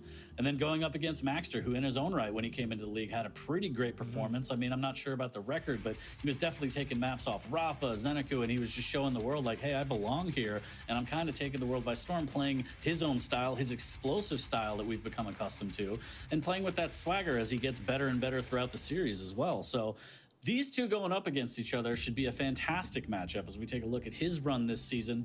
A couple bumps in the road, but overall doing pretty well. Looking to, again, get to that peak performance before QuakeCon on LAN in front of an audience. And I think this is going to be a good test for both players because, as you mentioned, as a new player into the league, you don't really know what you don't know yet. Like, you're going to be taught some tricks and some mental kind of gymnastics that you need to have to stay strong and have that fortitude to get through sets that are grueling. How many sudden deaths have you played? How many times have you played in front of an audience? Stuff like that. So very interesting to see how Strong Sage can perform under that kind of pressure. But hopefully we can jump over to the pick bands after this graphic wraps up and we can see exactly what we have in store between these two, because I am dying to see exactly what we're going to see. Map-wise, hoping for something like Deep Embrace, something fast-paced, and then, you know, maybe a Corrupted. Let's see. All right, we got a Corrupted and a Deep Embrace winner. Awoken, Corrupted Keep, and Deep Embrace. The champions are going to be Ranger versus Clutch. And we got a BJ versus Scale, Athena versus Nyx. My God, what is gonna happening? Get thick. Strong Sage is happening, right? This is exactly what I was talking about. Like, he plays how he likes to play. Now, what I think is super interesting about this particular matchup is, like, Maxter is, we call him that, he's almost the Iceman, right? Like, he plays so disciplined, and I'm just really curious to see how playing against someone like Strong Sage, who brings a little bit of chaos to the battlefield, you know, Maxter seems like the perfect counter to that, because no matter what you throw at him, he will still play his game. He will still play discipline. He will still try to see what he can do to win. So this is a great matchup, I think. Yeah, I agree. And I was going to say before we got to this point that a big part of this is going to rely on what picks we're going to have. And I think Strong Sage has got picks he really enjoys. So that's this makes it really tricky. I think the one thing I want to see from Maxter moving forward is just taking his game to the next level is about adding that aggression and speed to it, the same as what we see when Venger or Rafa feel that flow. Whenever I think of Maxter's play, I often feel him as a bit of a counter puncher, if you will, like a boxing term. Like, I feel he's very good at punishing his opponents and playing that disciplined game, but if you're going to give him the map, is he going to run with it, type of deal. So, but this is going to be, this is almost too hard to call. I would have said a 2-1 Maxter, but these picks threw a big spanner in the wrench here. Do you think we got predictions? Are you willing to do predictions? Yeah, I look at game one. I've been pretty impressed with Strong Stage's clutch. We've seen him both win and lose with it. Awoken specifically, like, yeah, I think that this is still, Maxter's, and I would say 2-1, but I think it could easily flip. I think it could be 2-1 Strong Stage as well. So I'm going with that not really willing to commit type of prediction. Sure. I think Maxter will win deep. He's a deep specialist, and I feel Strong Sage is enabled particularly by his heavy, fast, aggressive champions, and I haven't seen enough of him playing strategically on something like a Nyx to make me confidence he'll be a Maxter, but anything can happen when you're giving him a clutch and a scale bearer. That's going to be carnage. All right, well, before I see myself out, I'm going to lock in 2-1 Strong Sage to be crazy. No disrespect to Maxter, but I got the rookie card. I want it signed at QuakeCon, so the stonks have to go up. So 2-1 Strong Sage is my opinion, but I'm going to get out of here and let the adults do the rest of the work for today. Have a good one. Have a great set, guys. I'll see you soon. At least he recognizes we're the adults, Dan. I'll take it. I'll take it. It's like, you know, I'm like, yeah, I'm the adult, the 46-year-old man who's still casting Quake after 24 years. That's right. Stay adult all the time. You've been casting longer than Strong Sage you've been alive. Is that true? Well, he's not 24. Because that's a pretty sick flex if that's the case. I've been casting longer than you've been playing, man. Like, what do you do? No. I think, right, the funny thing is the wild card with the, you know how I feel about scale. And I think it took games from Rafa to really show, like, okay, you know, I think, like, you could play scale, not necessarily just be super aggro, although Rafa's done that as well. But how will Strong Sage play that scale versus what the BJ? That'll be interesting. Did you not see the Kelson game on scale earlier? I did not. Oh man, he just hid around corners and popped bull rush when Sirius appeared and just exploded him. It was Sleeping Tiger hidden. I think I saw maybe one of maybe one or two of those. Yeah. But no, I don't expect the same from Strong Sage. He definitely wants to use it aggressively and wants to play the pacey game, and you have to do that in a very calculated way because you can be punished. You're right. So, but he's probably the most creative player in the league at the moment when it comes to using champions, using abilities. As you say, he defines his own meta. So I don't really know what to expect. Yeah, that's what makes this exciting feature match to kind of finish things off. And I think there's win potential on both sides, but that's kind of the fun of watching Strong Sage, is that it's just, you know, probably going to see something pretty explosive. So let's see how this one plays out as we are officially live and looking through the eyes of Maxter on the start. Now, Maxter, right, has to play against the shield, has to be thinking about being smart with his attacks.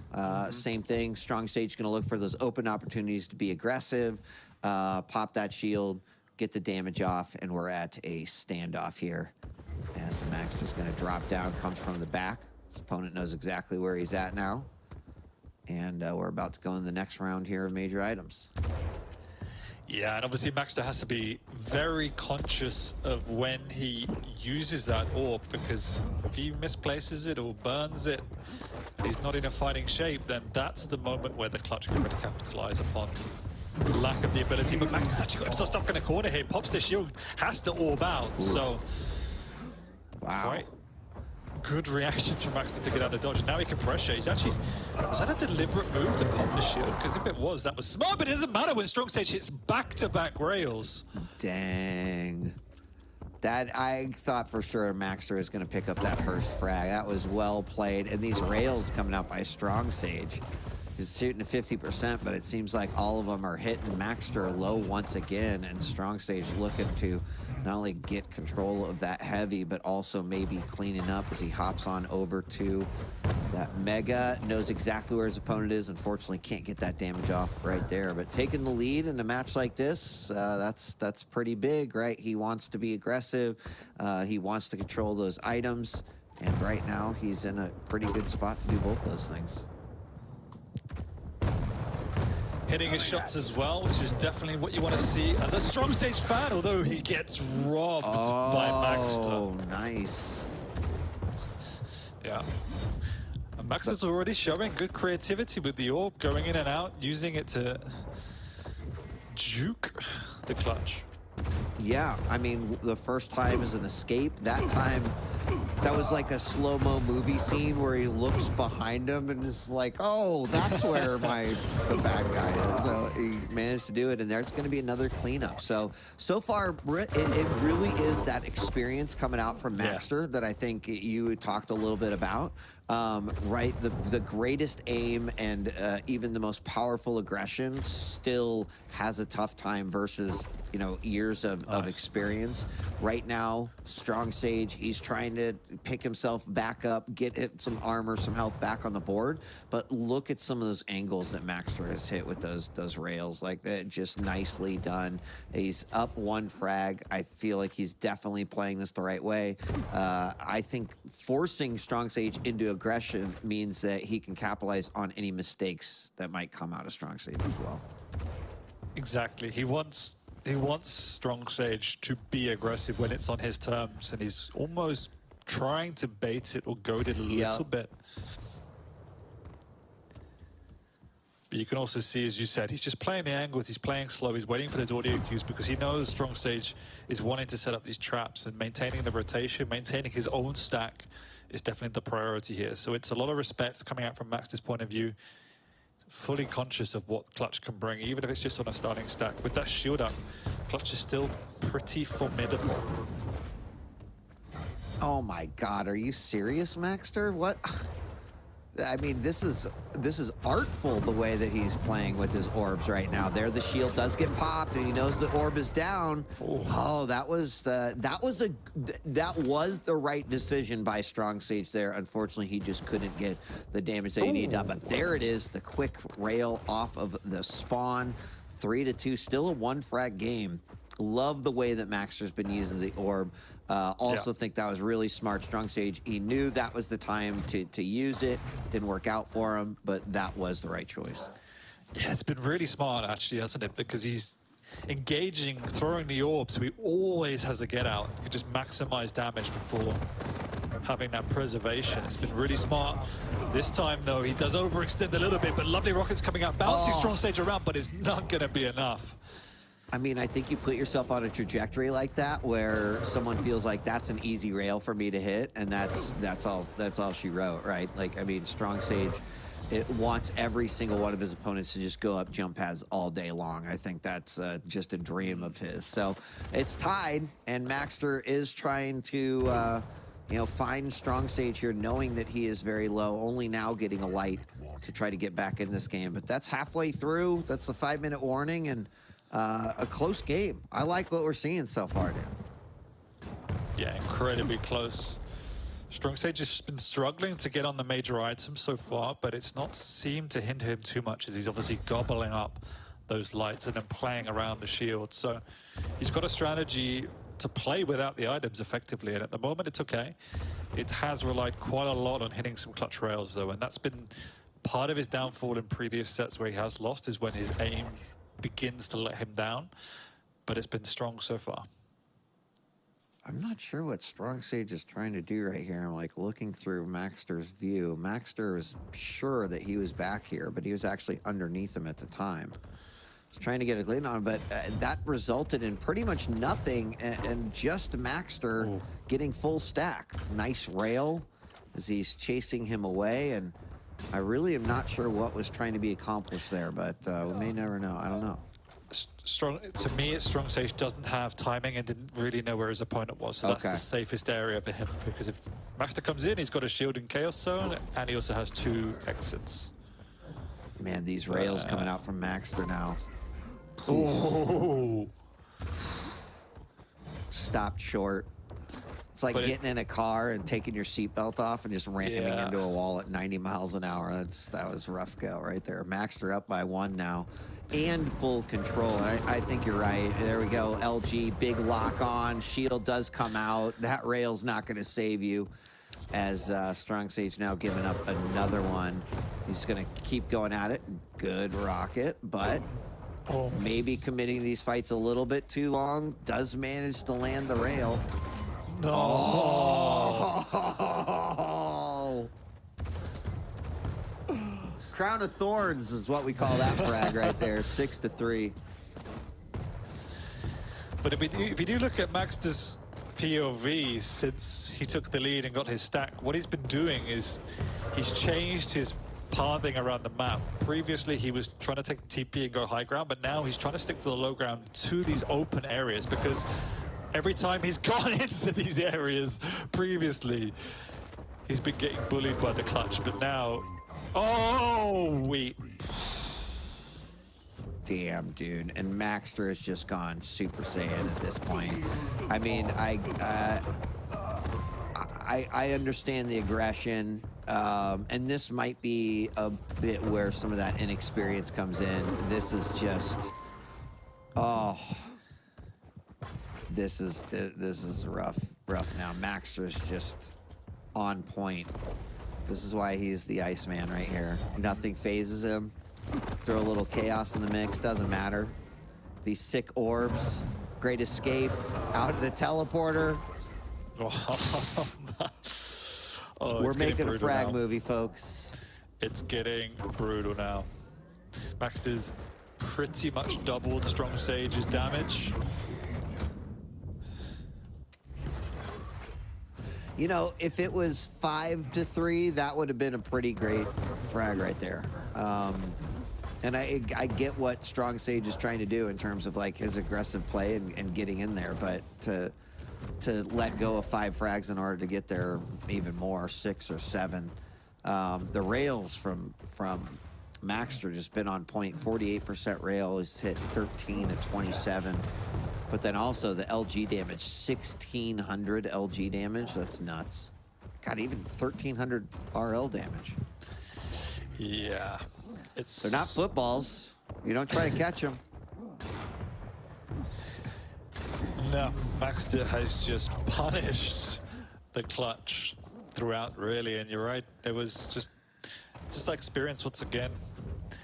And, you know, the clutch can bleed. Oh, yeah. It's hydraulic fuel, but liquid, whatever. But it does. Yeah, this is a absolutely textbook play here. Those Ranger orbs, the one specifically where he shot through that little crevice and landed right next to the heavy. Like, come on. Excellent play here by Maxter. Looking in great shape as he's preparing for the finals. And there's still plenty I'm seeing from Strong Sage. It's like, be afraid, right? It's just, Dan, you can see the potential in that once a lot of that experience has been picked up and gained, he's gonna be a beast. What was the final score? 12? 12-4. 12-4?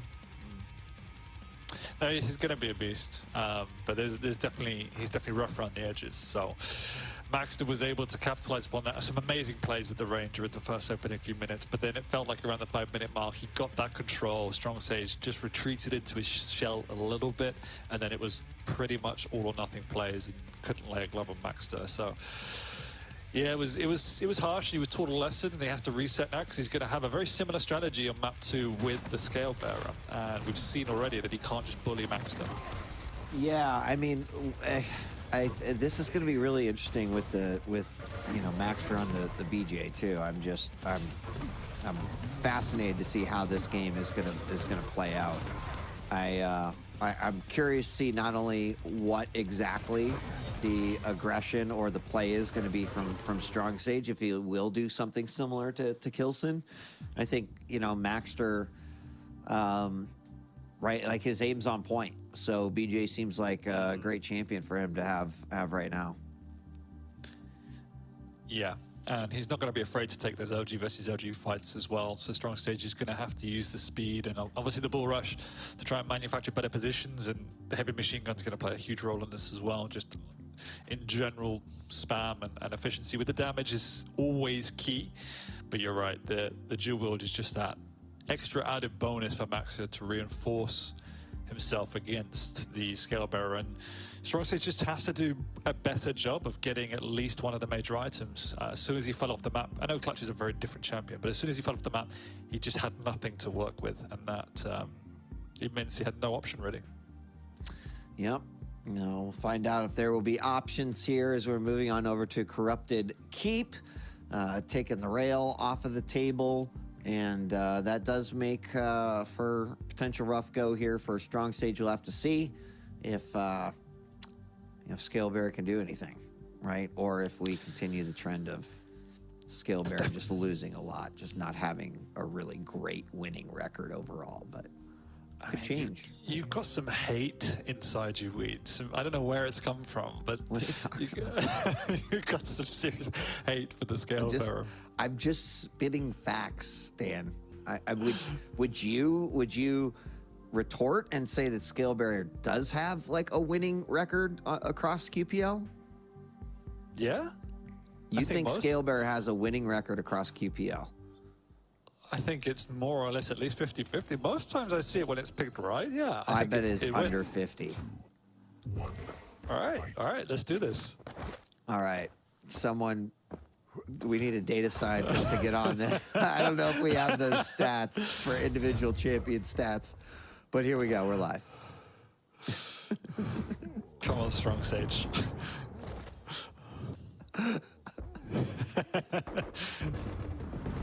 I know there's someone right now like, all right, I've actually got this in my Excel spreadsheets. Like, I've been waiting this entire season for this moment. And we appreciate that. Oh, well, if it was 50-50 going into this matchup, you might be in trouble. This match doesn't count. What do you mean this match doesn't count? What are you talking about? Our stats were before this match. Anyway, carry on. All right. Be serious, Dan. Come on. Can't now. But anyway, we do have a matchup. Strong Sage doing the back and forth. He's actually got the better of him, but...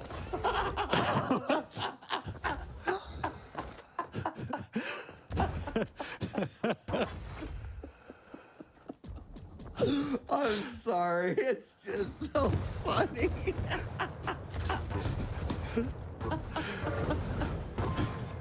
Oh my God.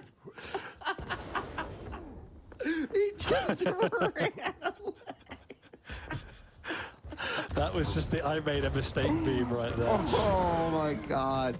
Dude, how can you not laugh at that, especially as we're having this conversation about like, oh, yeah, Dan's like 100% this Scale Bearer has a great winning record in the QPL. What are you doing?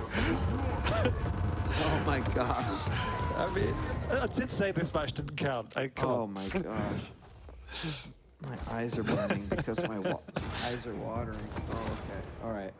Dan, come on, carry me for a second. I mean, 5-1. Strong Sage needs to show some sign of life here. He's been very much bullied for the first 2.5 minutes. Oof, it's rather warm in here. I'm fine now. I'm just Sure. now eagerly awaiting the stats on the winning or losing record of Scale Bearer. So, I mean, so far, like, Maxter's looking... Oh my God, he missed.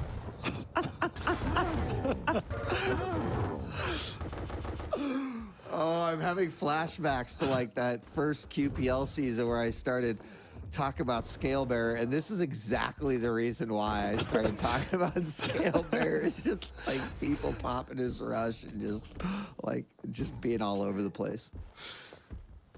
Oh my God. So I'm just it's picturing getting tweeted like YouTube clips of Scale Bearer fails now for the rest of my life. It is. I'm sure there's several out there.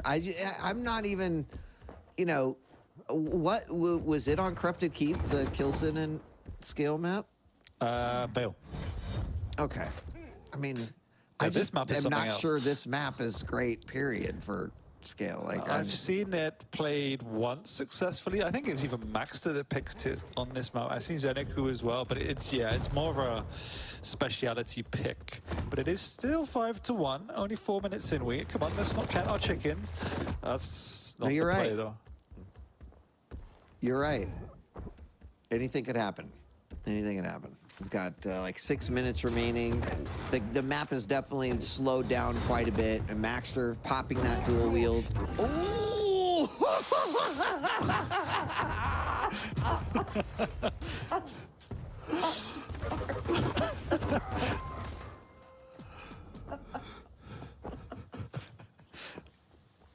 What is happening?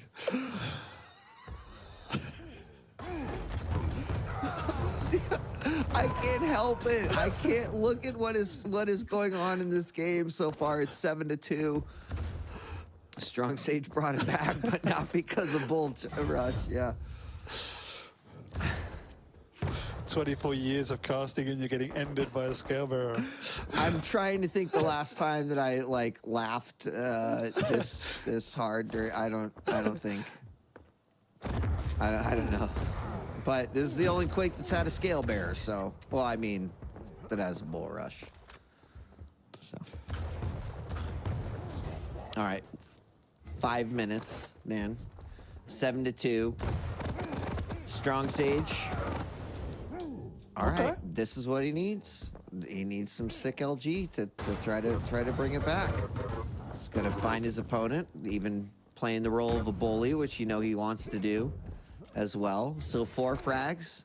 This is absolutely possible, Dan. If he was listening to this commentary right now, he would win this game 100%. Just letting you know. Oh. It just added. Oh, just under 4 minutes and 20 seconds left on the clock.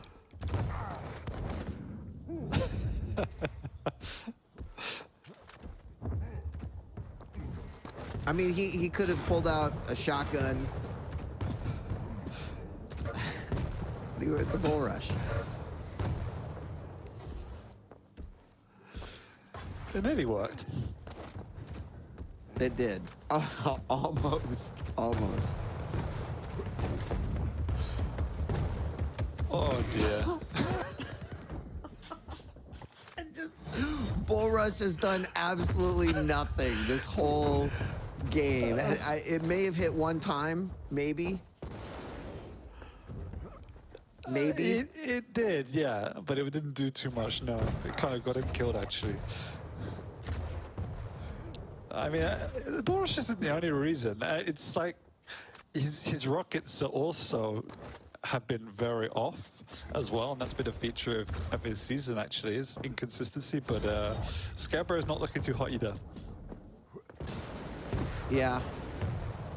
I just don't know what he does, right, to kind of get in. He's trying to be aggressive. He's trying to bully. Maxter's just handling it really well. He's keeping as much as possible, like some sort of mid-distance between him and his opponent.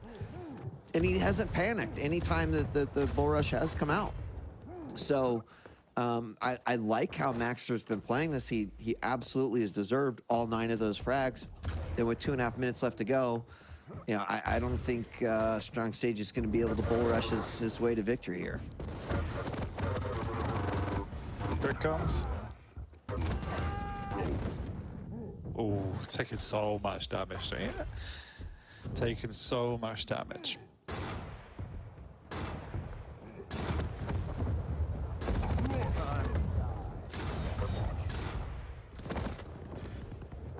Oh, I thought he was going to Bull Rush right out of that telly. That would have been nice. All right, 2 minutes left to go.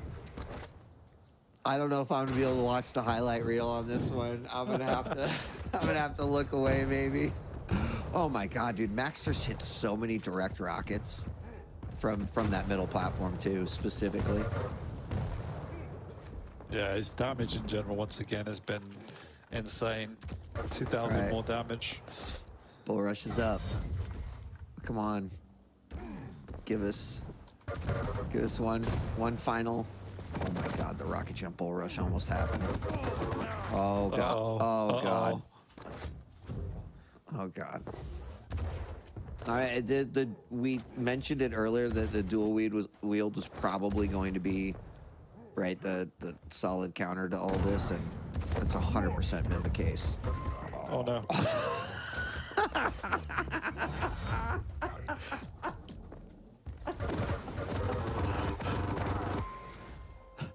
One for the road.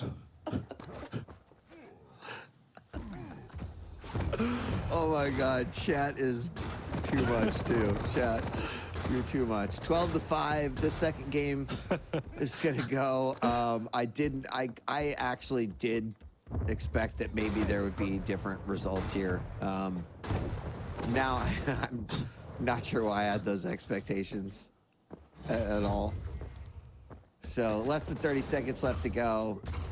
Everything I've still said about Strong Sages is solid, but this has been a treat. I can't even really tell you what happened in this match, if I'm honest. There you go. Use it! No! He could have got a frag with it. Oh, man.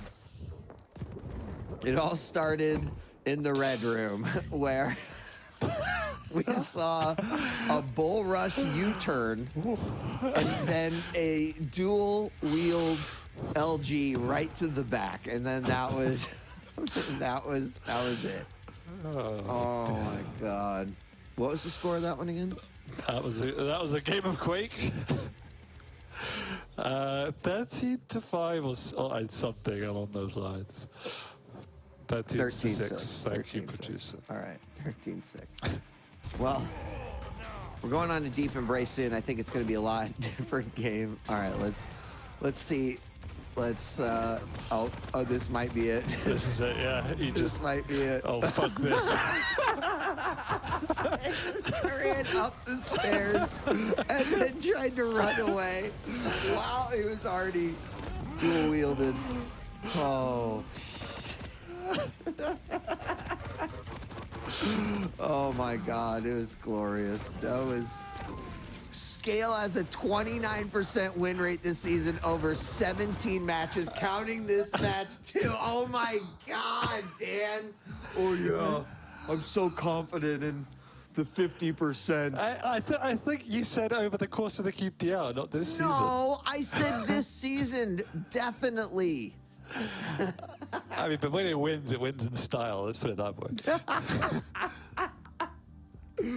Oh my gosh. Could someone fact check that guy? Anyway, I don't trust that. Dan wants a second opinion. Oh yeah, oh wait, we found a win. I'm sorry, it's 31%. See, there we go. There you go. Scaler was a mispick. I'm sorry. I don't know why I find this so funny, but it goes all the way back to the first season that I started casting QPL with you guys. So we're just last season 38% over 26 matches. Dan, what reality do you live in? Everyone's always giving me, oh my gosh, I can't believe you talk about Scale all the time. Like, you don't give Scale his props. Put some respect on that name. All right, fuck this. I'm going to have a Scale show match with you at QuakeCon. Let's do it on stream.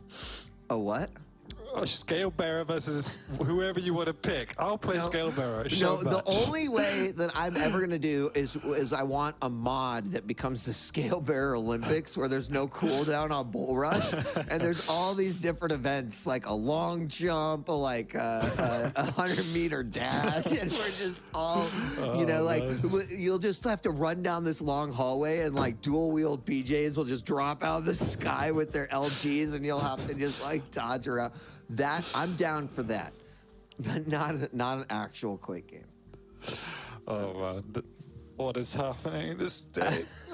Well, now we've got Deep Embrace, which again, I love this map. I do think this is definitely more Strong Sage's style, but Maxter's been playing phenomenally, right? I mean, his movement, his decision, his aim, it's all there. So, right, this could very well be a 3-0. But, you know, Ghost Walk is pretty great. This was the map I was actually looking at least for Strong Sage. I was more confident in his scale bearer clutch. So I hope wow. You can't take it seriously. I'm serious though.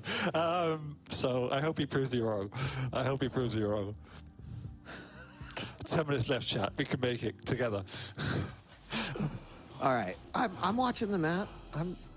There's no scale bearer. This is going to be fine. We're fine. Everything is fine. Maxter's on fire. Let's see. We're gonna start with Maxter on the Athena. Right, a lot of potential aggression with a lot of mobility with the hooks, and it's gonna be a nice, solid start there for him. But I don't think you can write off Strong Sage. Right, even after that scale game, you cannot be saying to yourself, okay, this is easy. I got this one. And Maxter's kind of showing that. He started this one pretty slow.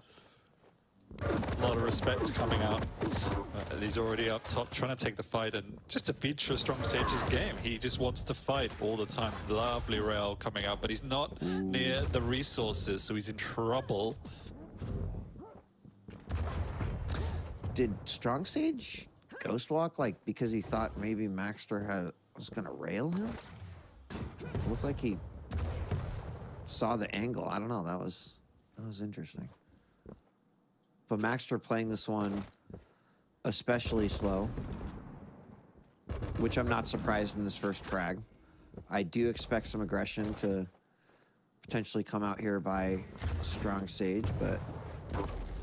Ooh. Yeah, oh, nearly fell off the map there, but he's still willing to fight, even though he just absorbed a rail.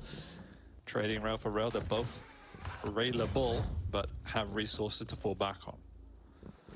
I always appreciate Strong Sage's commitment to rail. He just does not seem to mind, you know, going rail to rail against an opponent. And Maxter trying to off the spawn get that follow-up frag, but Strong Sage is on the board first. It's a nice little frag. Yeah, Maxter miscalculated that, ran out of rockets with the push, and so had to swap to his LG at the last second. Okay. Damn. Nice. Tied up. 1-1 now with a great rail. And Maxter's had the better stack most of this game, but you can't count out like Strong Sage's rails. He will go toe-to-toe with you without that stack. But he's just so early for the heavy, just trying to spam it out, and it's not happening. Oh. Yeah, has to forfeit his life effectively. Yeah, that's too bad. I mean, not knowing the timing of that is just a terrible position to be fighting from too, especially where Maxter came from. Oh.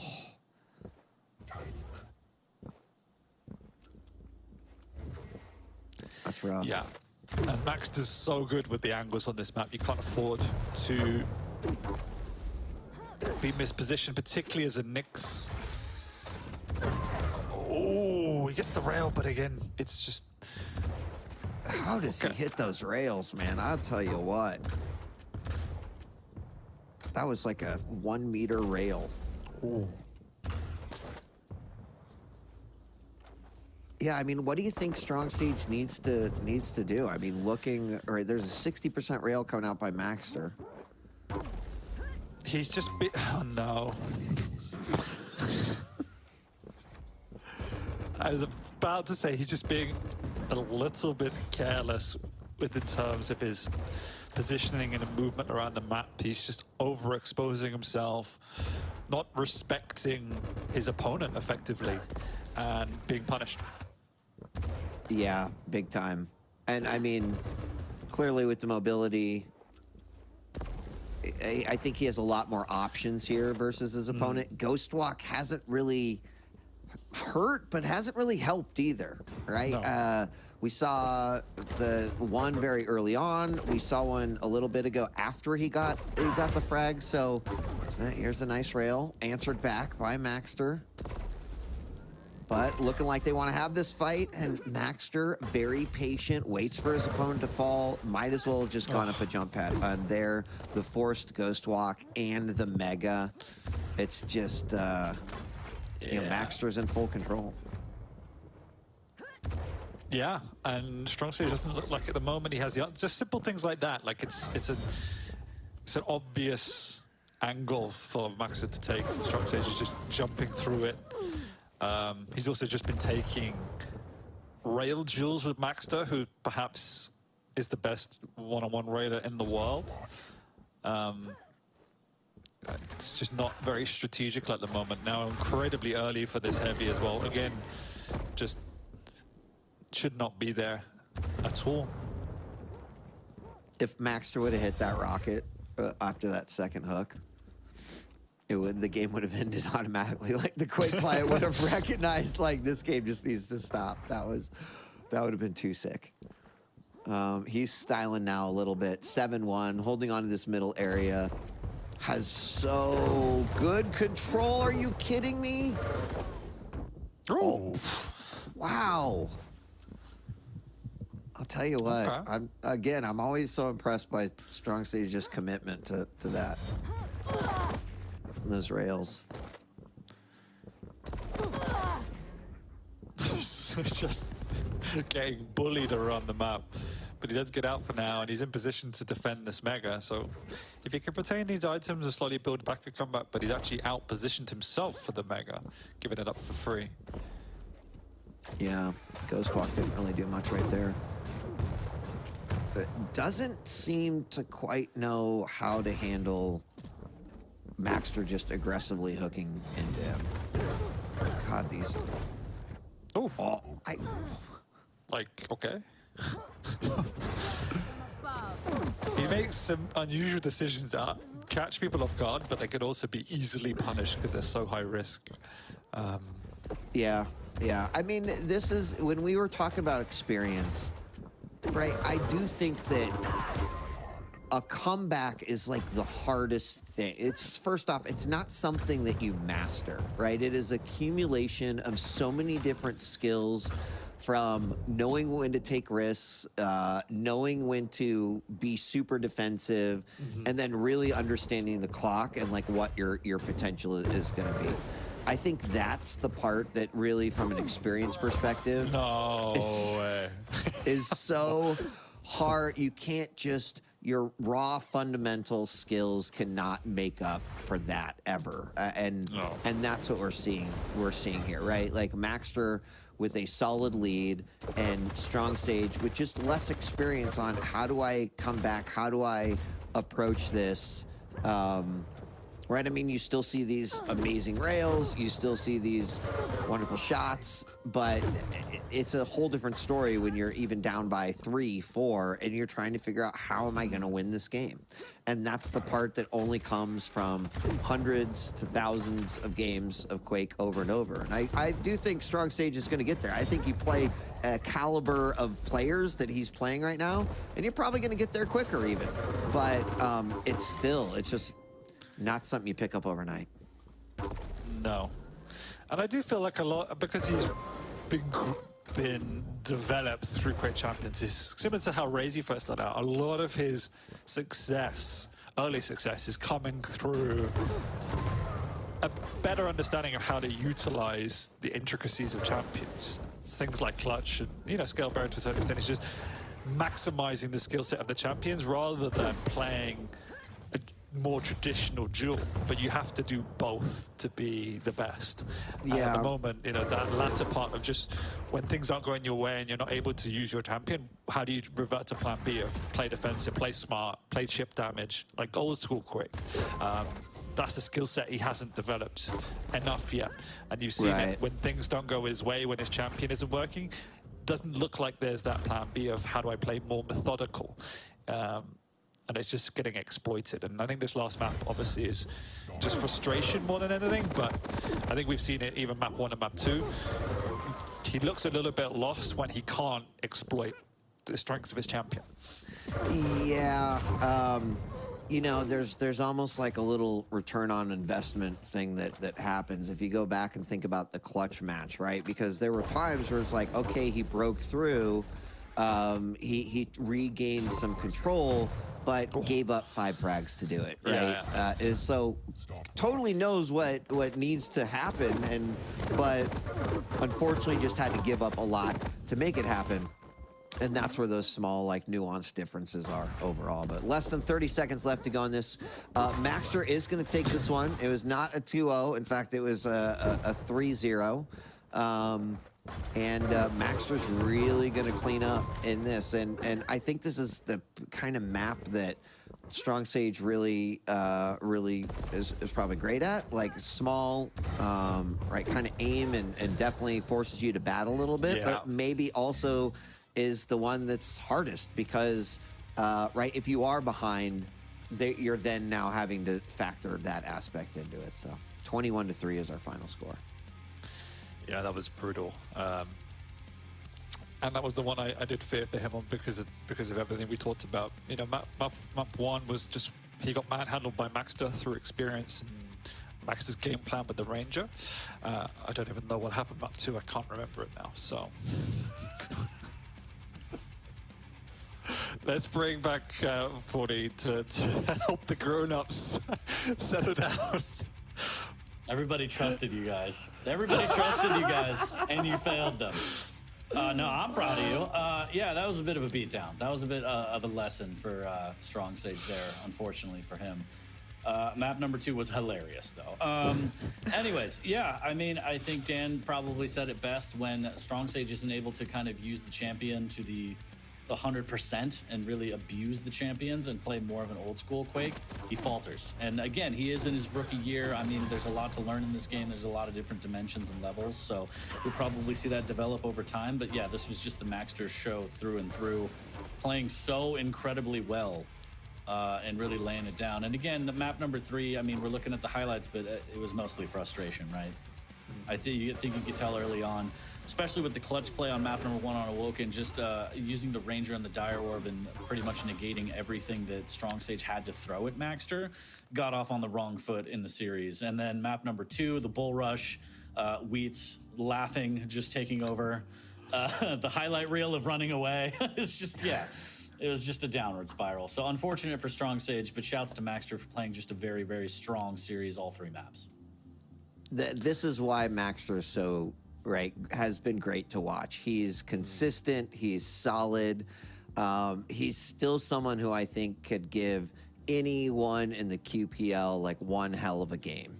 I think, you know, what we saw here was definitely showcasing, right, just how strong Maxter is overall. Yeah. And I don't think even his number 8 spot, which I believe now he'll move up to 7 or 6 as a result of this win, but I still think that he's, I wouldn't say underrated, because I think people think Maxter's pretty solid, but he's still the one that I think could just come out of nowhere and just start throwing haymakers and knocking people out in the finals. We'll have to see. Sure. I mean, I stand by the fact that it's still the best rookie performance we've seen in the Quake Pro League with a couple weeks left as well. I mean, they're going to falter. Like, this is the first year in the league, brand new opponents. Nobody really knows what to expect. You don't know how to play. You don't know how to adapt mid-game. And he's still taking maps off some of the best. So I don't think there's anything to be ashamed of. I mean, yeah, you got smacked down, but that's going to happen. And how you overcome that kind of a beatdown and come back the next week and fight is going to be important to learn as well. So it's all a learning experience for the younger ones in the league. So I don't know. Happens to the best of them. Look, anyone who picks up Quake and is in the QPL, I'm impressed for life. Like it, you know, that's it. And that story's great. And I think, you know, Maxter has his own, like his like meticulous rise kind of over the course of the last few seasons. Like, that's an incredible story as well. So Maxter just got the better. Agree. And we have Mr. Perfect Posture in here in the booth with us. Maxter, congrats on that 3-0 and welcome. Oh, hello, guys. Thank you. How's it going? It's going well. It's going well. Congrats. Dan, Wheat, whoever, because Clown Shoes is going to go last as always, so. I think you need to set a debate as a fairly good player, Maxter. What's your opinion on Scalebearer? Well, do you remember Scalver when I was back in Argentina and taking maps of, I don't know, the Hang and Rafa back in the days? Yeah, I mean, Well, that's what I mean, right? And that time it was really good, but using it in Karate Kid maybe it's not a good idea, but it is a really strong champion. Very strong champion. Cool. Got that quote. Thank you, Maxter. No, he said like way back when. Right now, he has a 39. No, he said when picked right, he is a good champion. That's my point. All right. Well, Are you going to cosplay congratulations. Scale, ZSX at QuakeCon? Just cosplay Scale. Get it over. Look. I have to give it the right here to Sets because Scale is really powerful. Just because you don't like it with, I mean, I know that you have a relationship between love and hate with Scale, but it's a really powerful champion. I'm going to actually fist bump you, Maxter. You know what, Maxter? Maxter, go back and watch the commentary of that second game this week. No, don't. You will enjoy it. Maxter, as we're getting closer to championships, we've talked with you about improving and getting in the right mindset and just kind of your journey over the last few seasons. It's been great to see. But as we get closer, I think there's one thing on everyone's mind. Like, what do I need to do to try to win this thing? You're playing great. Your aim is phenomenal. Your decision making is great. What do you think is kind of the thing that is most important for you to work on to be able to have that belt in reach in a couple of months? Well, as we talked a couple of weeks ago, I said I need to just work on my fundamentals. Now I'm just seeing that the work is actually in field. Like I can prove it a bit more every single time. Of course, it takes time because I need to make I need to make it solid, like a more consistent game. And I mean, that's, the one that's going to just rise the belt is going to be the most solid player out of all of us. I mean, if you pay attention to Kelson last year, like he had an amazing year from the online stage to the line stage, and his game was solid from A to Z. It was amazing, and that's the kind of gameplay or kind of thing that you need to achieve. It's really complicated, but if you make it to that point, of course, you just look at Kelson. It's kind of impossible, but at the end, it pays off. Awesome, thank you. Do you think anyone's at that point now? Are you looking at anyone thinking they're the favorite just going into QuakeCon, or because it looks as even as it's looked in the last couple of years now, in my opinion? Well, always the same guys like Rafa, Kelson. Maybe that is showing up right now. But no, joke aside, I think Venger is looking really solid right now. Like, beyond the fact that he just lost against Rafa, like in another given day, maybe he would have won that set. Sometimes that's the reality of online games. Like, some days it can be this way, so other days can be the other way.